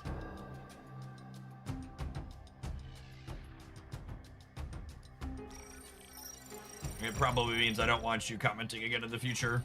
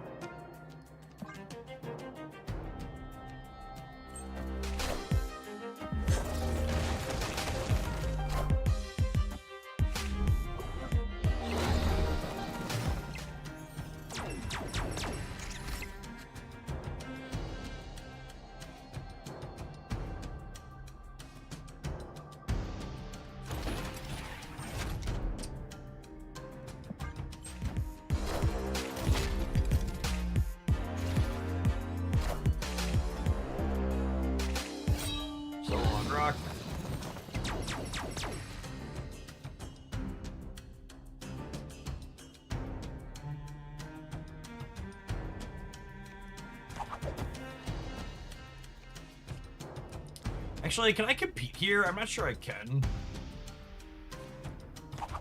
We know they have this.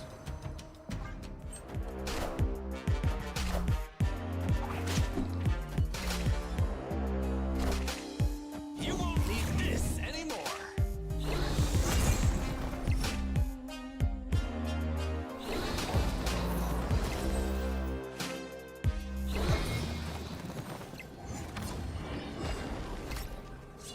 Yeah, the racism. I've actually talked about that a good bit. I was genuinely surprised, and I guess, you know, it just kind of shows my ignorance as a privileged white dude.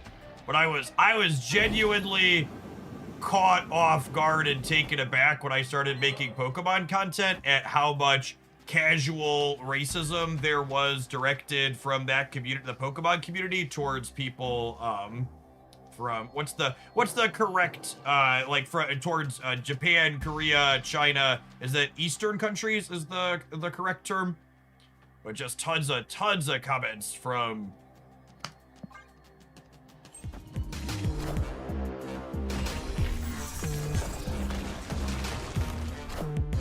being directed towards East Asia. No, Silk's never won a 50-50 in her life, chat. Why would she start today? Unlucky.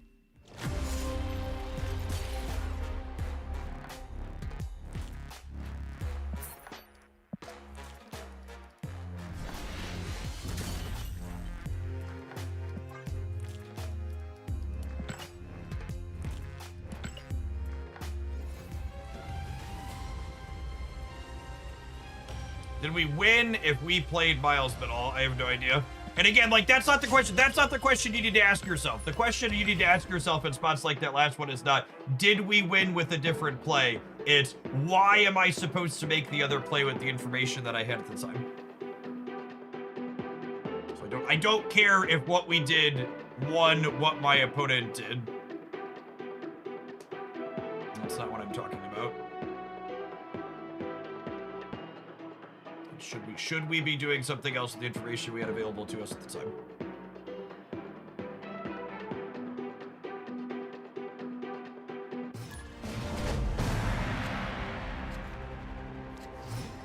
Oh, snap. Opponent snapped.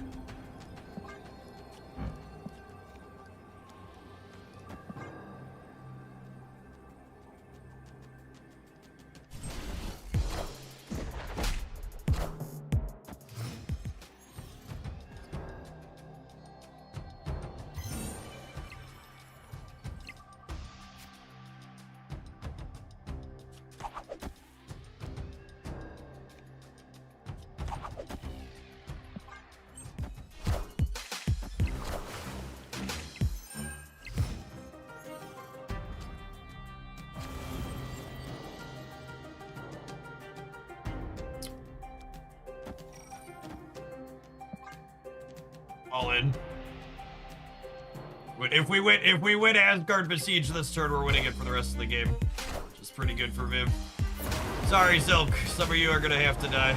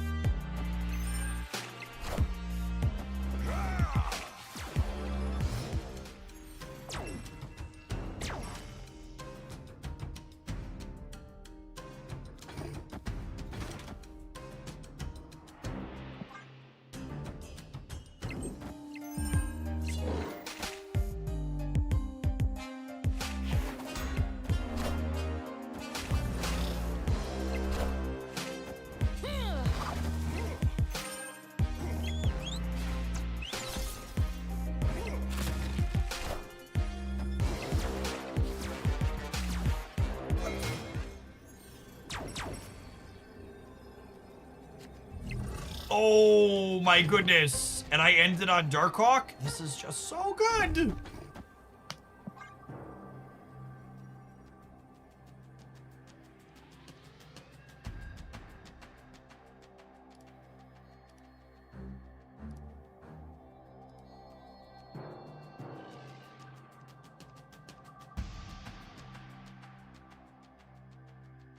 Everything in the wall of shame commands are real things that living, breathing human beings wrote into chat.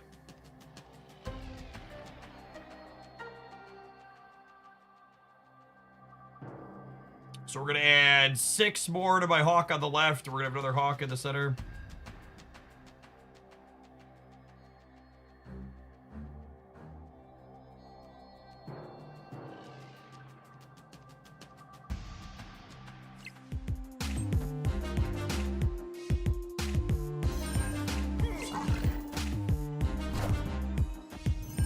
Oh wait, are we short in the center? We might be short in the center. Oh no, T-Rex is center. There's no strings on me. Oh, that's some yummy casserole. No, I wanted casserole, not half-baked, Marble Boy. Rude. Rude.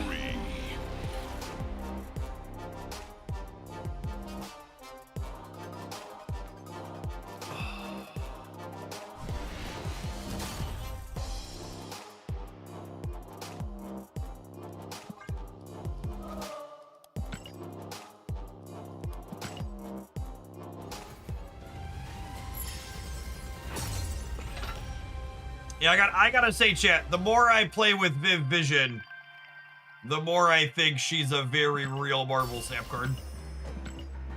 It does not take a lot of work for her to snowball into a ton of points. I don't know that this deck is necessarily the best of anything, but it's a really amusing mix of cards that I enjoy. Getting to Mystique Darkhawk, like we saw in that last game, is really potent and solid in a lot of places, and Hydro Stomper is a really organic second way to fit in, and the Viv Vision helps enable our nice little move package. Nightcrawler's such a quality little upgrade to this build from last time we played. Hydra Bob always felt a little bit clunky, and giving up just 1 point of power to have more finesse and control over where Nightcrawler's ending up at the end of the game felt really pretty clean. Really neat mix of different ways to put points on the board between Hydro Stomper and Craven Sam scaling, as well as Hawk, and then also the proactive disruption the Darkhawk package provides, letting you break up combo decks in some key spots to give you a fighting chance everywhere. Her +1 point felt like a big deal for this deck. I mean, it's a big deal everywhere, right? Like, she's one of those cards where there's certain types of designs in Marvel Snap where a single point of power is worth a lot because a single point turns into more than 1 point down the line, right? And Viv Vision is one of those, right? Her 1 extra point means you're more likely to trigger her the first time, and once you trigger her the first time, you're more likely to trigger her subsequent times because everything in your hand is scaling up with her effect. Really excited to explore her in other things. All right, have an Admiral. I need to run to the restroom when we get back. I think we're going to do something with Gore since he got a 2-point power buff. Thanks everybody for hanging out. Don't go anywhere. We're going to be snapping all afternoon. If you're watching on the YouTube side, you enjoy the content, don't forget to hit the like button while you're here. Hear me?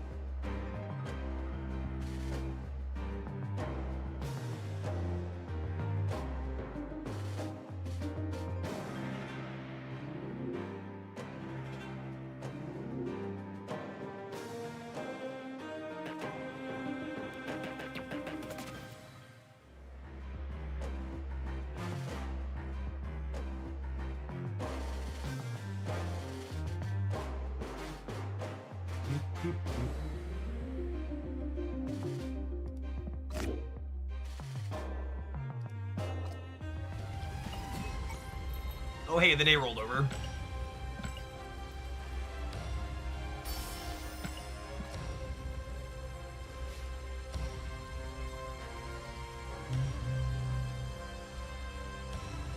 Oh, this is a new thing they're doing, right? Where they have like 1,200 gold variants plus currency for cash. I mean, it's crazy how much better the bundles are compared to what I was. Man, that's a Moondragon variant. Do I have a Moondragon variant? I forget if I do. Do I need a creepy one? And sorry, it's crazy. As someone who, like, when we were at peak splitting stuff in Snap, like, regularly bought 8,000 gold for $100. Like, all of these bundles are so much better than that.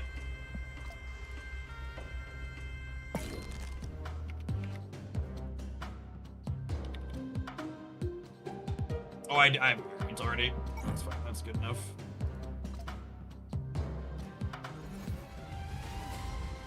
All right, what are we doing? What are we doing with Gore? What are we doing with Gore? Pixie stuff. Yeah, Pixie, baby.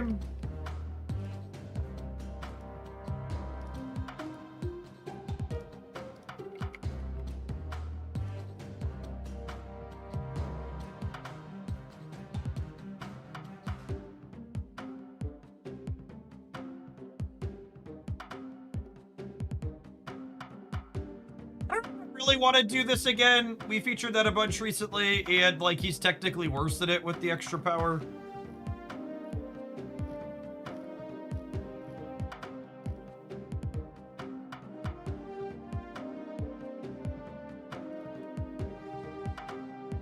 Spider-Man Noir. I mean, we did bad 75% with it.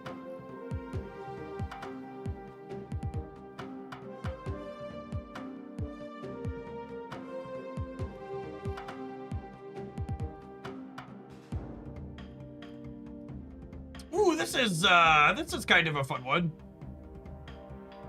With Hydro Man and Hawk. We did just get done playing Darkhawk though.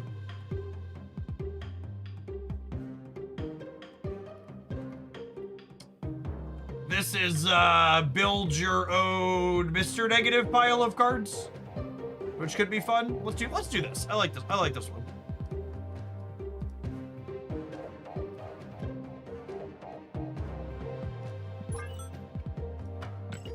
Let's just play with our Mystique some more.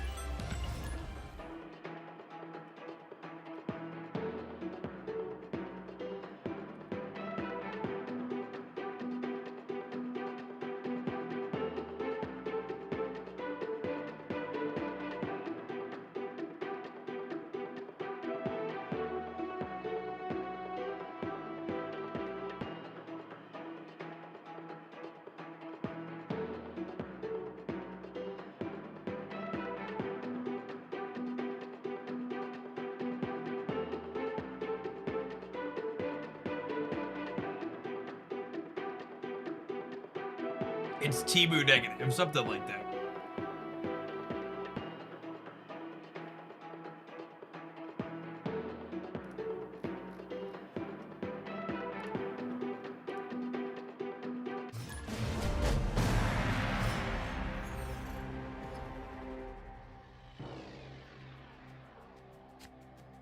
Opponent snapped. Oh, snap.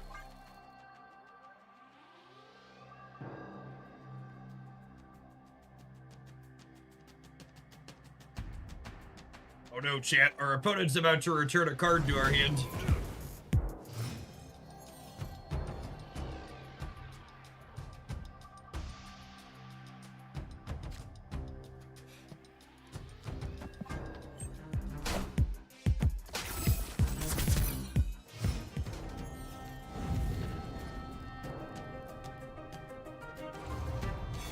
I understood that reference. Excellent.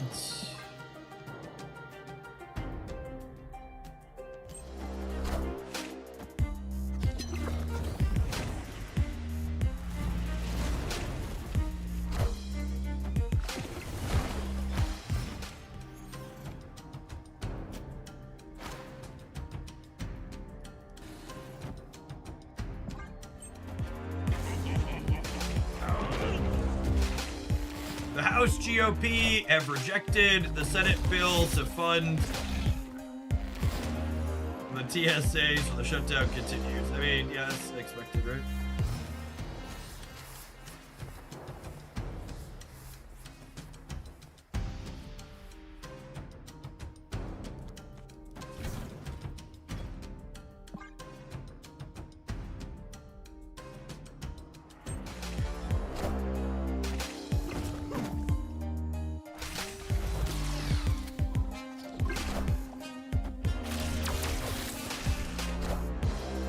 I am Iron Man.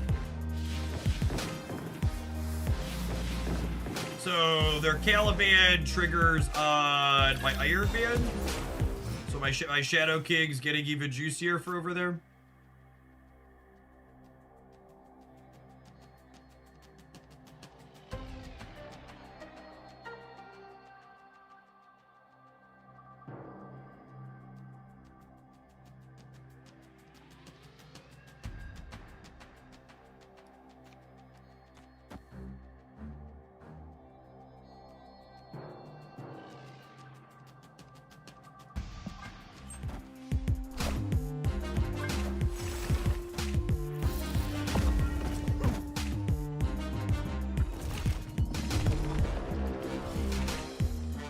Alright, and then I'm hoping to draw Mystique. It's not the Mystique I wanted for Christmas.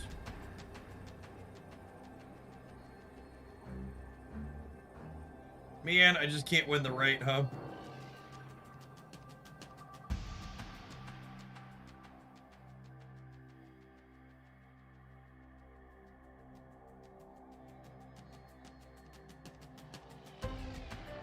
Ever read statement, yep. Something every Dem strategist could stand to learn.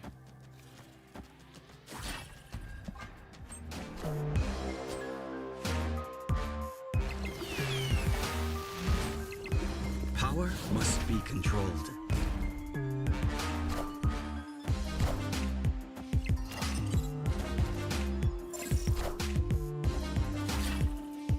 It's fine, we were dead even if we found the Mystique. They have Shag in their pile of cards.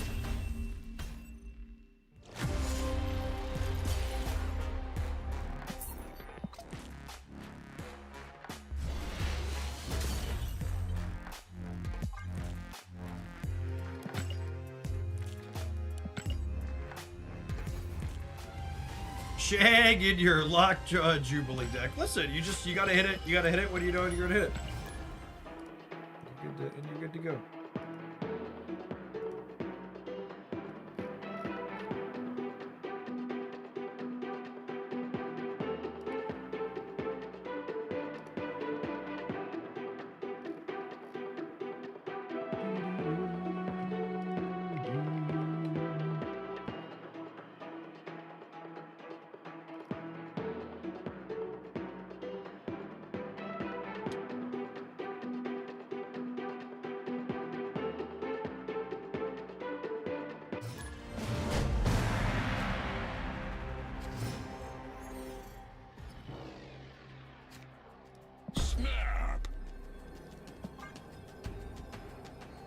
The House GOP rejected the Senate bill because the president told them to. Yeah, Trump told them not to accept anything that doesn't include full funding for his mass police force.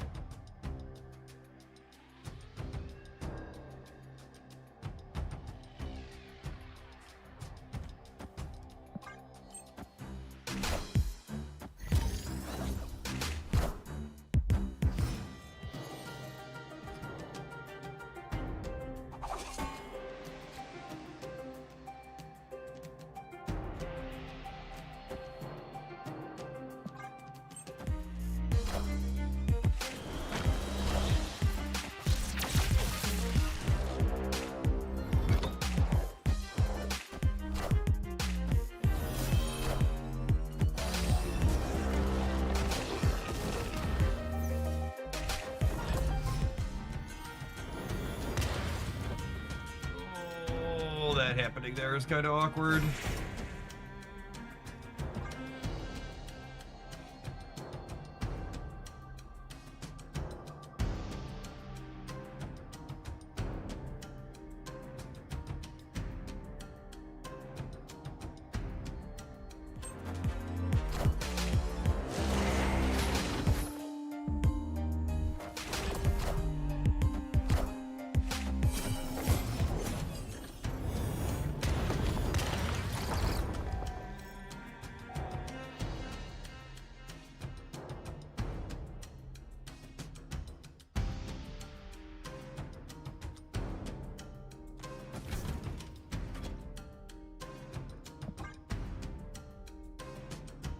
And then Mystique on the Iron Man should win the center, no problem for us.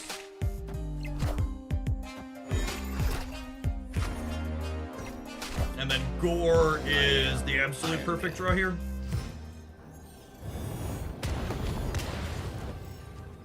We get to do this into this.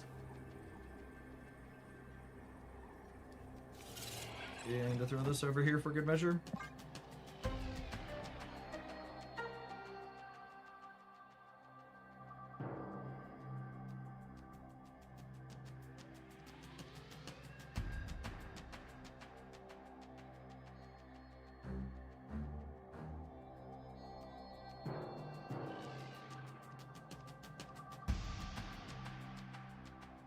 Order. I want to copy the Iron Man.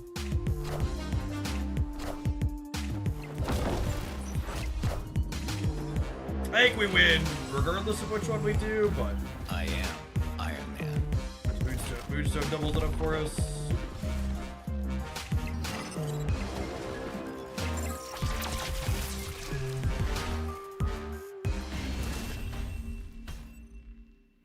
So Moonstone on Ramona. Just such deep discounts.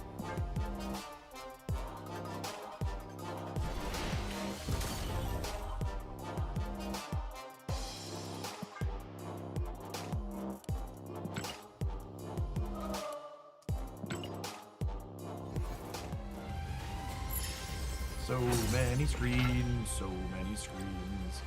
Hi ho the Cheerio, so many screens.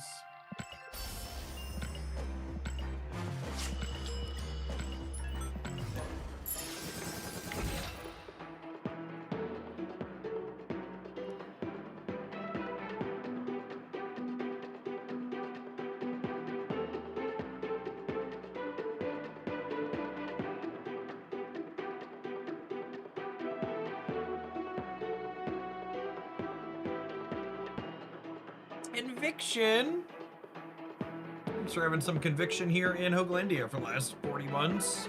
Appreciate the almost 3.5 years.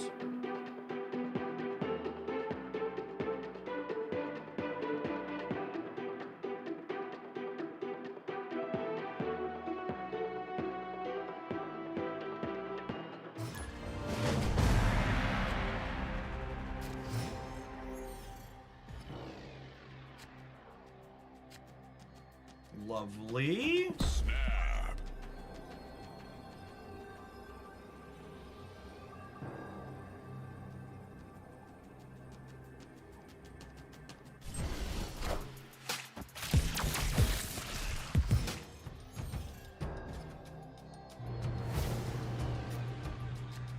Slightly less lovely.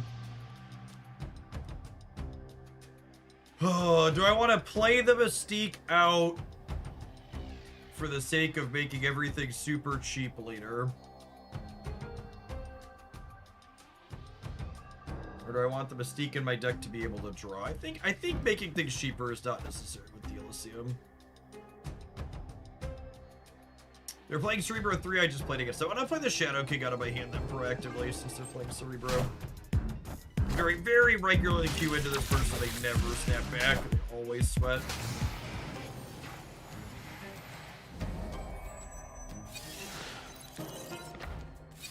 My Twitch chat has led us astray.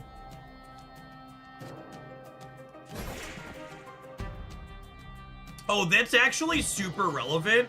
Surge on Gore doesn't get the Ravona discount anymore.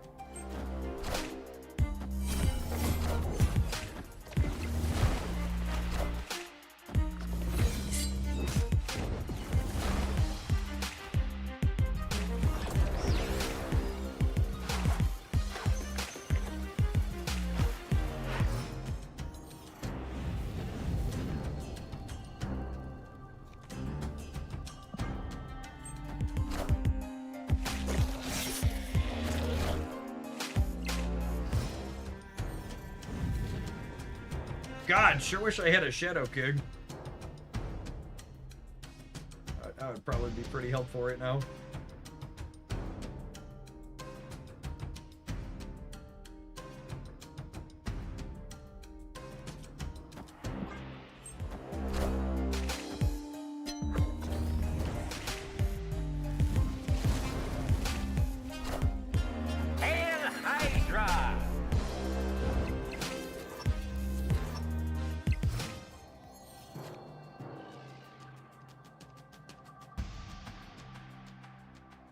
Oh, I get rid of the Elysium.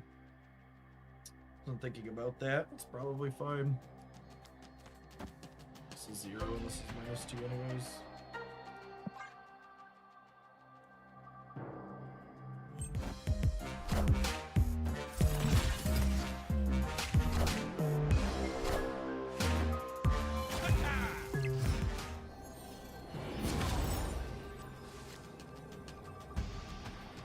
Mystique and Gore being the last 2 cards in my deck. That's such a beating. Escaped. Eagle, thank you for the 32 months. Welcome back.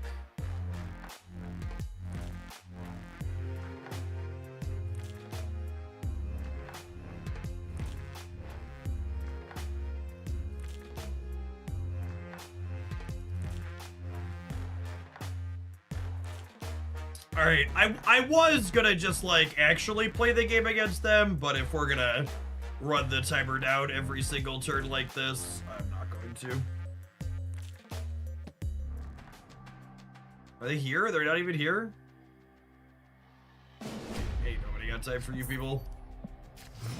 Like I said, I won't typically fault people for playing Conquest the right way, but when you play Conquest the right way in tandem with constantly running the timer down, it's just like the actual worst experience Marvel Snap has to offer.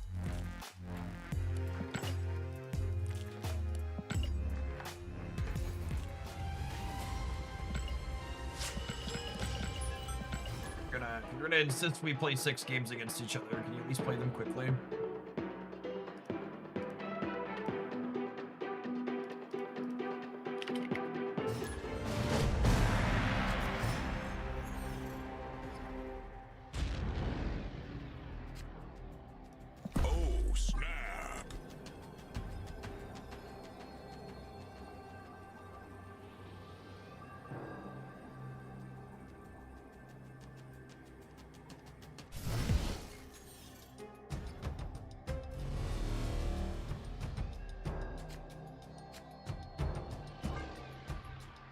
Two good hits for Esme left in our deck here.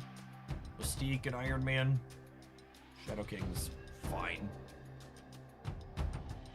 Opponent snapped.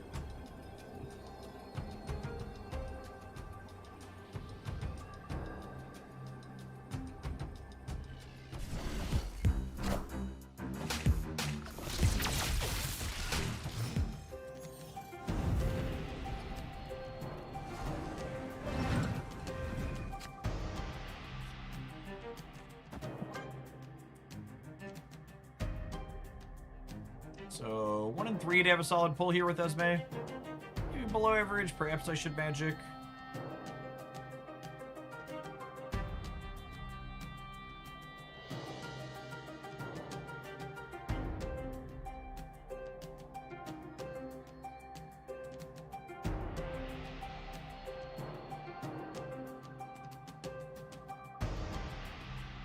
Oh, my patience is being tested so much today.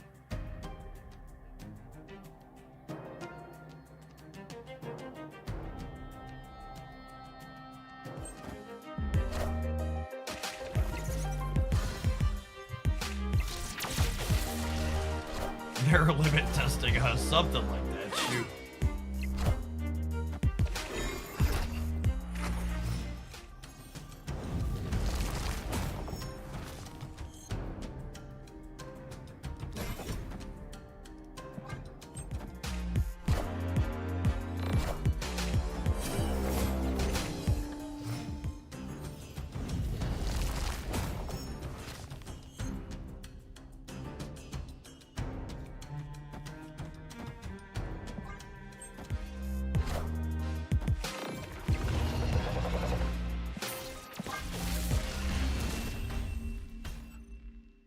Escape. Marvel Snap. I'm really trying today, Marvel Snap, but between your cards and your players, it's been kind of a tough afternoon.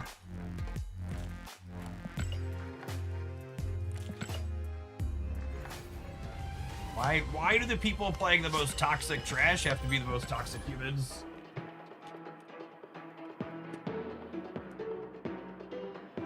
Just click the buttons. Just click the buttons! I'm begging you, please!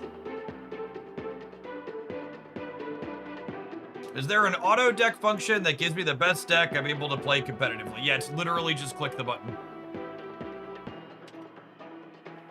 Create new deck. There's a plus button in the lower right-hand corner of the deck. That is what it does.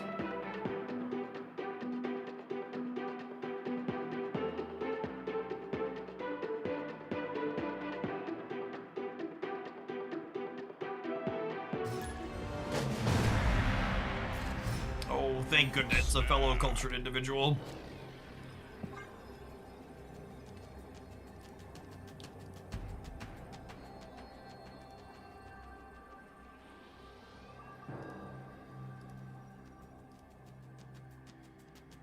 Opponent snapped.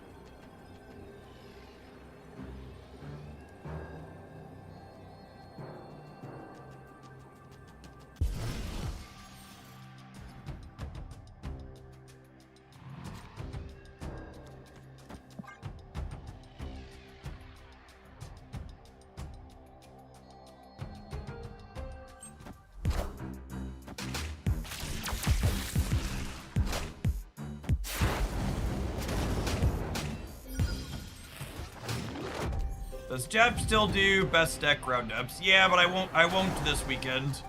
So I'm going out of town.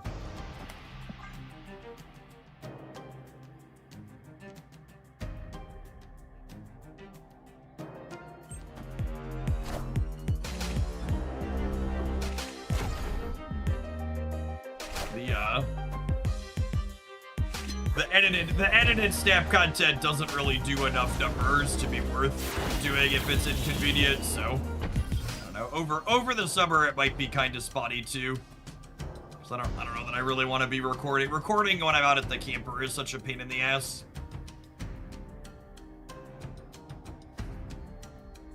I think we're kind of at a point in Snap's life cycle where that juice is likely not worth the squeeze. Yeah. The only Snap videos that consistently do well from a edited channel's perspective these days are ones related to limited time game modes. Best decks roundups for things like Team Clash and Grand Arena and Sanctum usually still do metrics.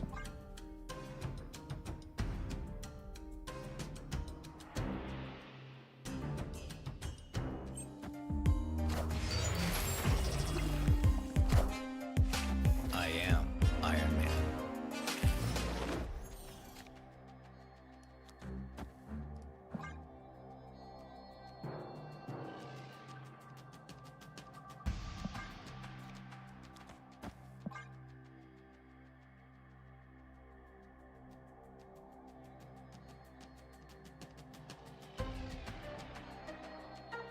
Dead game, something like that. My YouTube stuff just like never really did enough revenue that like it could experience anything of a downturn and still be worth it. Like the daily deck uploads are just such low effort. It takes me like, I don't know, 5-10 minutes to put together a deck upload.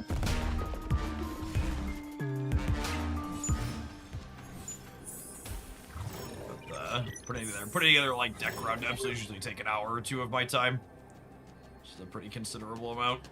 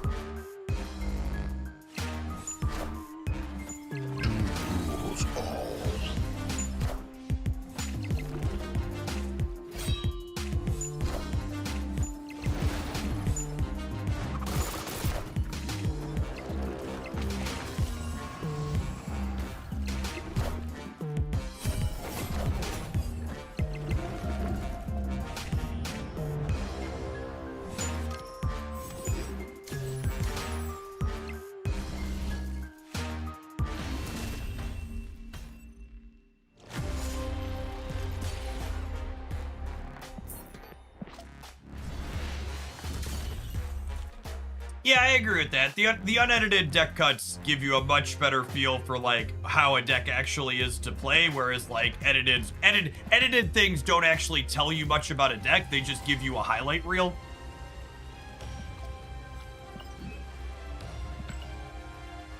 But those highlight reel ones also tend to perform a little bit better. Did those at the start of Snap until they weren't worthwhile anymore.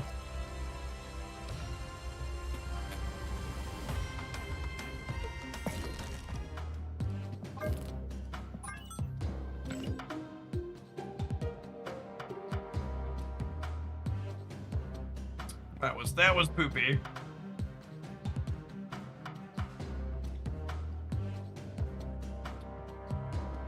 What else would we like to try? Who else in the buff list? Kyera's not really worth playing. We did hammer stuff. We could try other hammer stuff. We did monkey Shulao hammers. We could try like misery hammers, I suppose. I really just don't find any of the type of stuff you could do with Star-Lord particularly compelling. Like playing high Evo doesn't exactly scream exciting to me. Misery doesn't work with Stormbreaker anymore. You mean Lady Deathstrike doesn't work with Stormbreaker anymore? That was always the more niche side anyways, so I don't think that's really relevant. Is Thanos the best Strange Supreme deck right now? Maybe. Yeah, I don't think Strange Supreme or Weapon X both really have particularly compelling decks either. Maybe Weapon X Squirrel Girl type stuff. I don't know. So that probably just makes Weapon X. We were playing Weapon X inside of Sanctum Showdown last time. He's a more interesting card there with +1 point. But no, I don't think that likely moves the needle on him. Yeah, the best performing Thanos decks are Aurora decks at the top end, which really don't want to play Strange Supreme.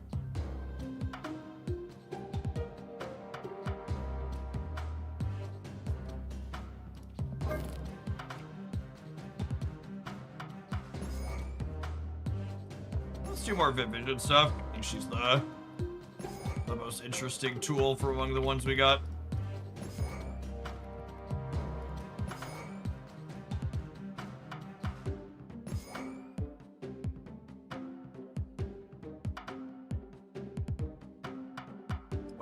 What else do I want to do here? Kate kind of felt okay earlier. You know, generate acid arrow, she's pretty good. Mirage was also fine.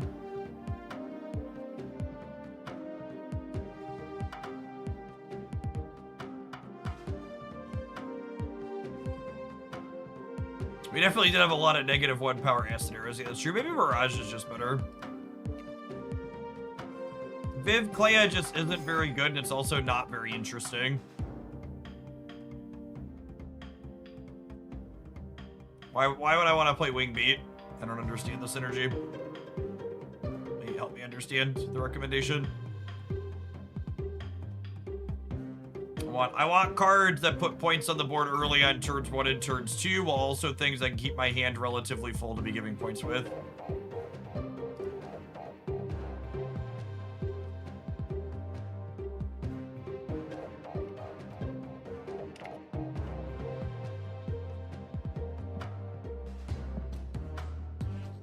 Maximus, I'm gonna time you out, man. Stop it.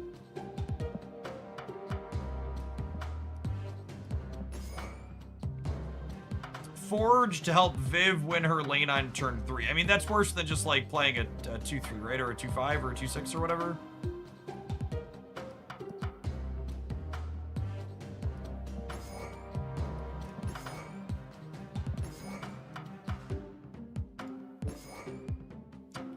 Black Cap may or may not be okay.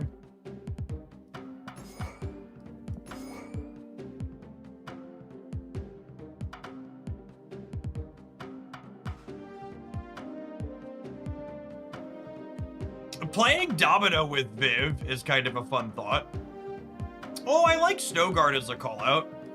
I enjoy cards that let me interface with locations, and she gives us a 2-point thing early that also gives us stuff in hand for Viv to buff.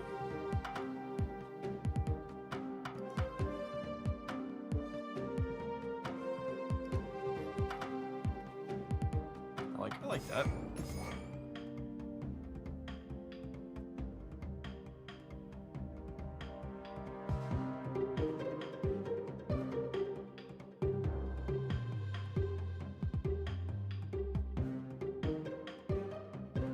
White Widow's potentially decent. Yeah, that's true. It's awkward with Red Guardian, though. I do kind of want some other interactive bits here, probably.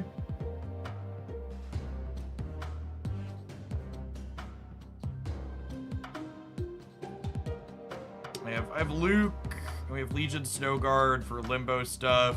Red Guardian's probably not bad.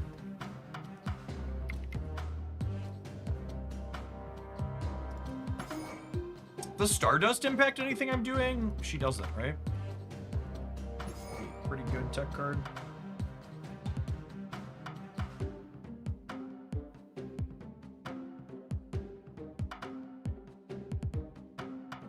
It impacts Mysterio. Yeah, that's pretty narrow, though. Yeah, I agree. Are we in Aurora deck?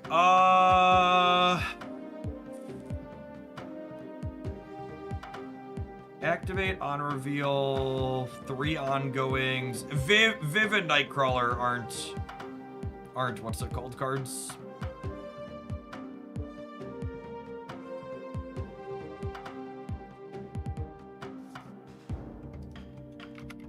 Can I play Anti-Venom?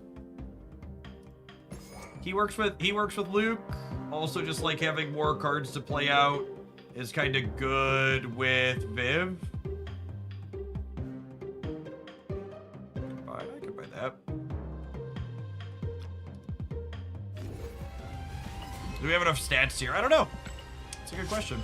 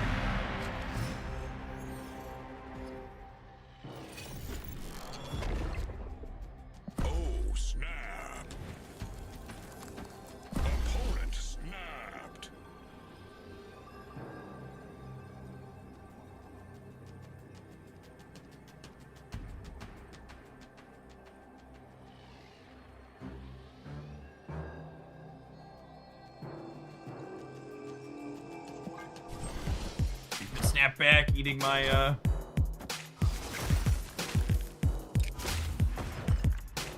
end turn.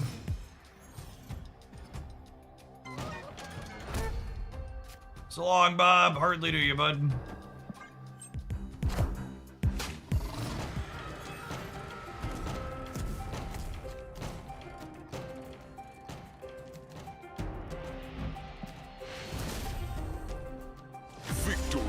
Murder World understands the best type of Nazi.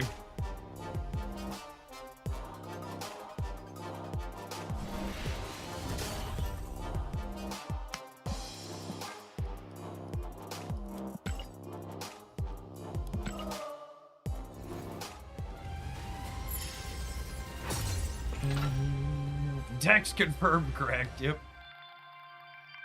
Yep, yep, yep.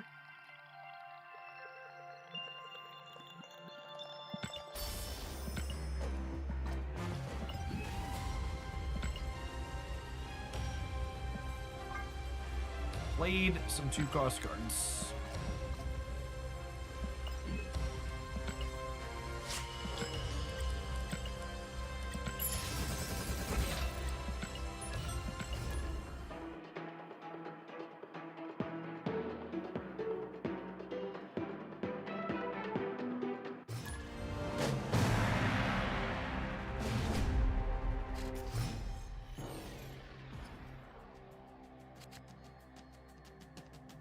Clip it and ship it, gamers. Clip it and ship it. It's been flirting all afternoon.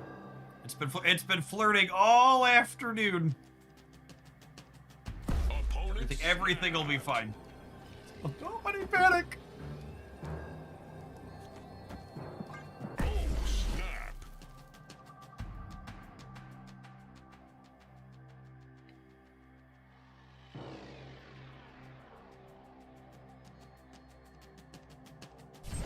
Hoping to draw one of our 2s or other 1s.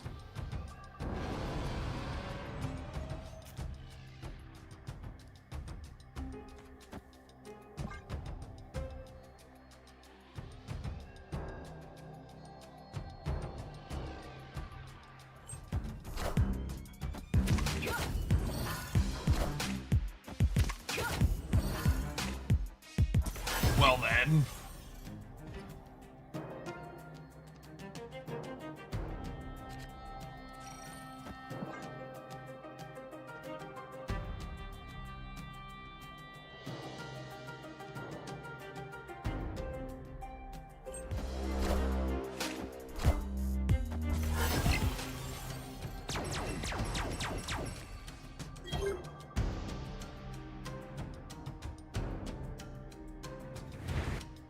%50 of the time it works every time, gamers.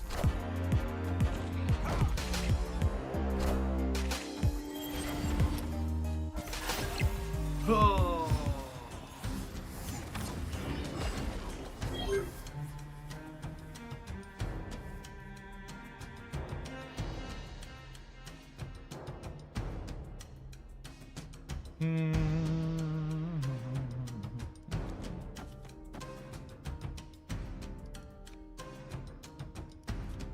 I think I want to turn the locations off. I kind of want to play the Mysterio, so if we top deck Luke, we can double his power. Hey, Jeff, I've been on a snap for like 2 years. You think I can hop back in without ruining my bank account? So, I guess it depends on what you mean by hop back in. If by hop back in, do you mean can you show up and win a bunch of games and play competitively? Absolutely. Marvel Snap has really good game balance, and you do not need any of the latest cards to be competitive. They're regularly buffing cards that are years old that allow people to be competitive without any of the new shiny things. Can you jump back in and instantly have every new card release that they've released while you were gone without spending any money? No. But you will build up that collection and have all those cards available for you to pick and choose from over time. But it is an over time type thing. There isn't just a magic wand where like suddenly you have everything or not. Actually really close there with Stardust breaking their Celestials Chosen. But as a point of reference for price point, current endgame players, once you get caught up, you can get every single new card on the day it releases just buying the season pass now. Assuming you're doing all of your free-to-play missions as well. They did an overhaul of the Snap economy at the start of last year and made it both cheaper and easier to get specific cards.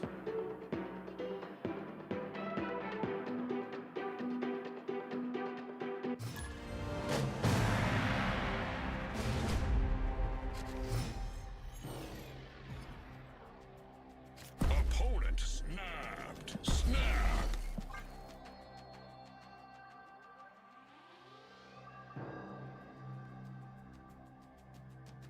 And then you can be much more selective about which missing cards you get compared to spotlight caches. Yeah, the lack of spotlight caches where you can pick and choose which ones you actually want to be getting is quite good and nice. As opposed to like second dinner choosing which cards you're gonna get when you catch up. If you are someone who's thinking about poking back in, I'm gonna link these over on the YouTube side. I have a decks guide here that's got almost 60 different decks in it. Many of which I will wager you'll have the key cards needed for to dive back in if your collection was reasonable 2 years ago when you stopped. And then there's also the economy breakdown video. talks about how the economy works in 2026 after the update from last year.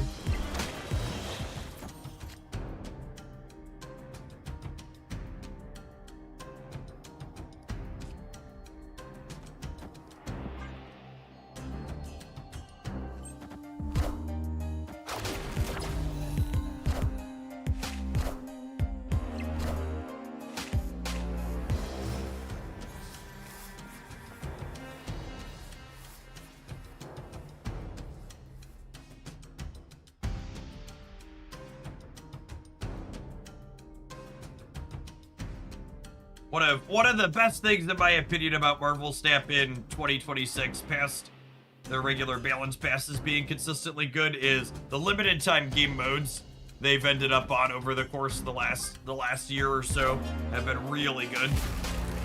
Some of the best things about the game for sure. Does anyone know how long you have to stop playing in order to get the returning player bonuses? You have to be gone for at least 2 months to qualify for the returning player bonuses, but it's not just a time thing. There's also other factors that play into it that aren't abundantly clear. Because Second Dinner doesn't really hand that information out because they don't want people, like, explicitly gaming the system to, like, leave for the minimum amount of time and, like, check the boxes and come back and get the returning player rewards.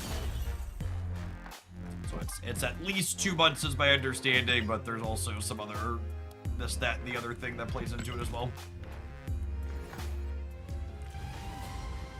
Alright, let's take a quick pause for the cause, let some adverts roll. We'll see you all on the flip side for, try a little bit more with this one at least, but I would wager we're probably not very good. We'll see you in 120 seconds, gamers.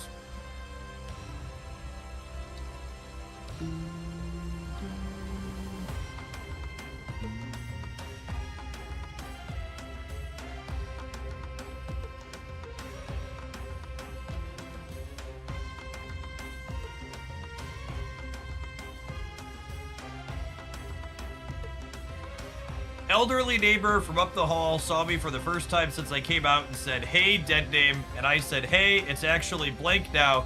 And she said the most base thing I've ever heard. She said, "Oh, honey, I don't care what you call yourself as long as you didn't fucking vote for fucking Trump." Oh, it's nice. It's nice when the older people get it too. If only more people were like your neighbor.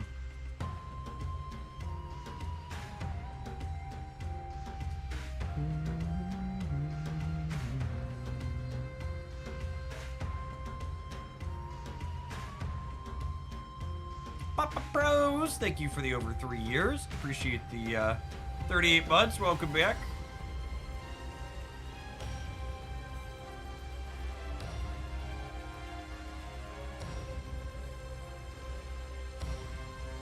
Yeah, the comment of, like, they're from a different time is just like you're saying, it's acknowledging you're like, oh, I'm used to, they're from a time where being shitty was okay and nobody called them out on it. That's basically what it boils down to. The old translation there.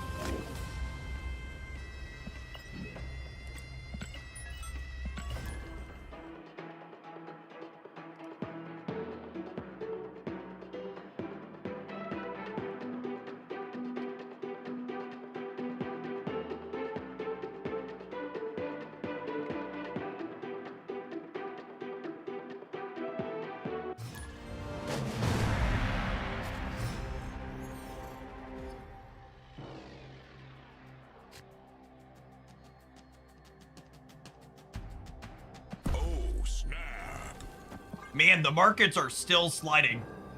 S&P might finish today closer to 6,300 than 64.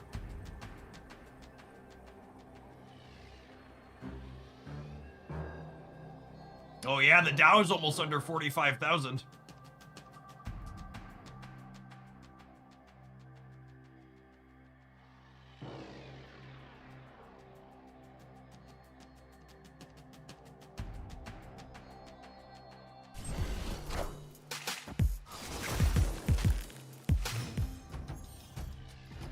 That's cool. I didn't need to retire ever. I mean, I feel like if you're someone that's remotely close to retirement age currently and you've put any money into the markets in like the last 6 months or even a year, you probably fucked up. This is not financial advice.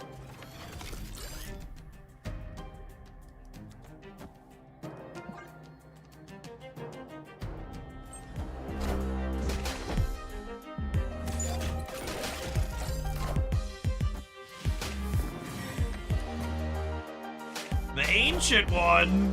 What a gamer.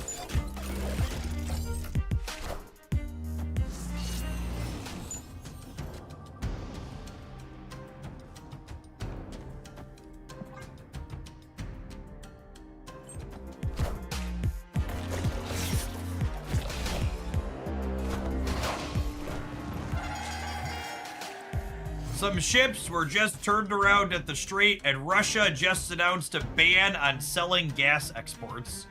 Ban on selling gas exports is really bad for Europe, yeah?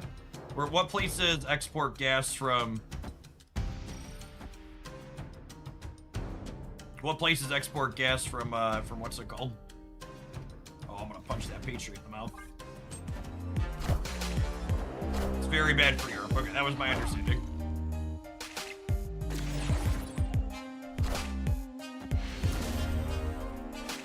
Victory.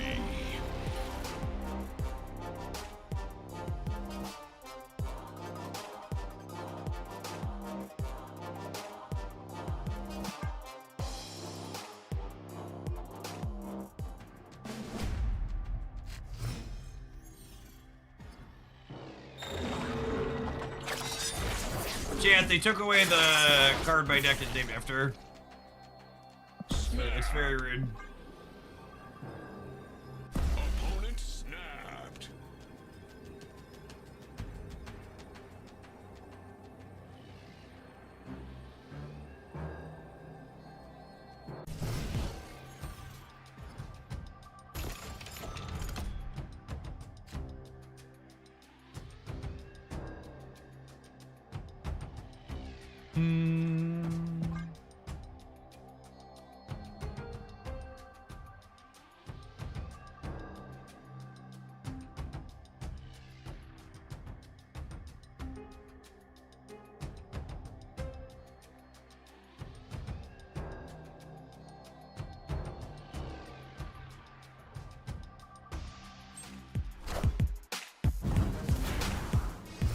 I haven't been able to watch much recently. How was Ozzy? Really kind of clicky and awkward. I'm gonna activate Mysterio right after I play Luke, so that way if they get rid of my Luke later, I don't lose this. If you activate this while Luke is in play, he never gets the penalty applied, which is nice. Hey, Silver. I'm cautiously optimistic for Pokemon Champions. I think if there's one thing Pokemon Pocket taught me, it's never underestimate the Pokemon Company's ability to mess up a good thing.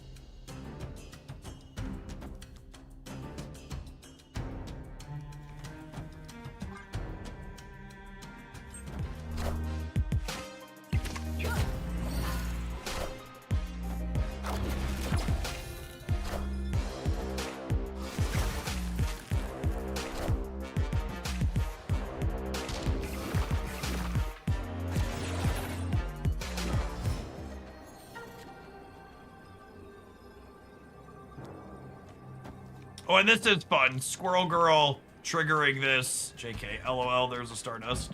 I think it's this. Sounds good, sounds good.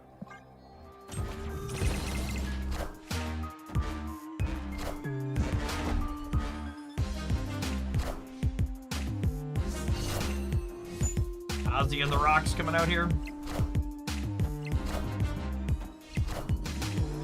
Not quite enough, gamer. Not quite enough.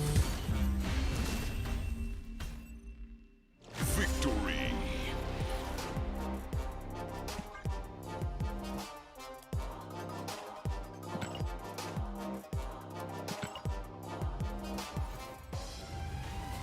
Blizzard is very good at being very quiet. He's always welcome to the library.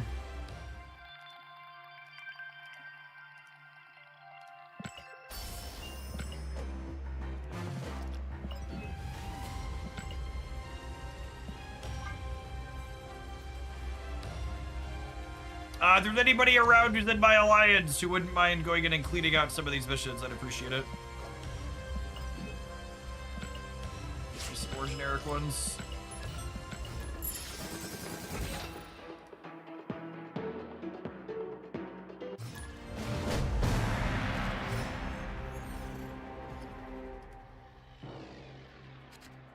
Snap.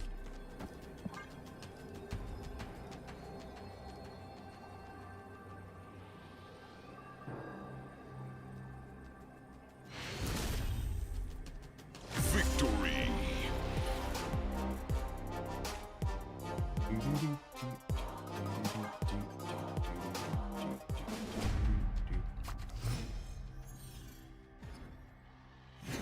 I've never joined the alliance, so I'm missing out. I mean, they're just free extra rewards. It's like 500 credits a week or whatever. How does the Luke Cage Mysterio synergy work? So, when you activate Mysterio to move his power to the clone, he technically accomplishes that by giving himself a penalty. And Luke says your cards can't have penalties applied to them. So it just gives you Mysterio's power twice, both on him and the clone.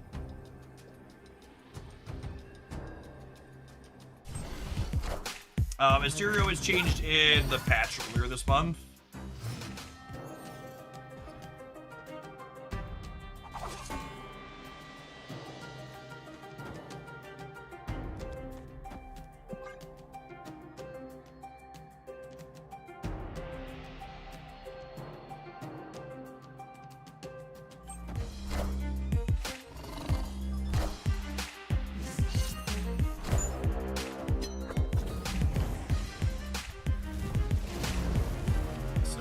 Not believe in magic, chat. Not at all.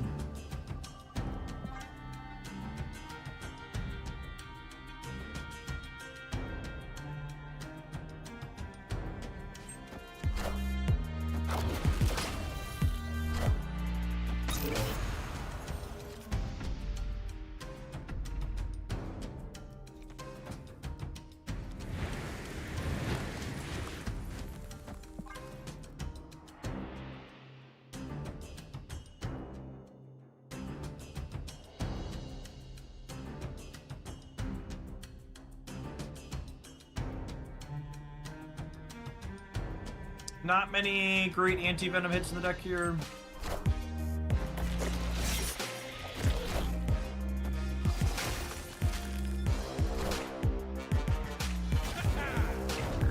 Well, they're still playing Star-Lord in their main deck.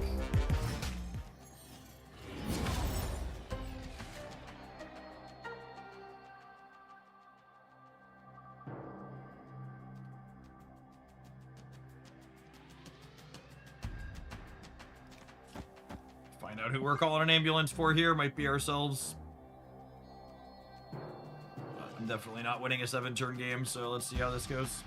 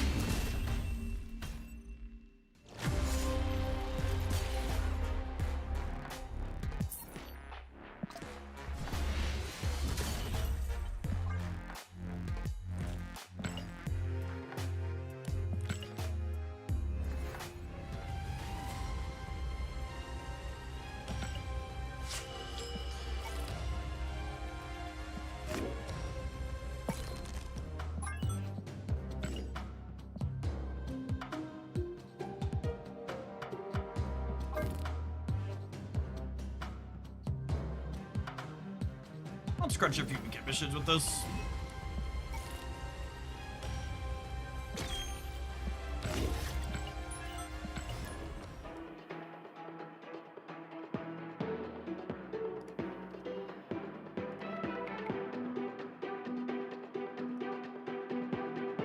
The last number of times I've tried to play Man Spider stuff, it's felt really embarrassing. I don't think I expect anything to have happened from this OTA to change that dynamic about it.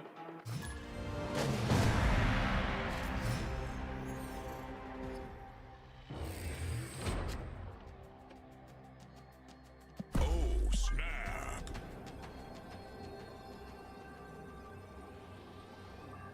Opponent snapped.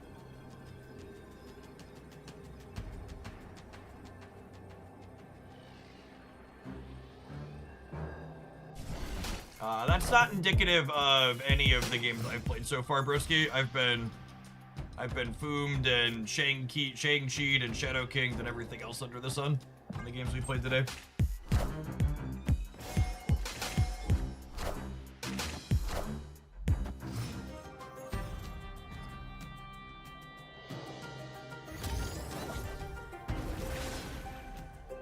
Wakanda's fun for Luna Snow here. Get them locked in.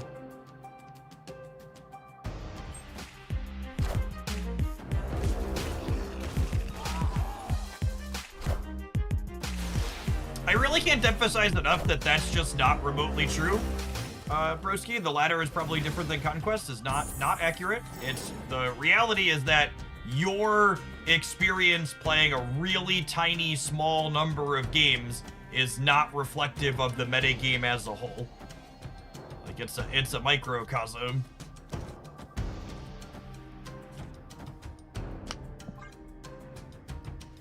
Especially like your experience playing a handful of games is not true in a game like even a game like Magic the Gathering, and then like you take a game like Marvel Snap where like the most played deck has like a 3% play rate. It's like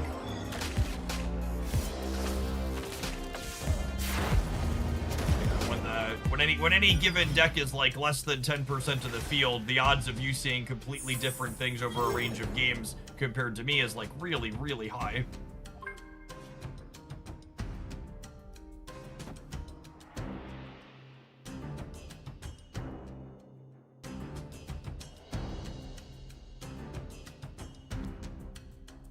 I think I'm just playing Summoner.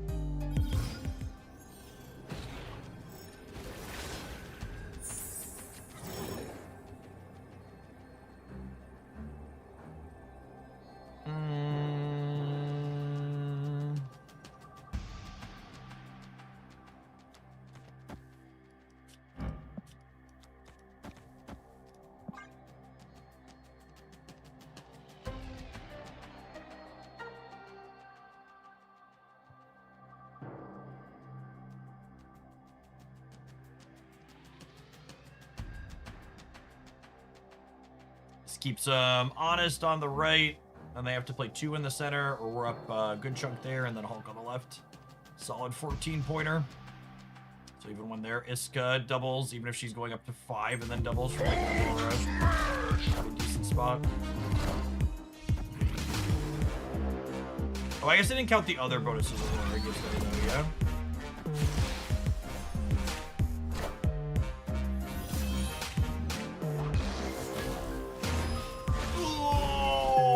This much! By this much! Victory!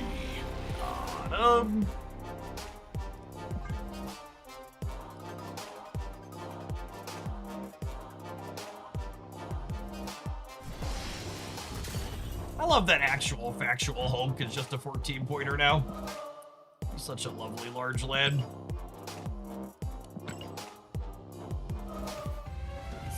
He's so bigly.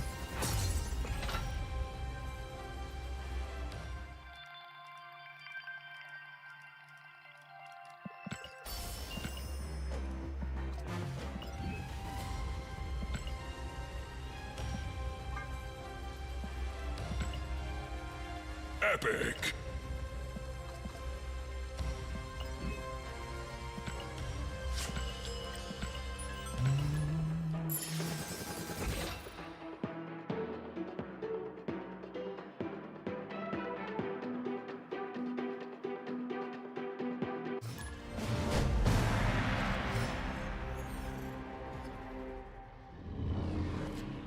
Opponent snapped. Oh, snap.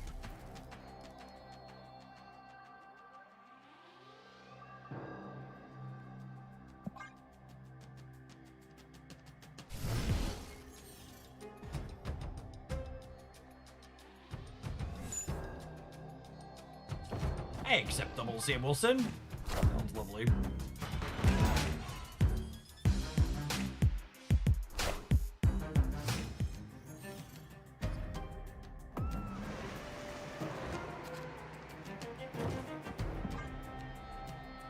Every turn, the shields will ping in, they'll power them both up.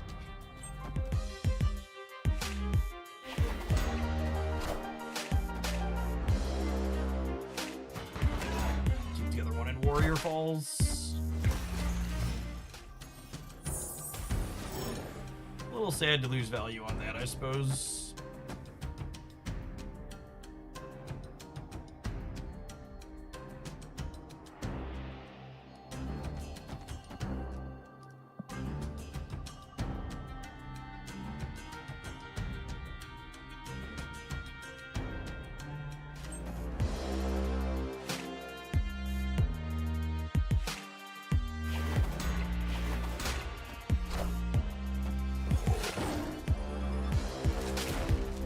Watch out for Galactus. They are almost assuredly a Galactus. Yeah.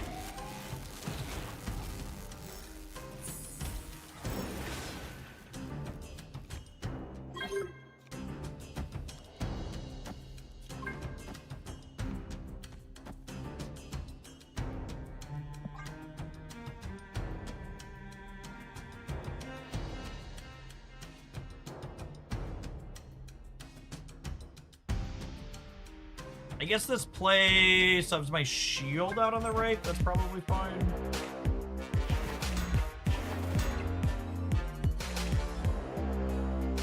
Those pretty decent points left and likely right, and then we can like Hulk Center on the last turn plus Lizard somewhere.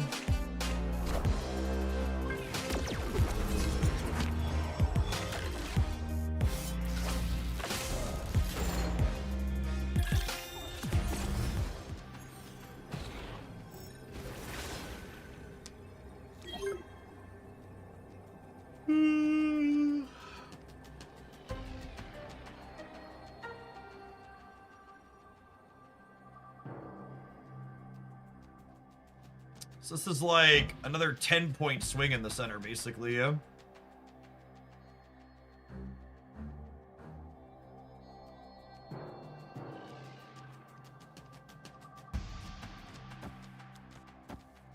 I think it's this. Yeah, it looks like they're playing the Three Horsemen plus Saboteur deck we highlighted the other day.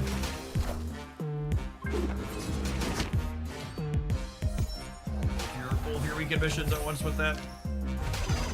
Close. Victory.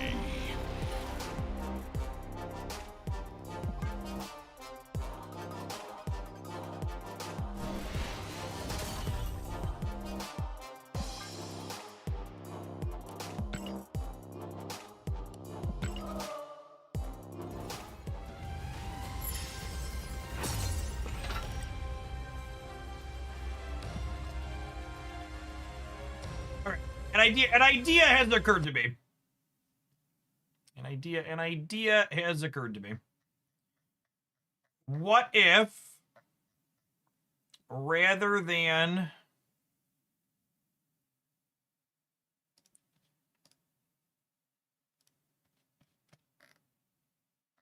What if, since I can't do a traditional Dex roundup later tonight, because I'm not going to be here. What if we do live data dive, push through, look at some of the OTA stuff and stuff like that now, and then I'll just put that cut up on the channel and see how that does. Let's do that. It's better. I'm gonna call that better than nothing.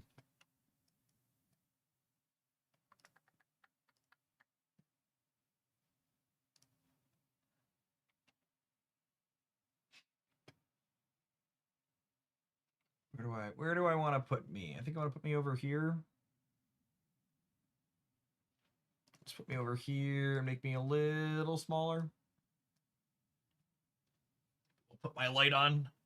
Ah, I can see. Actually, I can't see, but you can see me better, so that's slightly better.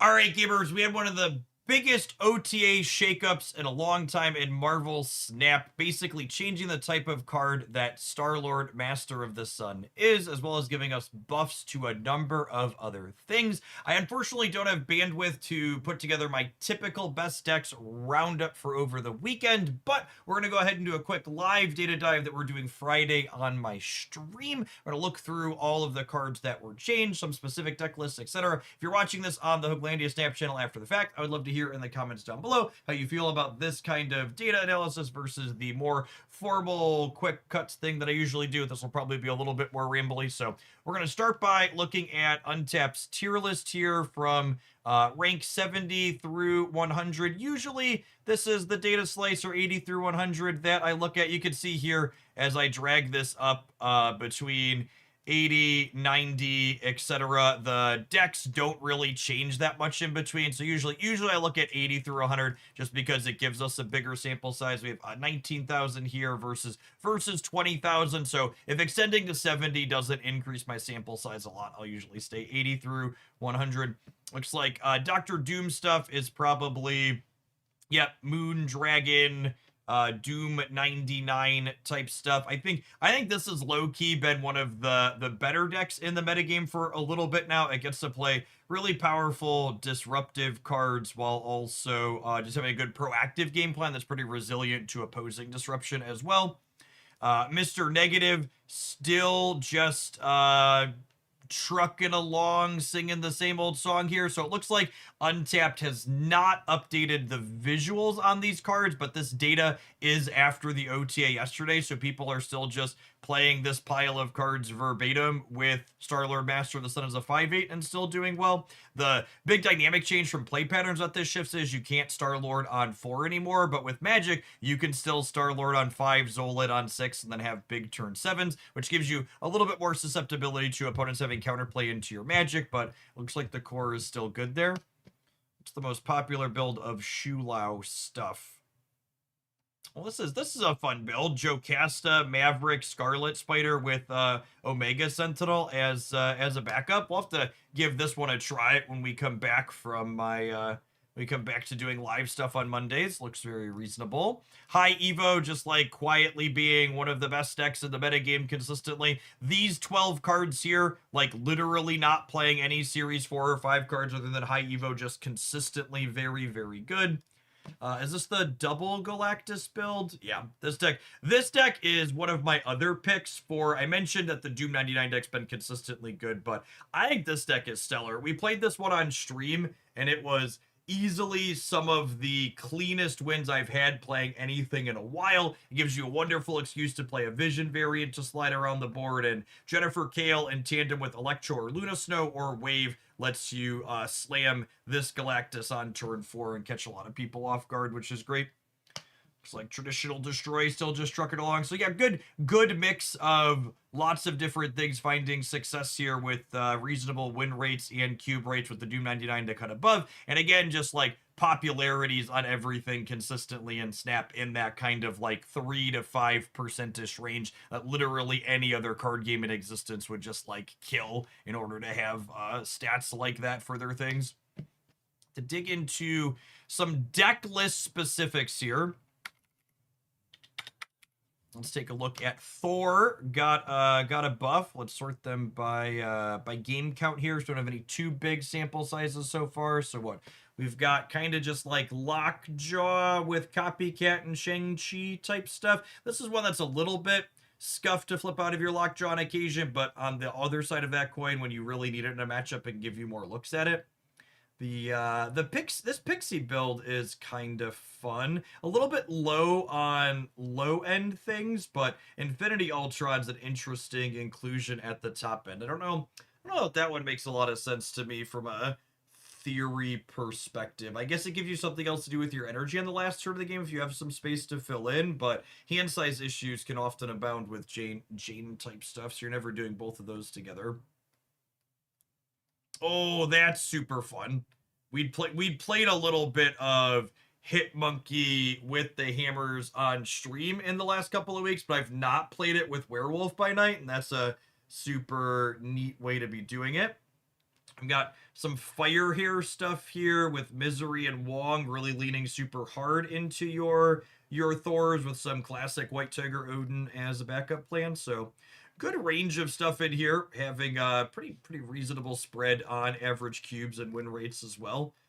This build, Thor Surfer, is another interesting one to take. I guess from a theory perspective, Surfer often doesn't have anything to do on the first couple turns of the game, so Atiri kind of fits into your curve nicely, and then Thor's a nice big one for you to slam in at the top. Who else got buffs? Viv Vision, I think, is probably the biggest winner from these changes. She's such a powerful effect where she gets snowball and she can really rack things up. So we've got two Surfer variations here to start. So we've got Wiccan Surfer. That's what I haven't seen for a little bit, but Quicksilver into Domino with Viv Vision is very likely to get her triggered a couple of times. And Silver Surfer First Steps, always getting to work double duty in this shell. She can either double up Gwenpool or Wiccan for you, or Silver Surfer stuff as well. This build's kind of neat. So this has some Surfer stuff going on. There's only 1, 2, 3, 4. This might be the least amount of 3s I've ever seen in a Surfer deck. We've only got 5 3s in it. But we've got the kind of like upside of like a lot of these cards aren't just depending on Surfer. Viv Vision giving them extra power is relevant as well. So kind of serving a second Surfer-esque role in there. We've got some Viv Vision inside of Cannonball-esque stuff. I wonder if Second Dinner saw a deck like this coming when they buffed Viv Vision, because they also nerfed Cannonball. He's down to a 5/5 now, and these types of decks that play to the board early are often some of Supergiant's best, so kind of tapping this down proactively I think makes a lot of sense. From a quick glance performance-wise perspective on these more traditional Surfer lists, it looks like this build without Sarah is markedly worse than the ones with Sarah. Although really small sample size is an asterisk on a lot of these. This is a cute build. Someone mentioned that we should try this one at some point on stream where you're doing Fallen 1 stuff as another way for Viv Vision to leverage, because if Viv triggers on 3 or 4 and 5, your Fallen 1 gets you up to 7, which means you have some nice extra energy going into the last turn of the game. Let's take a look at Star-Lord and see what people are playing in him and how they are doing. Unsurprisingly, even after the changes, it looks like folks are still just doing both of these. Again, just as a reminder for people who are skimming this visually, Untapped has not updated the visual stats on these cards, but the data that we're looking at is after Star-Lord has been changed to a 5/8.